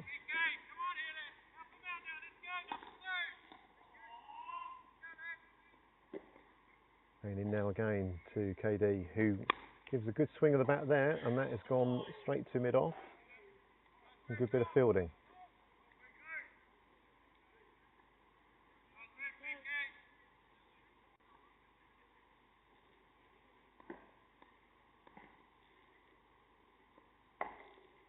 Kane in now and bowls, and and KD has just launched that over extra cover for 4. Not one to ever really hang around, certainly when it's pitched up to KD. He does like to get his hands through the ball.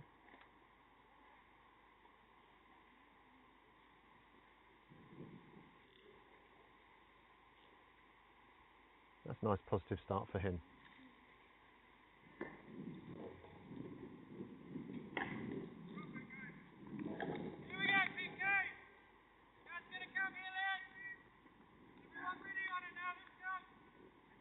Okay, the ball is back.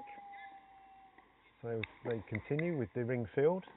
Kane comes in and bowls, and KD does much the same, but this time it's down the ground, one bounce for 4. solid strike. Probably you can't bowl that length to KD, unfortunately. He will do that all day long to you, so you need to be back of the length. A solid start from KD.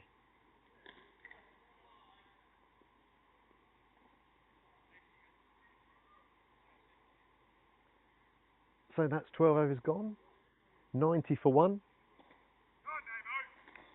And England continue to have a positive start.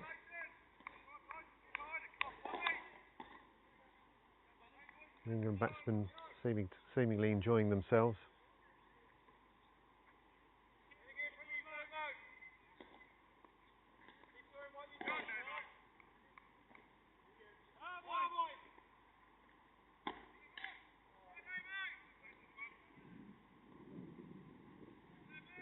So Grant will continue from the clubhouse end.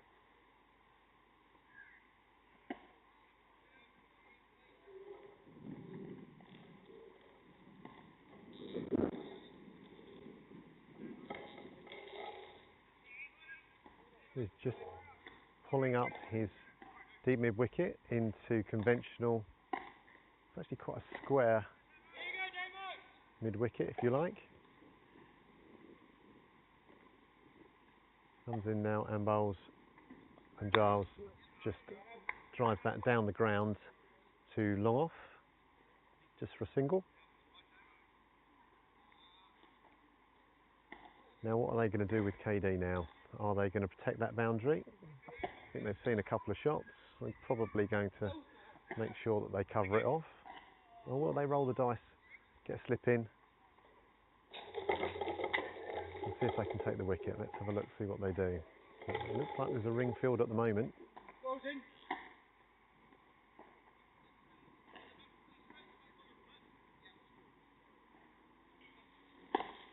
So they've got a more of a straighter extra cover. And now the person just behind square is now moving into more of a conventional cover. They're just straightening up the field for KD. So scoring zones are.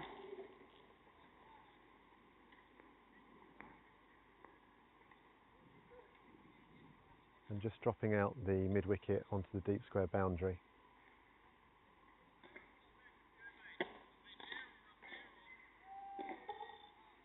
I'm surprised they haven't got deep extra cover here. Not sure what the value is in having him up, but we'll see.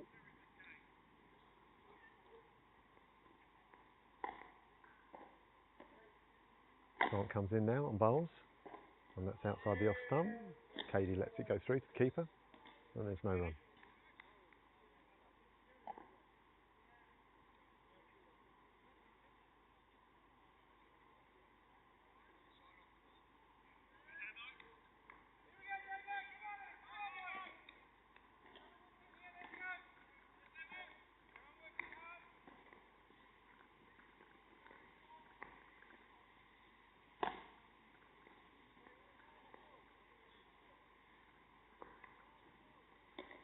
Grant comes in, bowls, and KD has run down the wicket and not played the prettiest shot. Looking to try and hit it, obviously, over the top, but didn't look to be anywhere near it.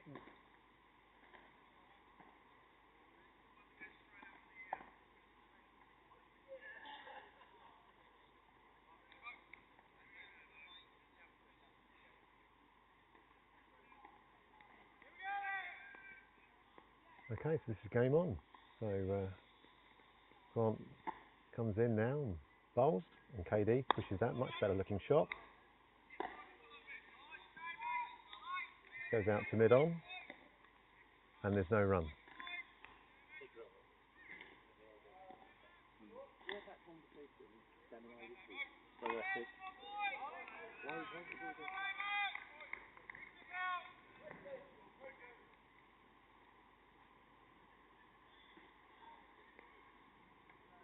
And Grant now is in and bowls to KD, who plays a horrendous looking shot and gets bowled. Feels a little bit unnecessary. You try and hit everything out the ground.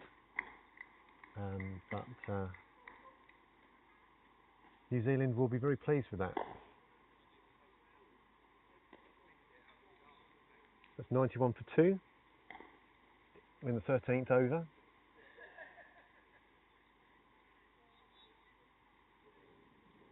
AD will be disappointed. He would have wanted to score runs today, no doubt. It's perhaps a little bit of overconfidence and just missed a full straight one. So that brings Andy Bairstow to the crease. Plays at Yorkshire.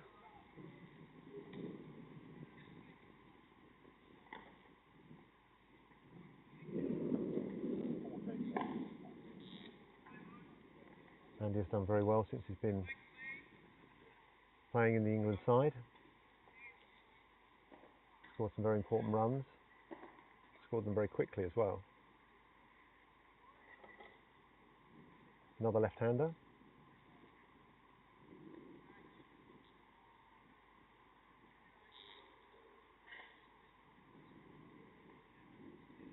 Had a really super 100 when we played in the Marlborough Cup. A very, very quick 100. I think he got 100 off 80 odd balls, 70, 80 balls. So he did extremely well there. Looked a very high quality player.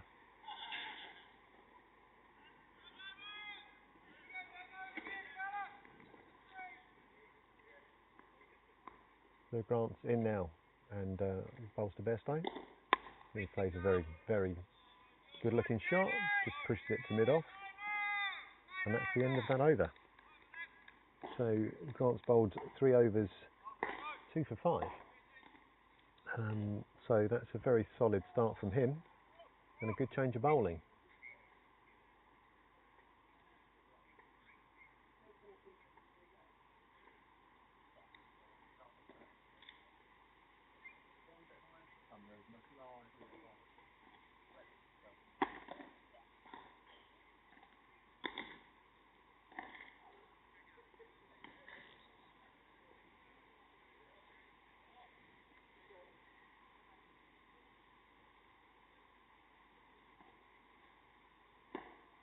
So in the first innings, this was the stage of the game where New Zealand lost a few wickets, and their momentum was really stopped in its tracks.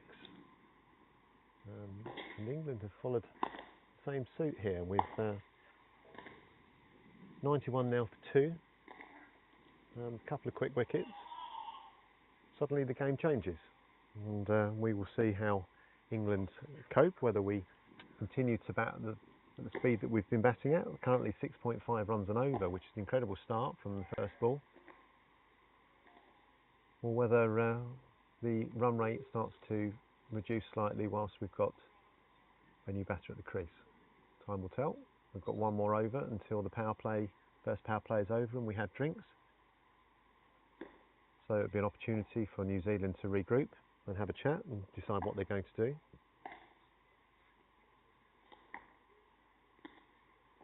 Bit of discussion going on here.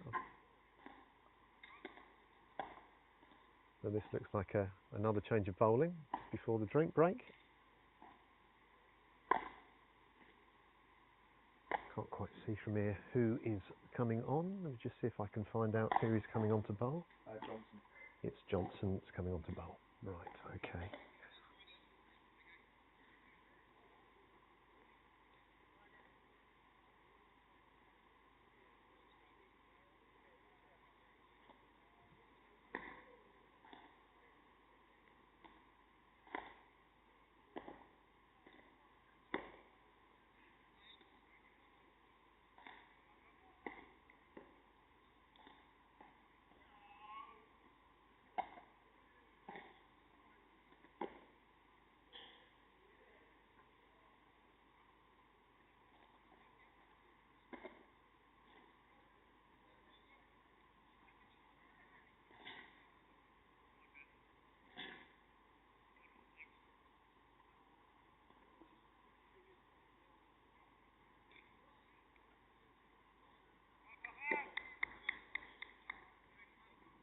So I think we're ready.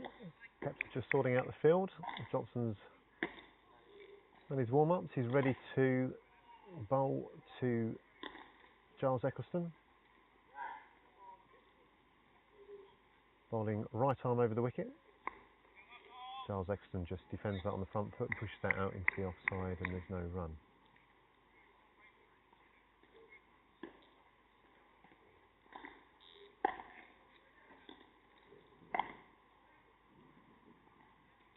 It's nil. Bowls again. Giles is on the back foot, just flicks that off his legs, and again no run. Nicely fielded.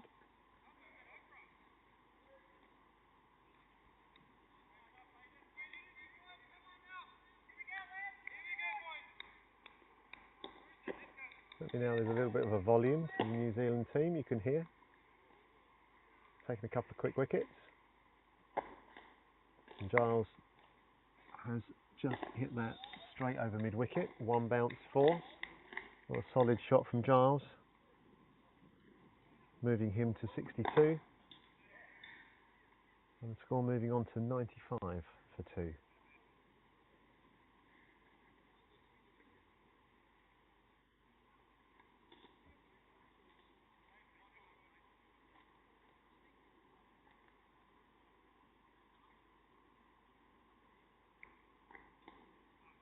The captain not moving. Oh no, they are going to move somebody out now. I thought that would be surprising for you not to have a boundary rider out on that leg side. Yes, so we've now got a deep mid-wicket. And now deep extra cover to jar to the left-handed Eccleston. And a long on. Giles pushes that out to wide long on. That's a great bit of fielding down there. I think that's Grant. Super fielder down there. He's done really well. Make sure that England only take a single. That brings Andy Bairstow on strike.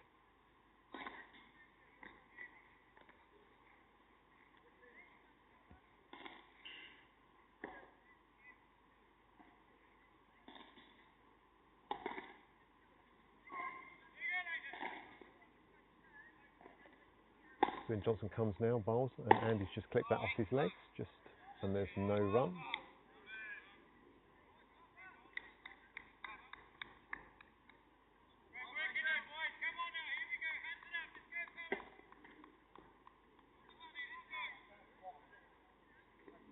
And Johnson in again and bowls to Andy Bairstow, who plays a super shot through extra cover, just pushes it out to the guy on the extra cover boundary, and they just take a single.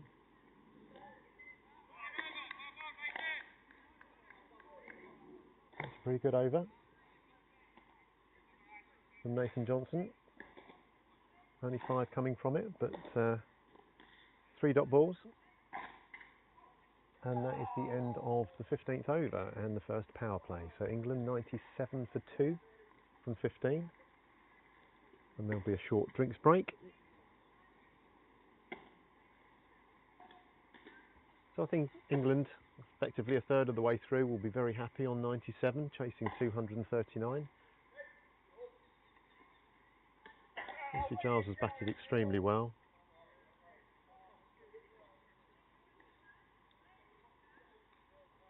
Just wait for the stats to come off on the screen. So Giles 63.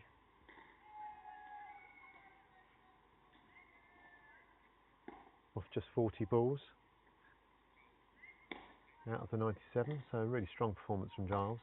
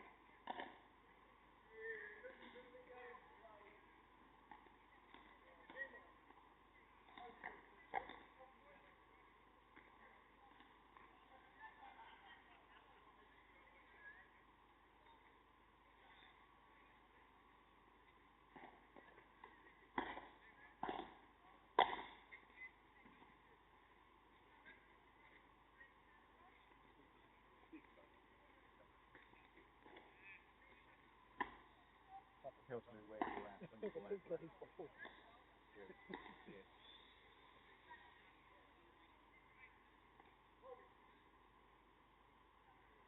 Okay, the players have had a drink and we are back to the action, so to speak. We've got Grant, I think, resuming from the clubhouse end. He's bowling to Andy Besto. Nicely forward, just pushing that into the offside. And there's no run.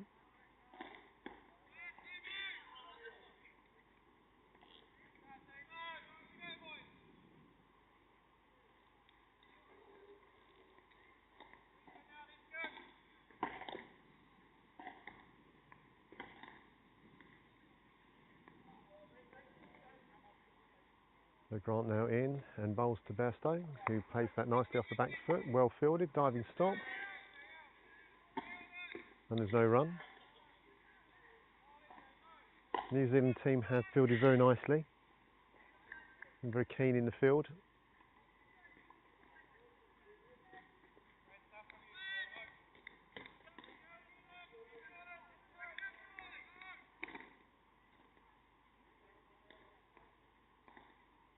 In comes Grant again and bowls to Bairstow, who goes to pull that, and that goes straight through to the keeper. I don't know whether that went, I'm going to have a look on the replay whether that actually went under the bat or whether that just bounced a bit more. It was difficult to see from side on. I'll just have a little look at the replay here just to see if we can see.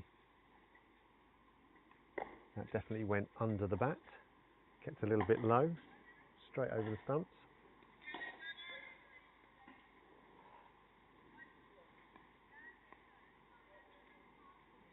Comes Grant again and bowls, and that's really nicely timed off his toes. Bairstow, they'll probably go 2, might even go for 3 here, probably will go 3. Yeah, well run guys. Nicely timed shot onto the biggest boundary on at the ground. A long, long way out onto that deep mid-wicket boundary for the left-hander.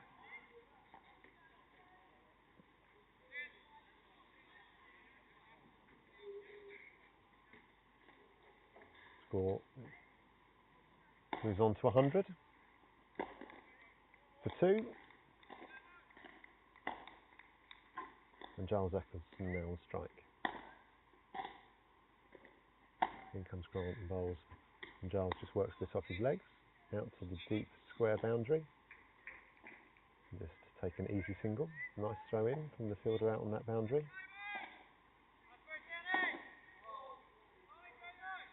Feel the sun is really quite strong now. Beautiful day here in Broxbourne.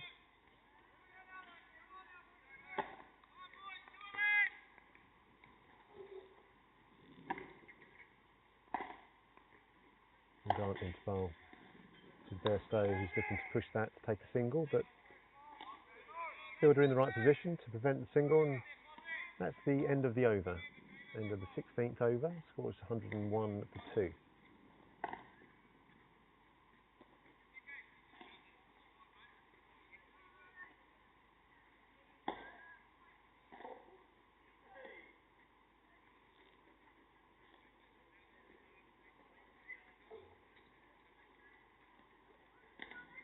So Grant has bowled pretty tidily from this pavilion end.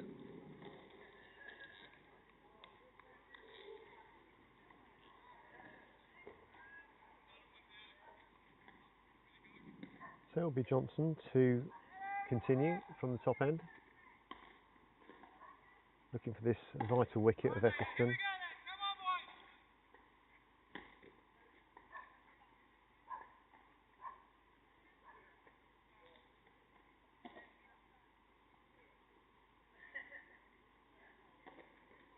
So Johnson over the wicket to Giles, who just looking to just push that into the offside, doesn't quite time it.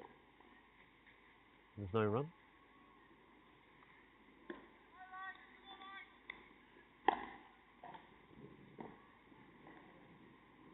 Johnson in now, bowls a bit shorter. Giles cuts that, and that's a great bit of fielding. Stops an almost certain 4.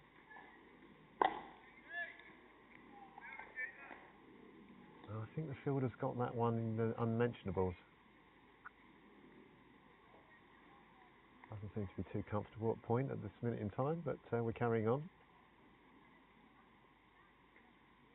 Johnson in and bowls to Giles, who drives this firmly in the on the offside through extra cover. England take a single. Bringing Andy Bairstow on strike.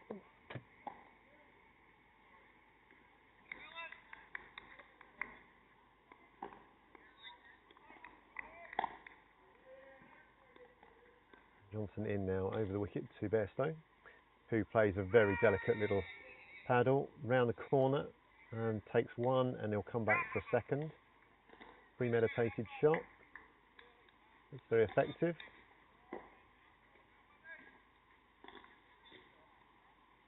Score moves on to 104 for 2.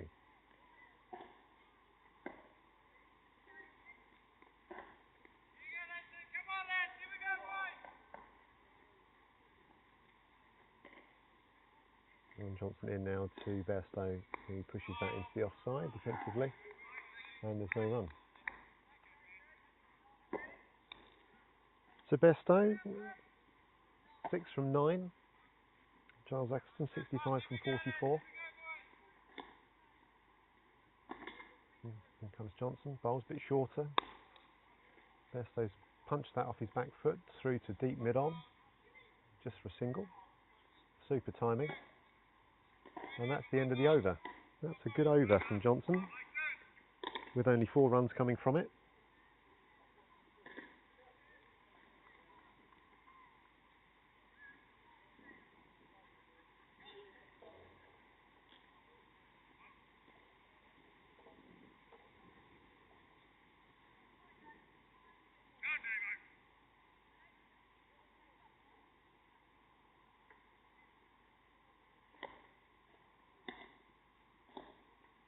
I've noticed that Grant is at long on one end and bowling at the other end.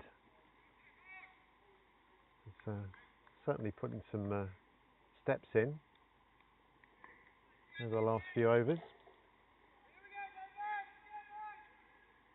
as he now starts to run in to Andy Bairstow past the umpire and bowls,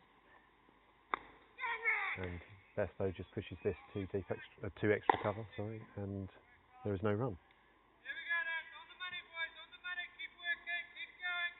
This run rate for England has just started to drop a little bit, which you would expect with the fall of a couple of wickets.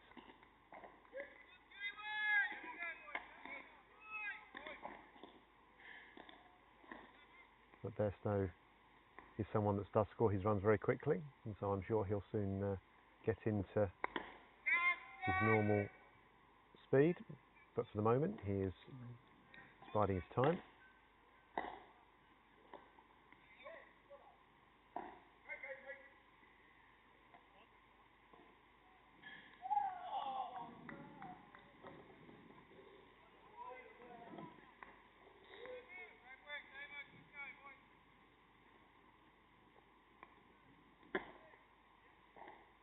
So Grant in again, bowling to Bairstow, who looks to try to drive that, but I think it was too full, and he ended up going underneath the toe of his bat through to the keeper.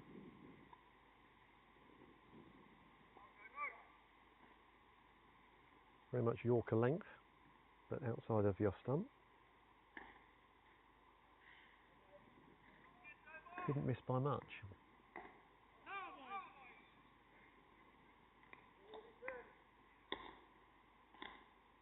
And Grant in again to Bairstow, who plays beautiful shots. That's nicely fielded at point, but it's gathered on the extra cover boundary by Kane, who throws it in, just prevents the second run.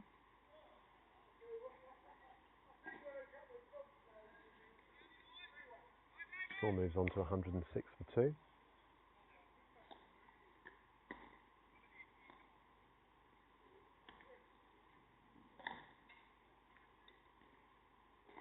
Grant in again, and Giles hits this to mid-off.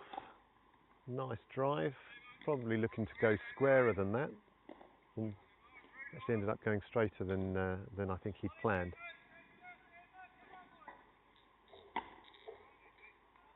Positive intent from Giles. Just checking to see if you're on live mic, and you are. We have a wonderful ability now to be wireless, so I can wander around a little bit, which is great. So Grant in there, Bairstow just pushing that out into the offside, and there's no run. So that's the end of Grant's over. 107 for 2 at the end of the 18th over.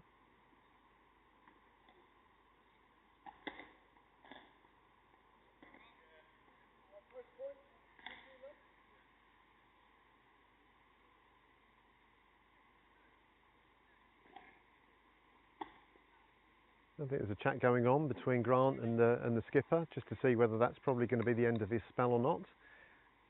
He's bowled really well. I think there looks like there might be a bowling change at this clubhouse end. Next over, we'll see. But in the meantime, it will be Johnson to carry on from the top end. Bowling over the wicket, off spin.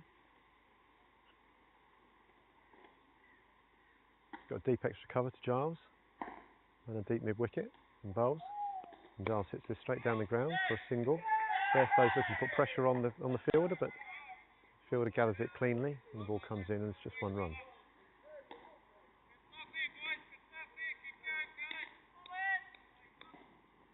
So Bairstow now on strike, and Johnson comes in and bowls. And ball keeps a little bit low, or appears to keep a little bit low. Looking at Bairstow's shot, just pushes forward, it goes out to extra cover, and there's no run. So Johnson's in again and bowls.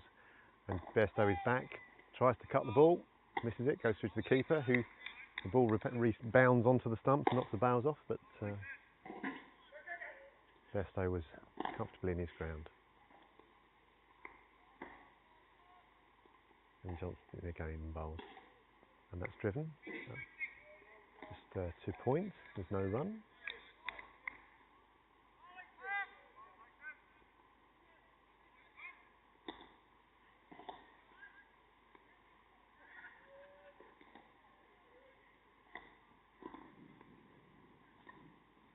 And Johnson in again and bowls to Bairstow, who now plays a nice drive out to deep extra cover. They might put some pressure on the fielder. No, he's gathered it nicely. The ball comes in, super throw, all the way in. It's a long boundary out there, so it's a good throw, good 65 metres out to that boundary on that side. But just a bit of a lull period for England. Just batting sensibly, just pushing the ball around, not taking any risks. Giles has been quite quiet in the last few overs. Johnson bowls. Giles drives down the ground, full toss, and just takes the single. Ball bobbles a little bit to the long on fielder, or long off fielder, and he gets the ball in. And it looks like we do have a bowling change now.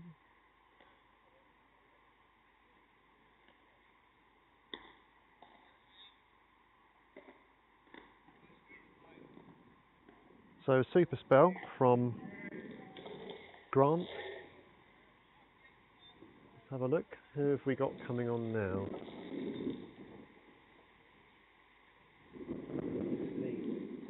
We've got Lee coming on at the clubhouse end.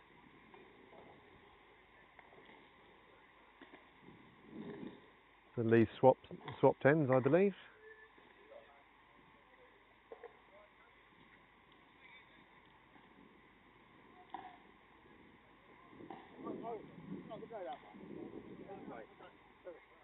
So change of bowling. Lee comes on. That'd be great. Thank you very much. What would you like? I'll have a Diet Coke. That would be absolutely super. Thank you, Budge. That's very kind of you.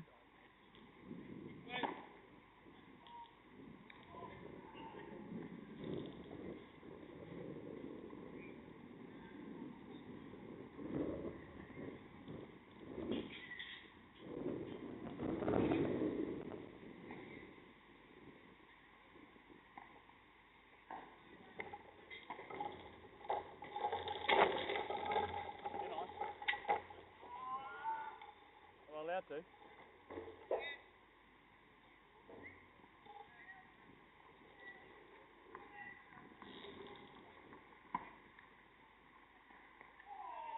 So we're just sorting the field out. We're just about ready to resume with Lee bowling at the clubhouse end. Bowling round the wicket to the left-handed Giles Eccleston, who drives it through extra cover. Half stop. And a little bit of a misfield, but they decide not to take a second single, or second run rather.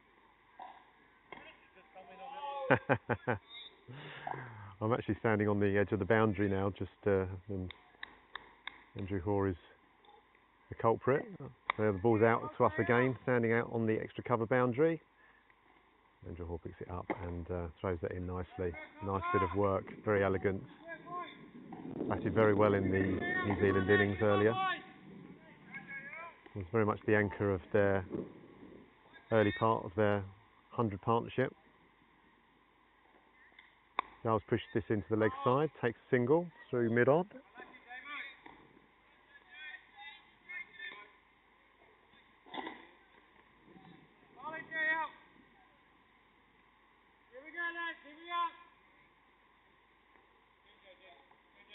So round the wicket comes. Andy Bairstow's just pushed that out. They probably will take two. Comfortable two.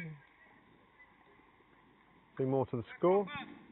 Score moves on to 115 for two in the 20th over.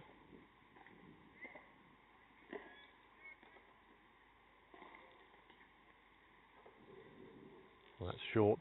And Bairstow hits that off the back foot. That could go all the way, but I think Andrew Hoare's going to pick that up. He does, but they still go through for two.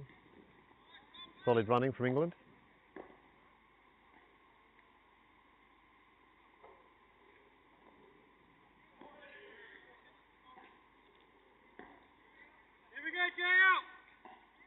Andy Bairstow moves on to 14. He's back. Plays beautiful late cut. That's very well fielded. Just backward point.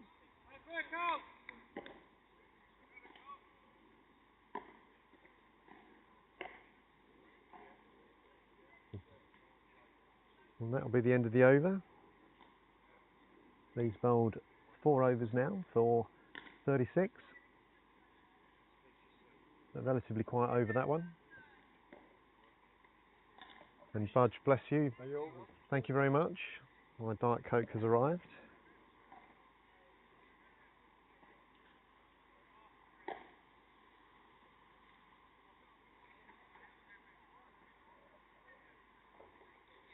So Bairstow 14 from 24 and Giles Eccleston 70 from 49.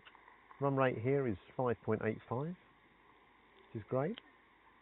And therefore the run rate required is only 4.92. So a very solid start from England. Bang on target, where they want to be. In fact, probably ahead of where they need to be, but where they would want to be certainly. But playing nearly runnable cricket, which is pretty much where England want to target, certainly in the first 30 overs. Giles works that away on the offside, square of the wicket. They'll take two. A lovely throw in, then moves on to 72 and score on to 119 for two.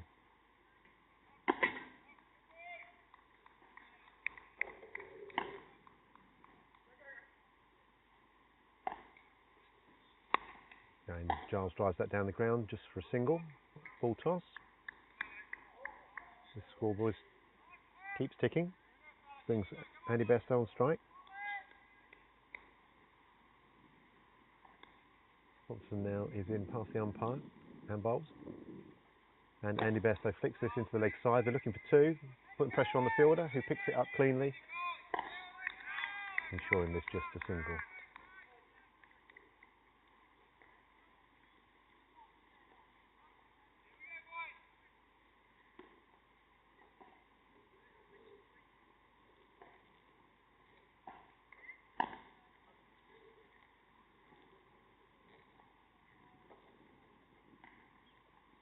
Johnson bowls, another full ball. It's been missed by the keeper. That looks like it's byes, unless Giles has got a little edge on that. That might go all the way for 4, and it has done. Let's have a look. I think that's 4 runs, so he has got an edge on it.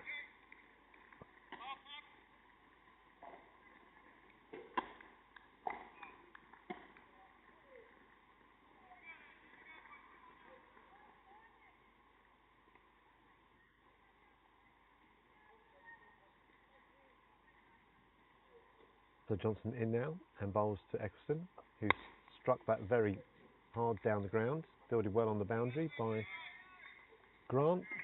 1 bounce in. It's a good fielding display this from the New Zealand side. They've had a very heavy schedule, 10 games, or will play 10 games by tomorrow. That's worked into the leg side by Andy Bairstow, should just be a single. This is good cricket by England. No real risks, just ticking it along very nicely. That's maybe 6 and over. I'm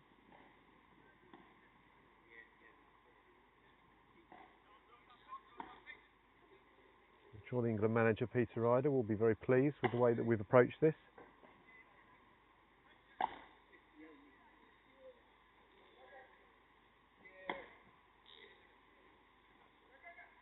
Score moves on to 127 for 2 from 20 overs.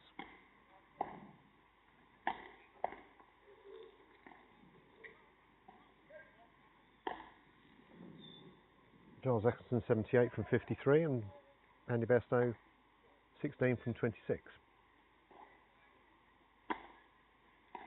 So it's going to be Lee continuing from the clubhouse end. Having round the wicket to Andy Bairstow, who's back and pushes that nicely into the offside, just for a single. Fielded by the boundary rider. Plenty gaps here for the singles. No real pressure on England at the moment, so New Zealand's got to decide what they're going to do here. Giles has just hit that straight up in the air, unfortunately, and taken the wicket. That's a great catch. And Giles has just been a little bit quiet for the last couple of overs, and then the first attacking shot he's played, unfortunately, he's got a kind of a leading edge on it, and it's gone straight up in the air.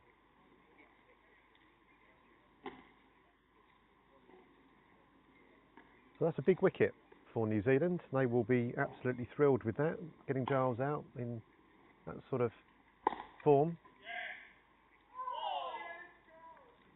And Giles receiving a good round of applause from a very solid innings. Very much the way in which Giles always plays, scores it better than a runner ball in pretty much every innings he plays. Playing properly. Unfortunately, that time he's just come unstuck a little bit, going across the line, getting the leading edge and being caught at point. So the score is 128 for 3 now, and New Zealand will certainly be pleased that they've got rid of Mr. Eccleston, but we now have Richard Trotman, who's now walked to the crease, I believe. So another very high quality player, plays his cricket in Gloucestershire. Richard has been to 2 World Cups in South Africa and Sri Lanka. He's been a big part of the England setup for a few years now.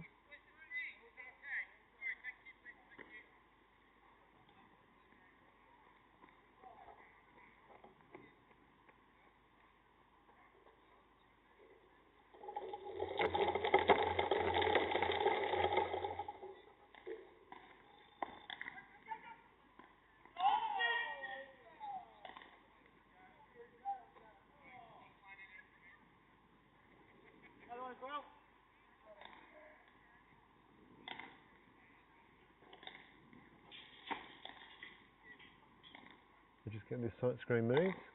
Camera's wobbling a little bit. Oh, that's not so good. Oh, there we go.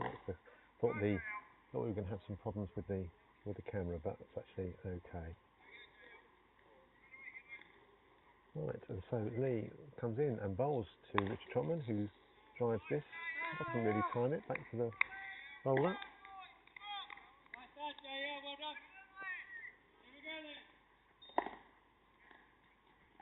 So Lee in now and bowls again over the wicket to Richard Trotman, who lets that go through to the keeper, having a little look.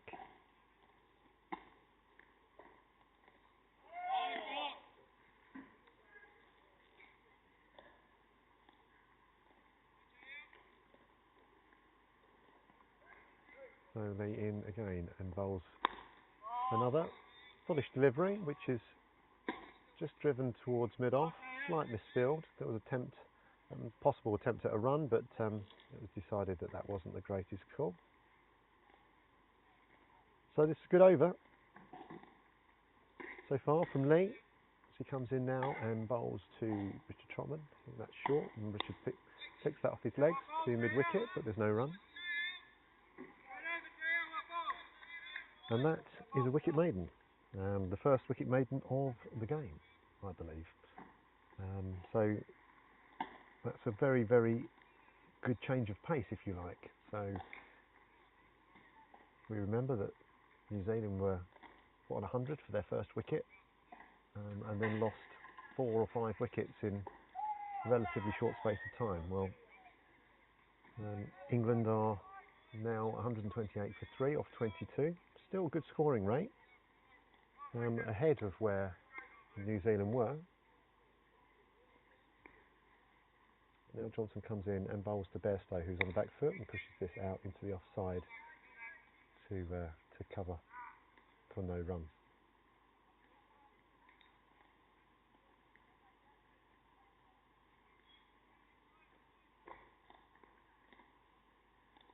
Johnson in again and bowls to Bairstow, who's back. Picks this into the leg side, probably just for a single. Bowler's fielding at mid-wicket off his own bowling, which brings Richard Trotman on to strike. Right-handed Richard Trotman.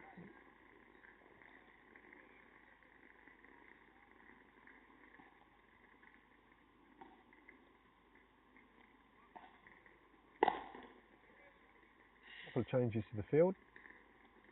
So we've had a couple of left-handers.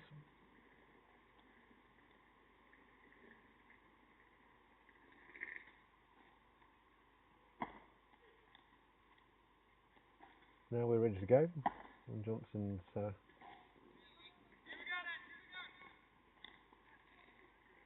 in now and bowls to Richard Trotman. Full ball, half volley. Richard just pushes down the ground for a single to mid-off.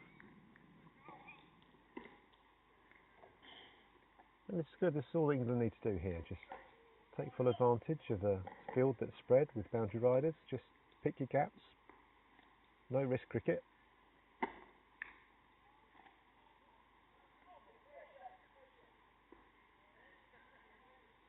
And Johnson comes in and bowls, and Andy Bairstow, much the same, just pushes it down the ground, takes full advantage of the mid-off being back on the rope, comfortably goes through for a single.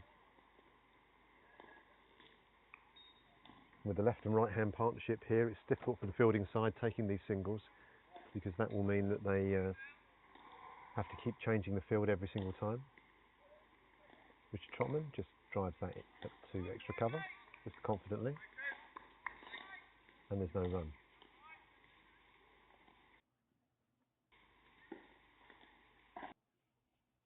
Johnson in now and bowls to Trotman, who gets an outside edge, just trying to push that into the offside, just goes backward a square, and there's no run. That's the end of the over.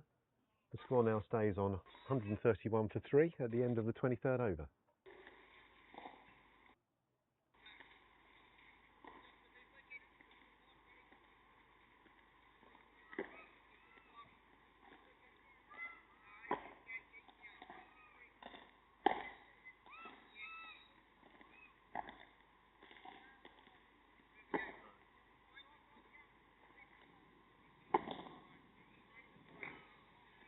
So the scoring rate is very similar to what we saw with the New Zealand innings, this sort of middle part of the game where New Zealand just started to get on top from where they were. But these bowled out outside the off stump. Bairstow's just pushed back, pushed that into the offside without a run.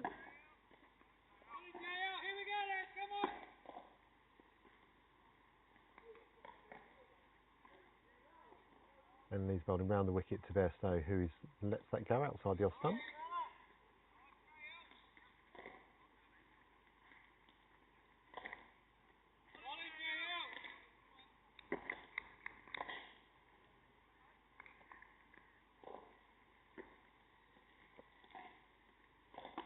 So it's a super shot from Andy Bairstow. He's trying to push two. That's very well fielded on this boundary right in front of us, preventing the second run. Which brings Richard Trotman on to strike.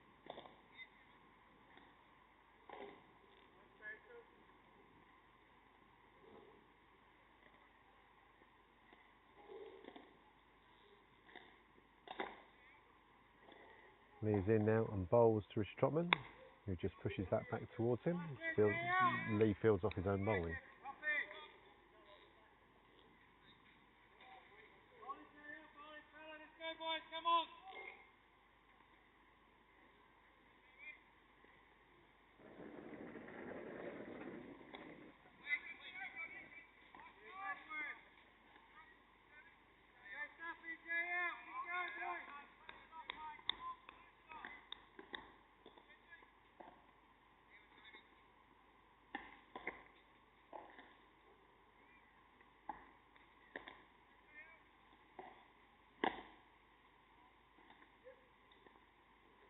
So Lee in now for the final ball of this over.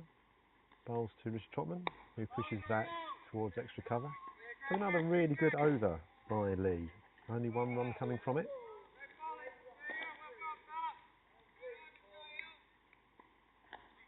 So Lee's bowled now 6 overs, 1 for 38.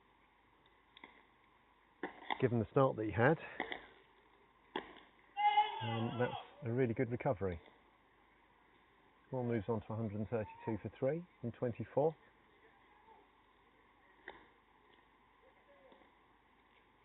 England will still be pleased, but they'll want to make sure that this scoring rate is maintained. The run rate now has just dropped below 6 and over. But the run rate required is still only just over 5, so no reason to panic for England. Batting really within themselves, but just mustn't get into a sort of a lull period. That's a super shot off the back foot from Bairstow. Just goes out to the extra cover sweeper for a single. Ball comes in now, it's fielded just for a single, and the score moves on to 133.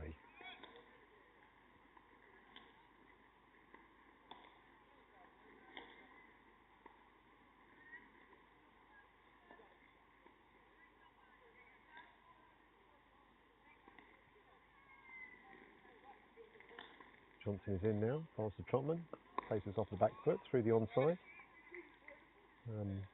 Rather well fielded with his feet. Can't quite see who that was.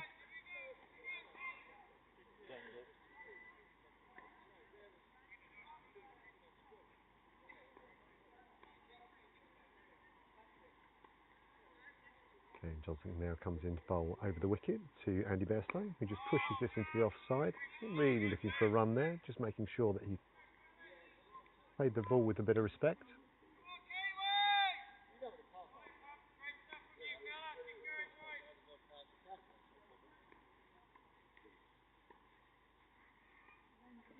That's a fine shot from Andy Bairstow. That's a beautiful sweep shot. Hit very hard for 4 in front of square.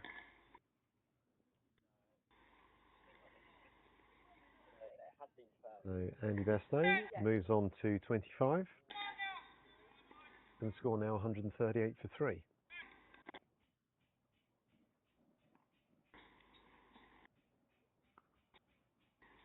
And that's just short and punched away in the leg side through mid wicket by Andy. Another 4, 2 consecutive boundaries now.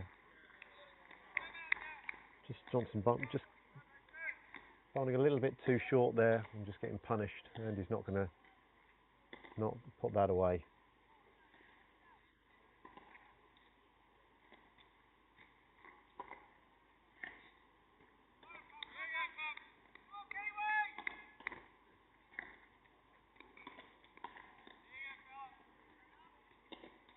And Johnson now in again and bowls to Bairstow, who flicks this into the leg side. A little bit of pressure on the fielder, but comfortably in, good arm, and it's just a single. That's the end of the over. The 25th over, scores 143 for 3. And that's a good over for England. 10 coming from it. Some positive intent there, which is good. After a few overs where the run rate's just dropped slightly, just gaining that momentum back. And give certainly Andy and Richard some confidence as we approach the second half of our innings.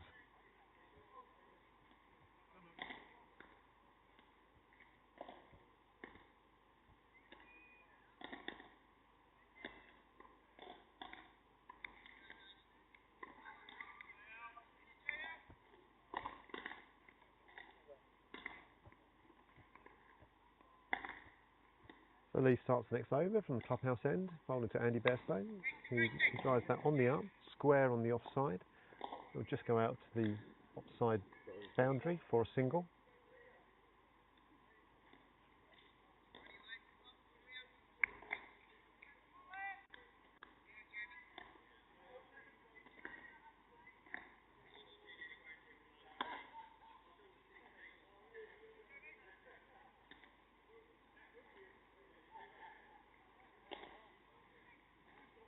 Lee now in to Trotman, who just drives that behind square on the offside. That might go all the way, you know.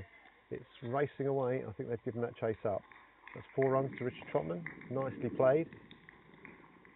Probably meant to hit it a little bit squarer than that, but we'll take them.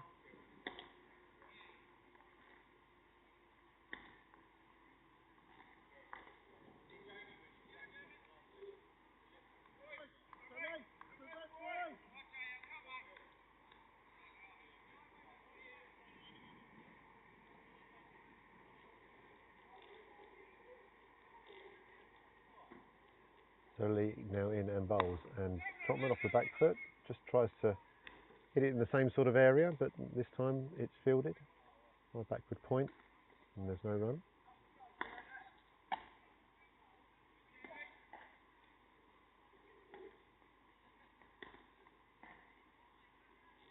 Lee now slower ball.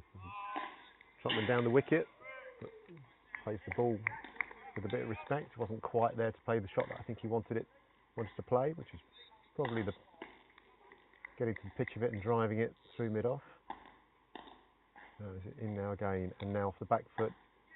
Just a little bottom edge from Richard Trotman. Ball's thrown at the non-striking end. Goes through, but nicely backed up. Which brings Andy Bairstow now to strike.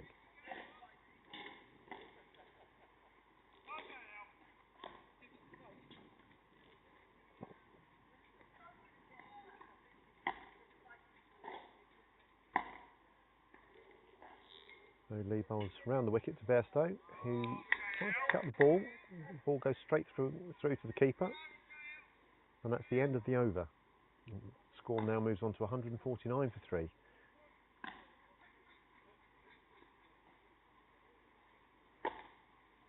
Bairstow 31 from 40 balls, and Richard Trotman 7 from 15. So we have a bowling change as well here.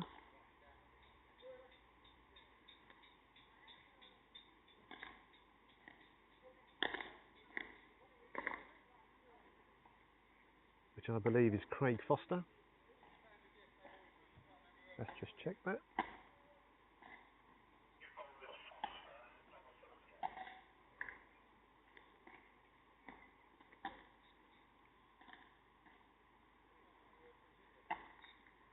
So we've got a change of bowling now from the top end.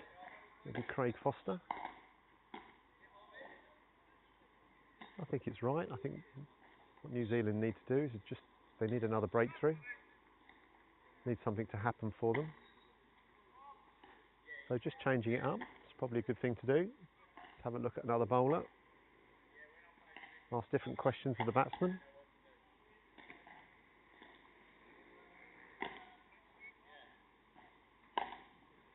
Foster just trying to sort out his field. He's in now and bowls. It looks like a leg spin from here, and that's been cut backward of point. Might go all the way. It has gone all the way for 4. Well, that's a really good start by Richard Trotman.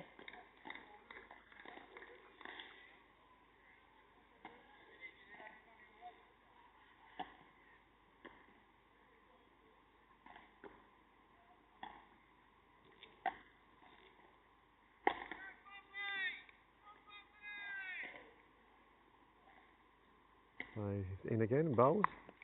And Richard Trotman's just hit that off the back foot, just pulled it out to the deep square boundary. Just take a single.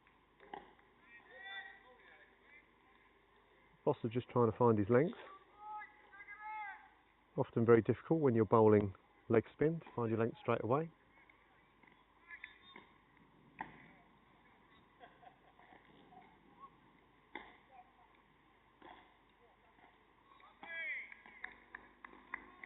I think Andy Bairstow might fancy this, if I'm absolutely honest. He does like to slog sweep, very strong in that area, and on the shorter boundary for him, being a left-handed, it might suit his game. So the score moves on to 155 for 3. And Foster's now into Richard Trotman. Flighted ball, just gets pushed into the leg side, square of the wicket. Just another single. England keeping this scoreboard ticking over.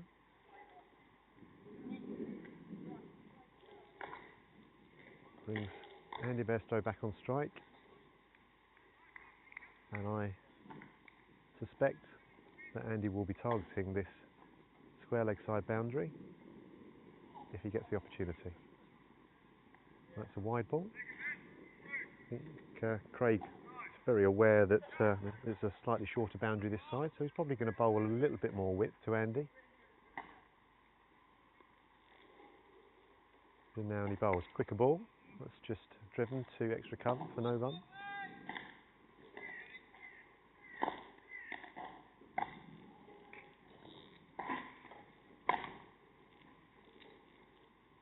And Craig now is in and bowls to Andy. That's good change of pace, but Andy's played a super shot there. That ball's probably going to run away for 4. Just a little late cut, using the pace of the ball to take it over the boundary for 4. Super shot there by Andy Bairstow, who now moves on to 36. The score's 161 for 3. Is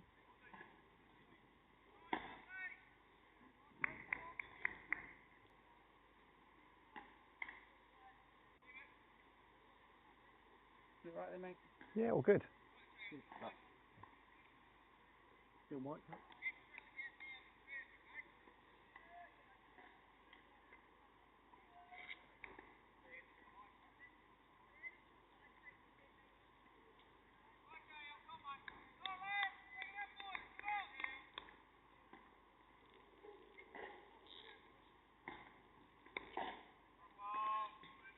Lee comes in and bowls, starts this new over from the clubhouse end. Trotman just pushes forward, and there's no run.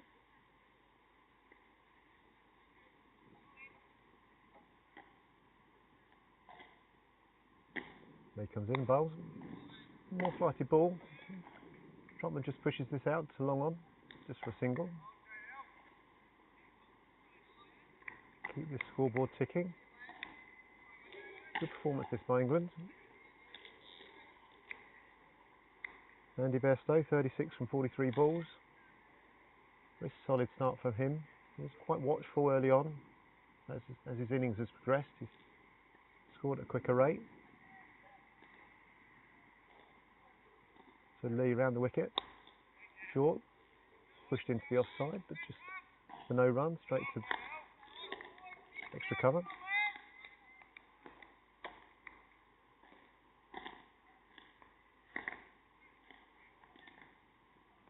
And he's just got to be patient here.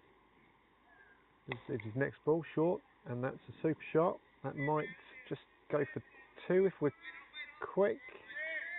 That's good fielding out on the extra deep mid-wicket boundary. I'll get my words out. Andy moves on 37. And Mr. Trotman now back on strike. Just bringing up the field. The bowling over the wicket to the right-handed Trotman, who cuts this out to the square boundary, just for a single. Scoreboard continues to tick well for England. Quite runnable cricket, but close to 5.89 runs and over.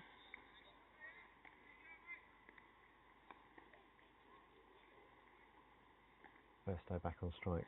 Lee coming round the wicket for the left-hander, and that's a full toss. And Andy Bairstow will not be happy with that. He's just scored a single and he's kind of clothed it a little bit. He would have wanted to hit that for 4.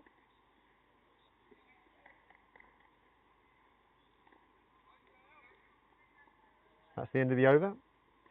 27 overs bowled, 165 for 3.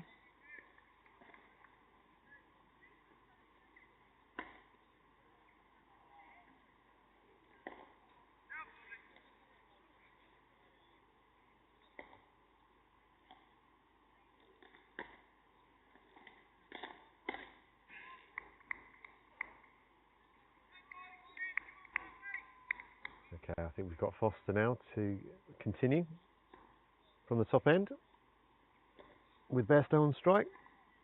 Let's see if I've called it right. I think definitely he will be targeting the slug sweep.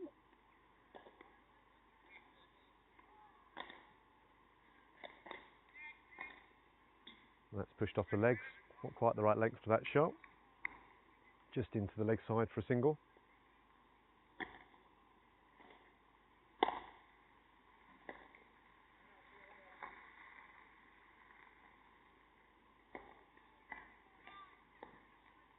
Foster now into Trotman. Ball's completely tossed up.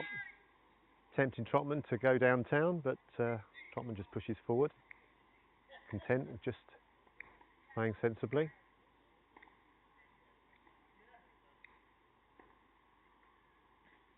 Foster comes in now and bowls, and that's a quicker full length ball. Quite a change of pace by Foster here. Quite interesting to see.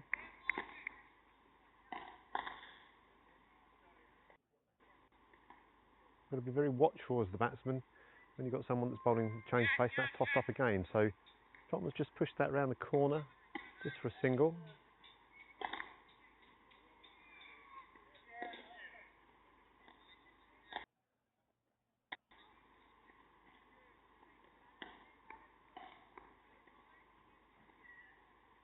So Bairstow on 39, scores 167 for 3.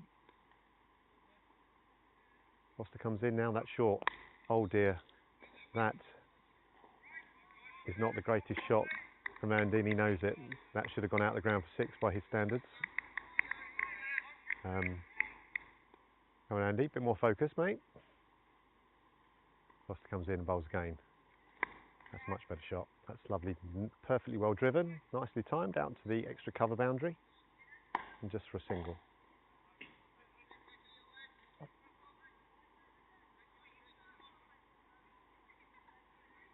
That's the end of the over.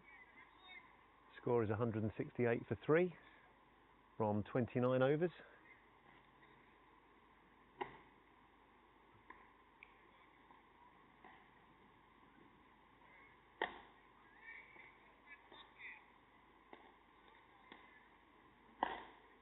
So 16 overs to go.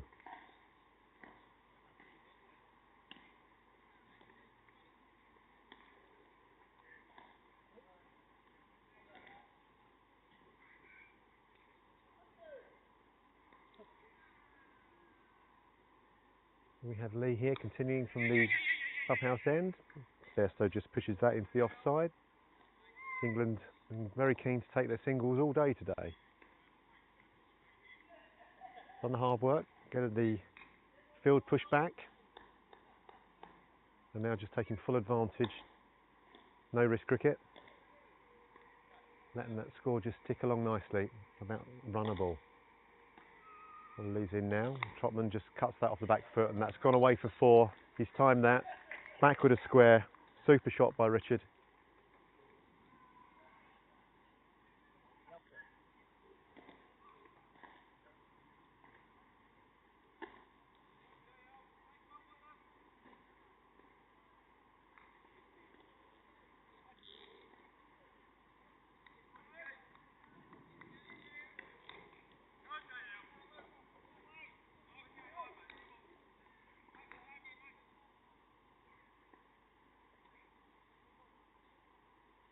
So Lee now over the wicket to Richard Trotman, who's just got a little feather of an edge on that, I think, and that might well run away for 4. Yes, it has again. That's 2 in 2. Yes, that is a 4. That's not buys. Yep, that is 4 runs to Richard Trotman. That moves him on to 24. Score moves up to 177 for 3.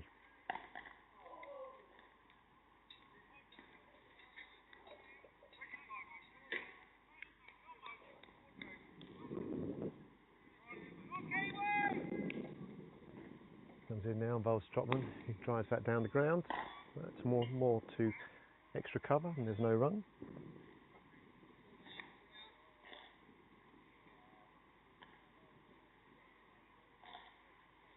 He's in again, and much the same.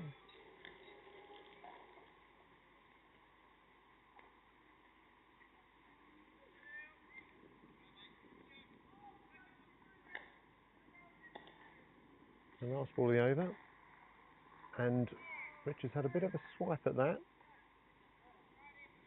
Goes through to the keeper. That's the end of the 30th over and his drinks.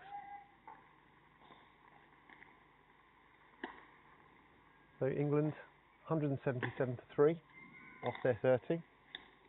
Going along very nicely.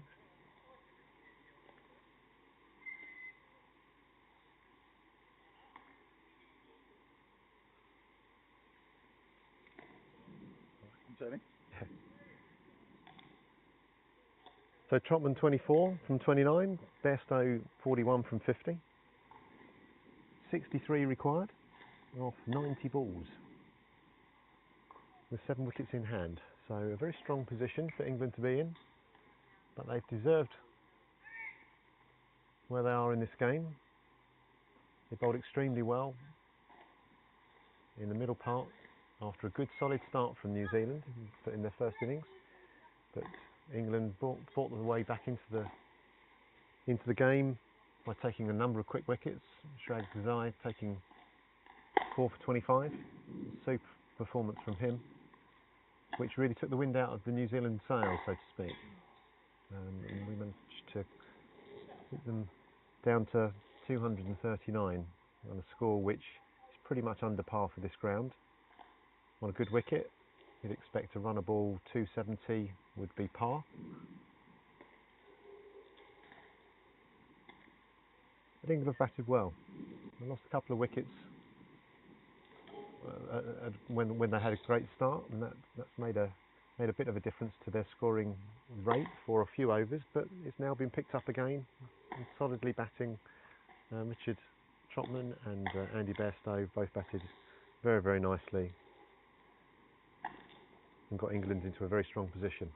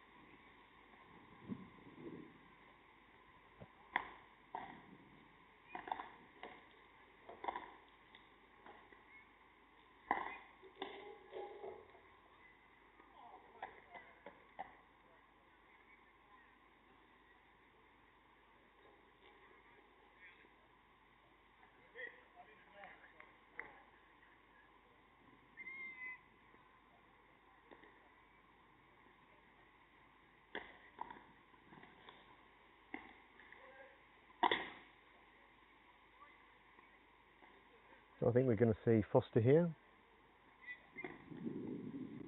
continue from the top end.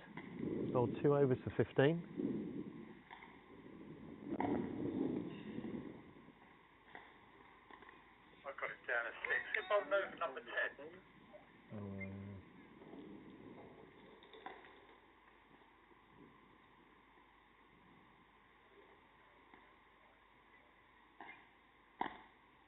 Okay, just the umpire just checking how many overs the bowlers have bowled. We're now ready to start. So Craig Foster about to come in and bowl to start this final 15 over period of the game, and that's a full toss to Andy Bairstow, who has just thundered that to mid-on. Great timing. Andy moves on to 42 from 50 balls, 51 balls.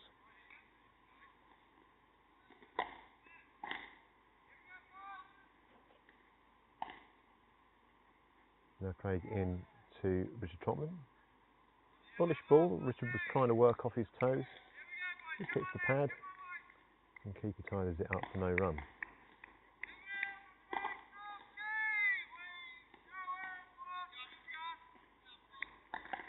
Foster in again. Tossed up ball again. Trotman just pushes that into the leg side. No risk. Just for a single.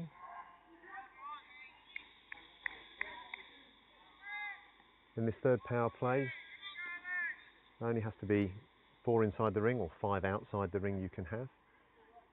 The 30-yard ring. Foster's again, he's tossed that ball up, and that's well fielded by the fielder at mid-wicket, saving the single.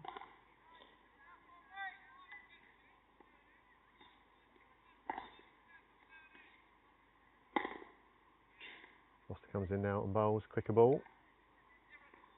Just a slight fumble from the keeper. We go through for, I think that's just a bye. Yes, it is. So again, Craig Foster just varying his pace and his length quite a lot. So as a batter, you've got to be very watchful as he bowls. So that's shorter and a quicker ball, probably a bit high, but that's certainly beaten Richard Trotman for pace. And that's the end of the over. Score moves on to, or stays on 183 after 31. Andy Bairstow on 42 and Richard Trotman on 25.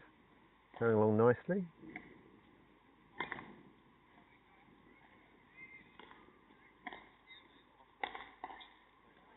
So 60 required now for England off this last 14 overs.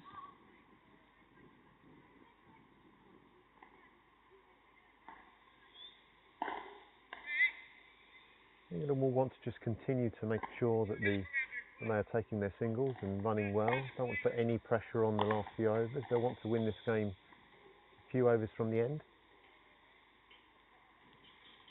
They certainly won't want to take it down to the wire, so to speak.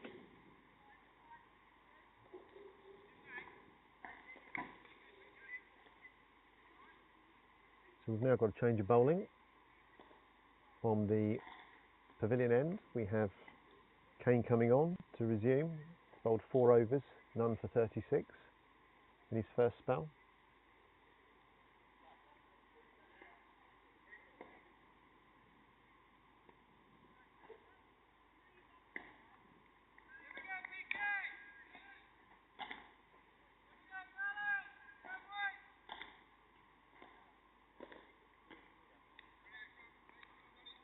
So Kane now comes over the wicket to Andy Bairstow, who's launched that over the square leg boundary for 6. It's a really strong area for Andy. That's first ball of the over.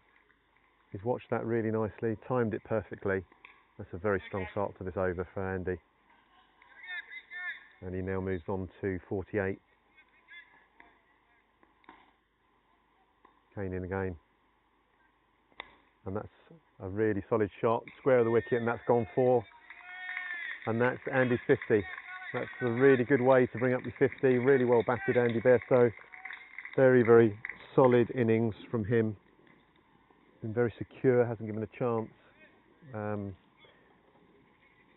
52 or 55 balls.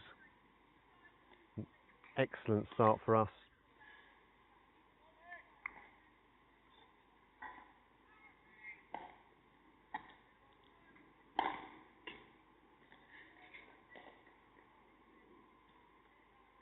And he's been very reliable at the top of the innings for England in the games that he's played. batting very, very well indeed, scoring at more or less a runner ball.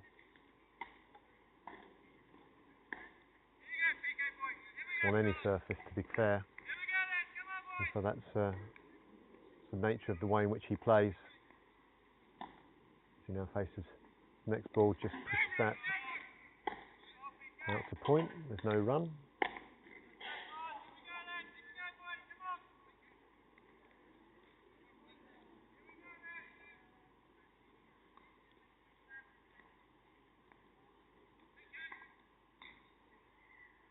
So Kane in now again. And Andy's just smashed that over extra cover. That's a super shot for 4.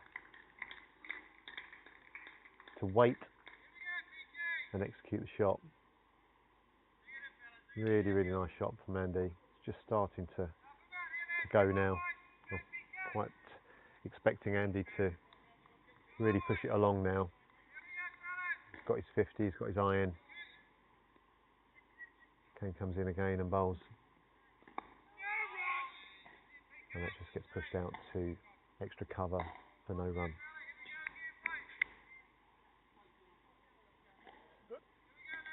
So 14 so far from this over. Very strong start after drinks.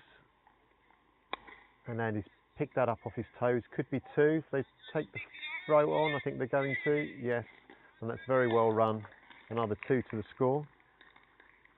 196 for 3 at the end of the 32nd over.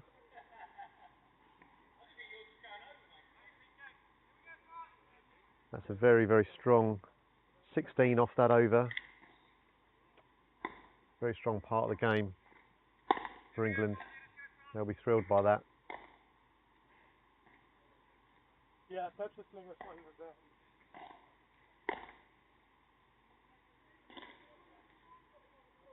I think Andy's just having a little bit of treatment. I think it looks like he's got maybe a little bit of a strain in his back, which may be affecting him a little bit.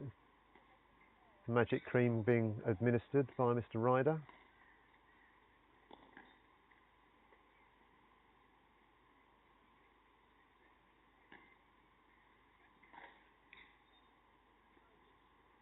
I think that's Andy's wife that's just come out to inspect.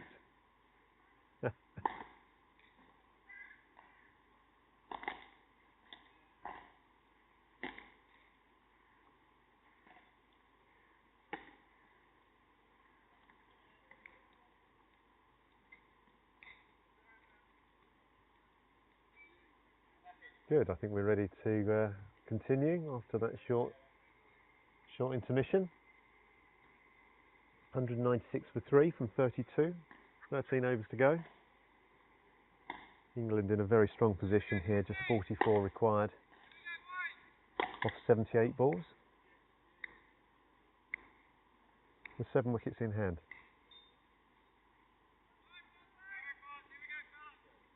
Okay, so this is Foster to resume with Trotman on strike. He comes in and he bowls. Trotman works that off his hip. Might just be 1, could be 2. Yes, they've taken a second. Not the strongest piece of fielding.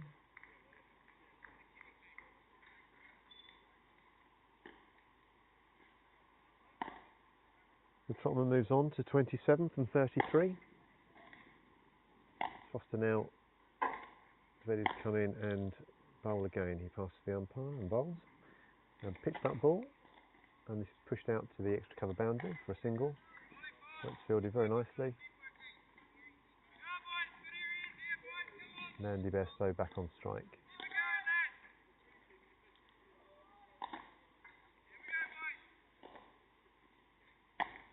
That is Foster into Bairstow. He's now looking again to late cut. Just getting quicker ball, just beaten in by pace, just kept a little bit low.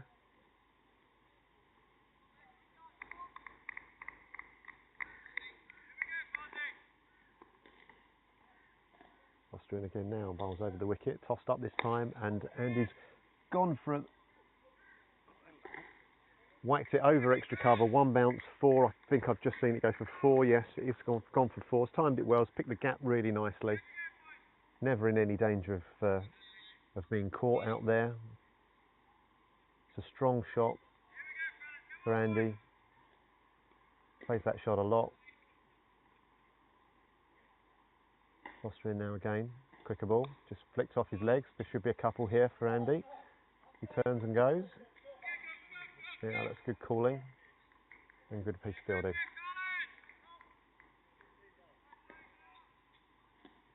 Score moves on to 205 for 3 from 32.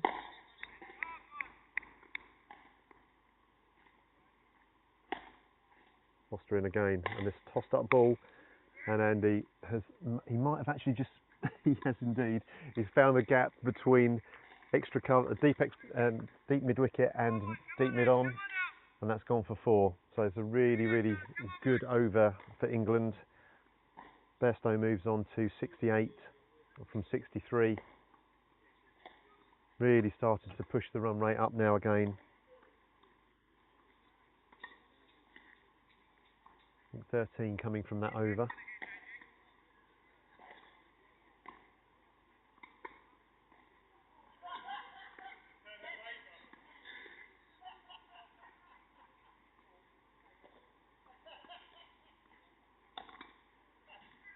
So it scores 209 for 3 off 33. We start this 34th over, 11 to go. I think we've got Kane here, who is going to continue. 5 overs for 50, done for 52.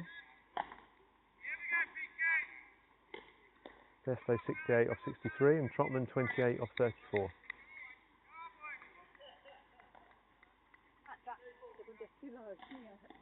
So Kane comes in now and bowls to Trotman, who cuts this for 4. Super shot by Richard Trotman. Races over the boundary for 4. Trots now moves up to 32 from 35. Solid batting from him as well.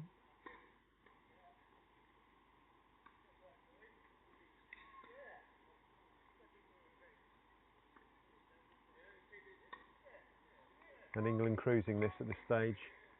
213 for 3. Very, very solid performance from all the batters.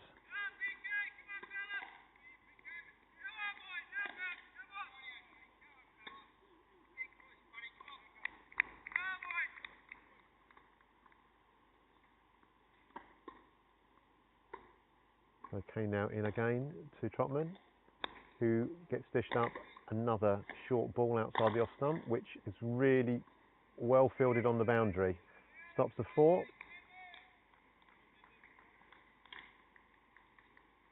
Kane's got to find a length here. That is meat and drink to someone like Richard Trotman.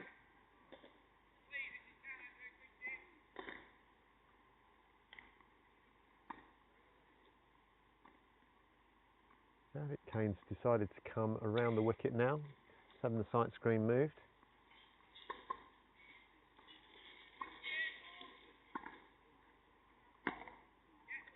So 26 now to win from 70 balls with 7 wickets in hand. England just getting their foot down and accelerating towards the finish line. Kane's in now again and bowls, and Andy's hit that straight out to the deep square boundary. 1 bounce in front of the fielder, nicely fielded. It comes in, they just take a single.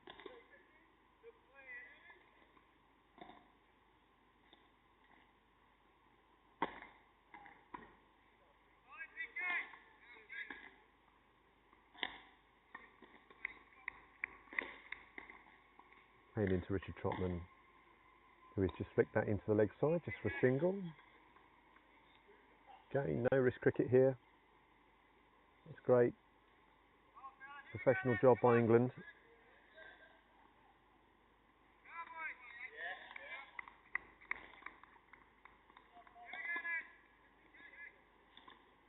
Bairstow on strike, 69. And it's just been bowled. Super bowl. Just driving, just hits, looks like the top of off. Just have a look at it on the replay just to see what's happened there, whether it's gone, I think it's gone between bat and pad. Let's have a look. It has, it's bowled straight through the gate. Super innings though by Andy Bairstow. 69 off 65 balls. Batted extremely well.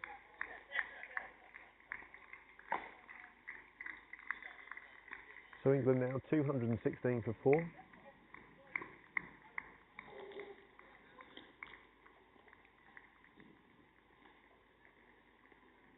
Kane gets his reward. 1 for 59.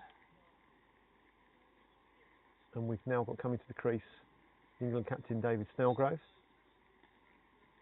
with 24 runs required off 67 balls.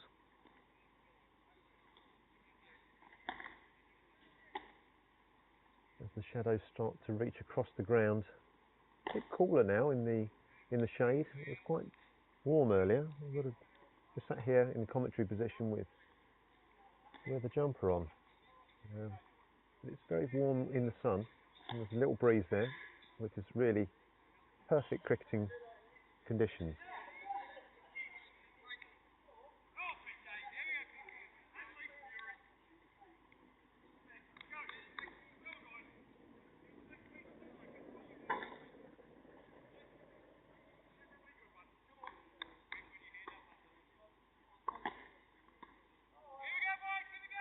So, final ball of the over. Kane will bowl to David Snellgrove. And David Snellgrove just pushes that into the offside for no run, and that's the end of the over. 216 for 4, with 11 overs to go. England require 24 runs to win.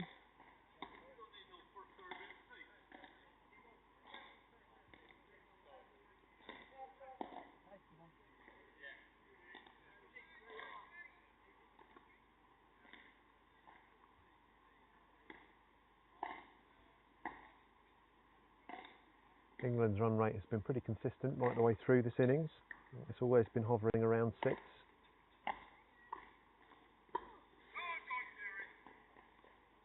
A very good performance by all of the batters. Nice proper professional job. We now have a change of bowling from the top end. I think this is Gary that is going to be bowling, which I believe to be right arm over. I believe it's probably off spin. Let's just have a look. It is, and the first ball has disappeared. 1 bounce for 4. Short leg stump. Richard Trotman is going to say thank you very much to that.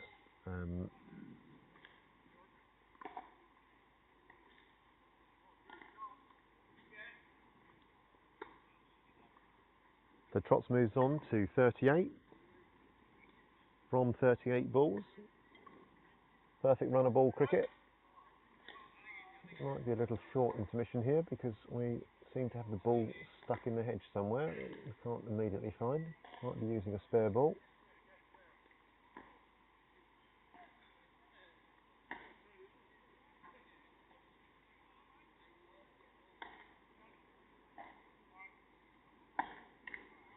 Good, ball's being found. It's making its way back.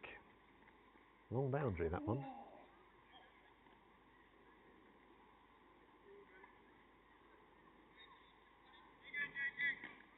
Okay, we're ready to go. So Gary comes in now and bowls. That's down the leg side, that should be wide. Keeper just takes the bails off just to show that they're still there.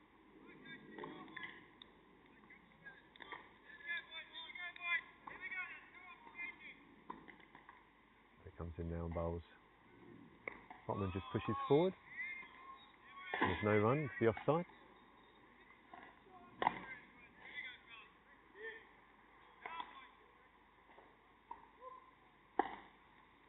Gary bowls again, and it's now full of ball. Trotman has just clipped into the leg side for no run. Just having a little look here, being cautious. Boundary off the first ball.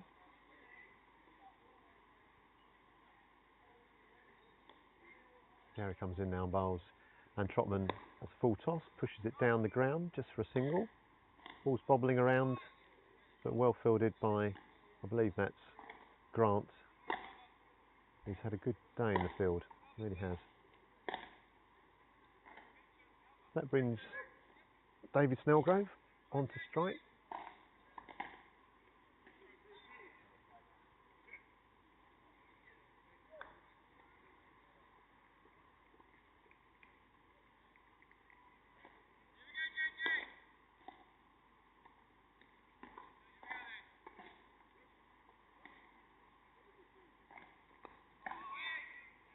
So he just pushes that into the leg side, and there's no run.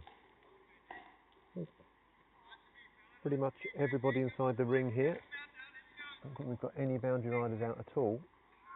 So trying to put the pressure on New Zealand. And that's the end of Gary's first over. None for 6.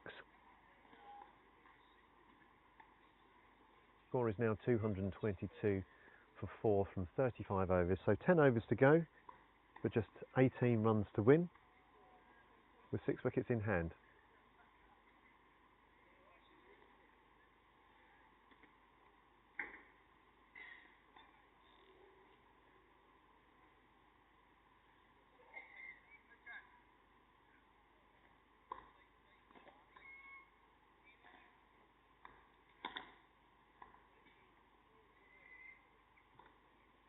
So we have Kane to continue from the clubhouse end.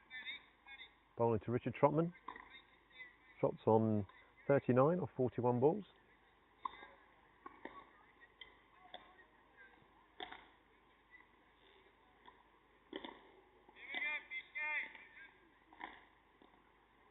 And Kane now in and bowls. And Trotman drives that confidently through extra cover for 4. Beautifully timed, proper shot. Just Kane just over pitching. And Richard Trotman just putting that away as you would expect him to. Very solidly indeed, and none of the fielders even moved. So Trots moves on to 43.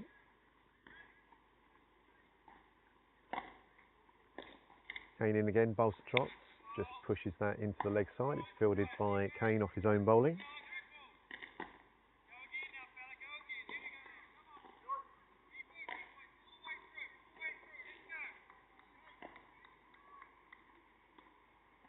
Then comes in again. Trotman defends that on the front foot, pushes it into the onside, again fielded by Kane off his own bowling.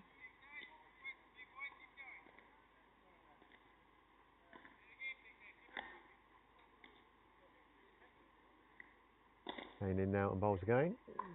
Trotman just pushes that into the offside. They take a single, bringing David Snellgrove on strike for his 4th ball.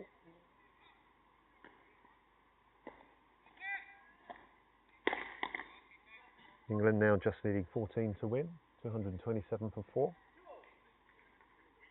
Here comes Kane and bowls. Forward comes David Snellgrove, just pushes it back to the bowler.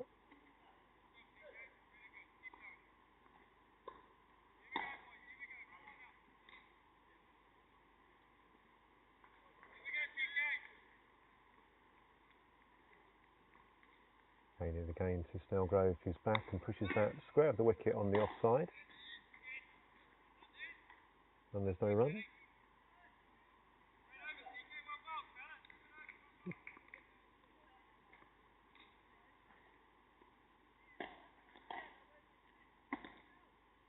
So that's the end of the over, end of the 36th over, 227 for 4.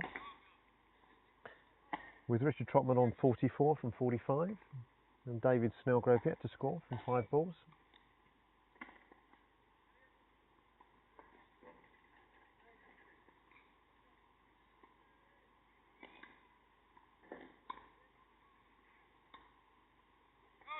I think we've got Gary now, continuing from the top end.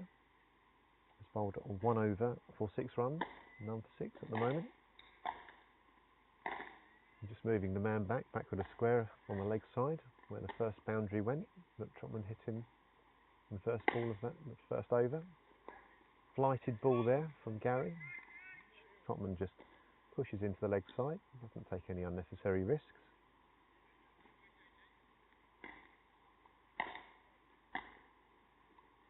Gary and now bowls, and Trotman just pushing that off his legs into the leg side, square of the wicket, just for a single. Moves David Snellgrove on strike.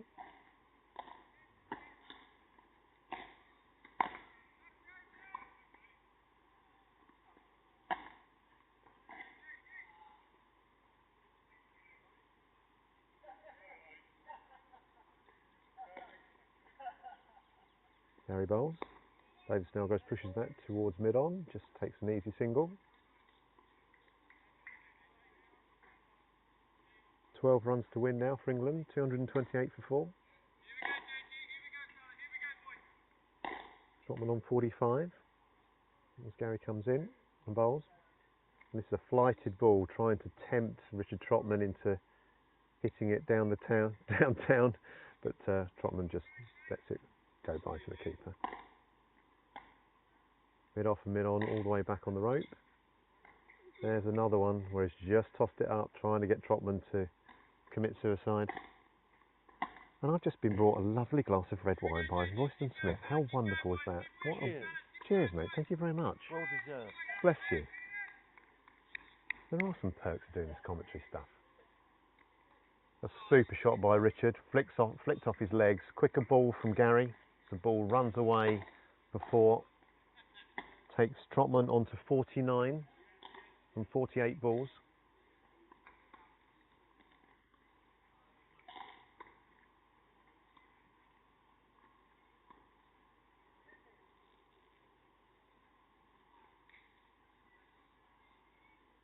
So just 5 runs to win now.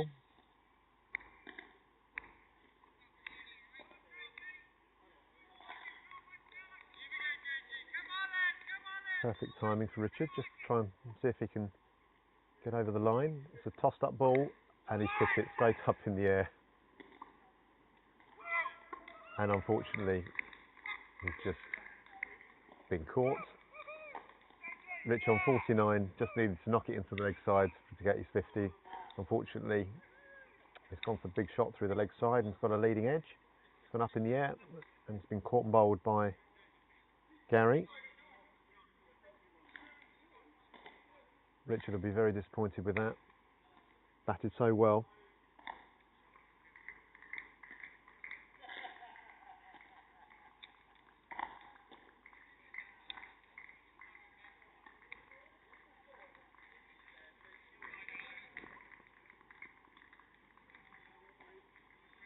So I think that brings Steve Burdett to the crease. He probably wasn't expecting to get a bat today.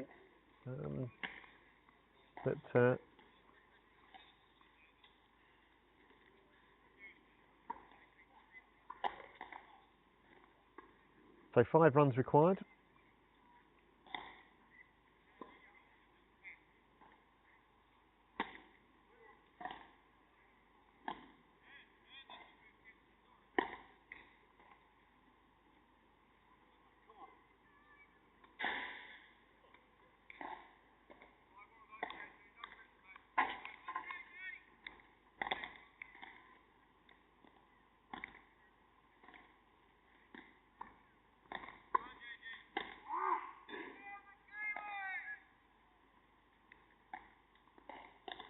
So Gary comes in and bowls. And Burdett just leaves that outside the off stump. That's the end of the over. End of the 36th over. Score is, sorry, end of the 37th over, my apologies. 235 for 5.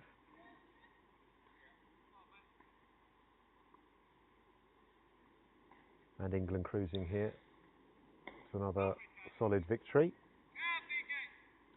Just 5 runs required off 48 balls. David Snellgrove on strike.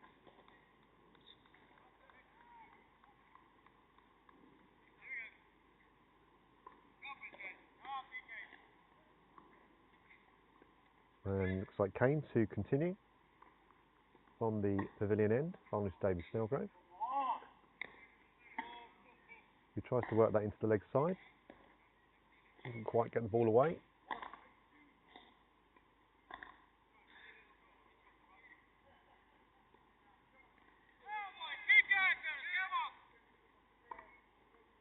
Kane's in again. Bowls. Solidly forward by Snellgrove. Fielded off his own bowling by Kane.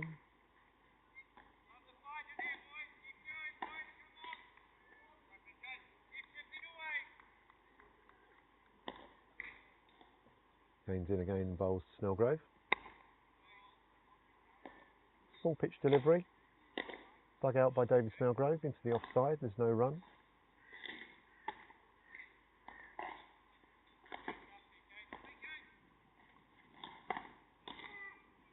Kane now in again.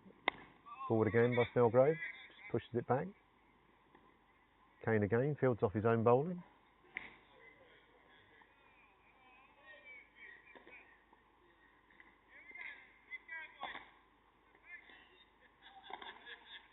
Kane in again and bowls. And David Snellgrove is classic David Snellgrove shot. Hits the ball square, or just behind square, cuts it for 4. Super shot by David. Very much a trademark shot for Mr. Snellgrove. Score moves on to 239, so the score's on our level.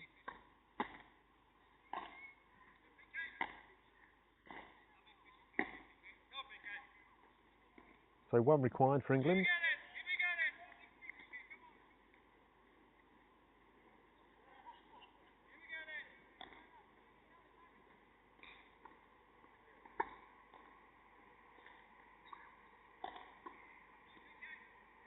Field comes up, trying to save the single as Kane comes in and bowls, and Snellgrove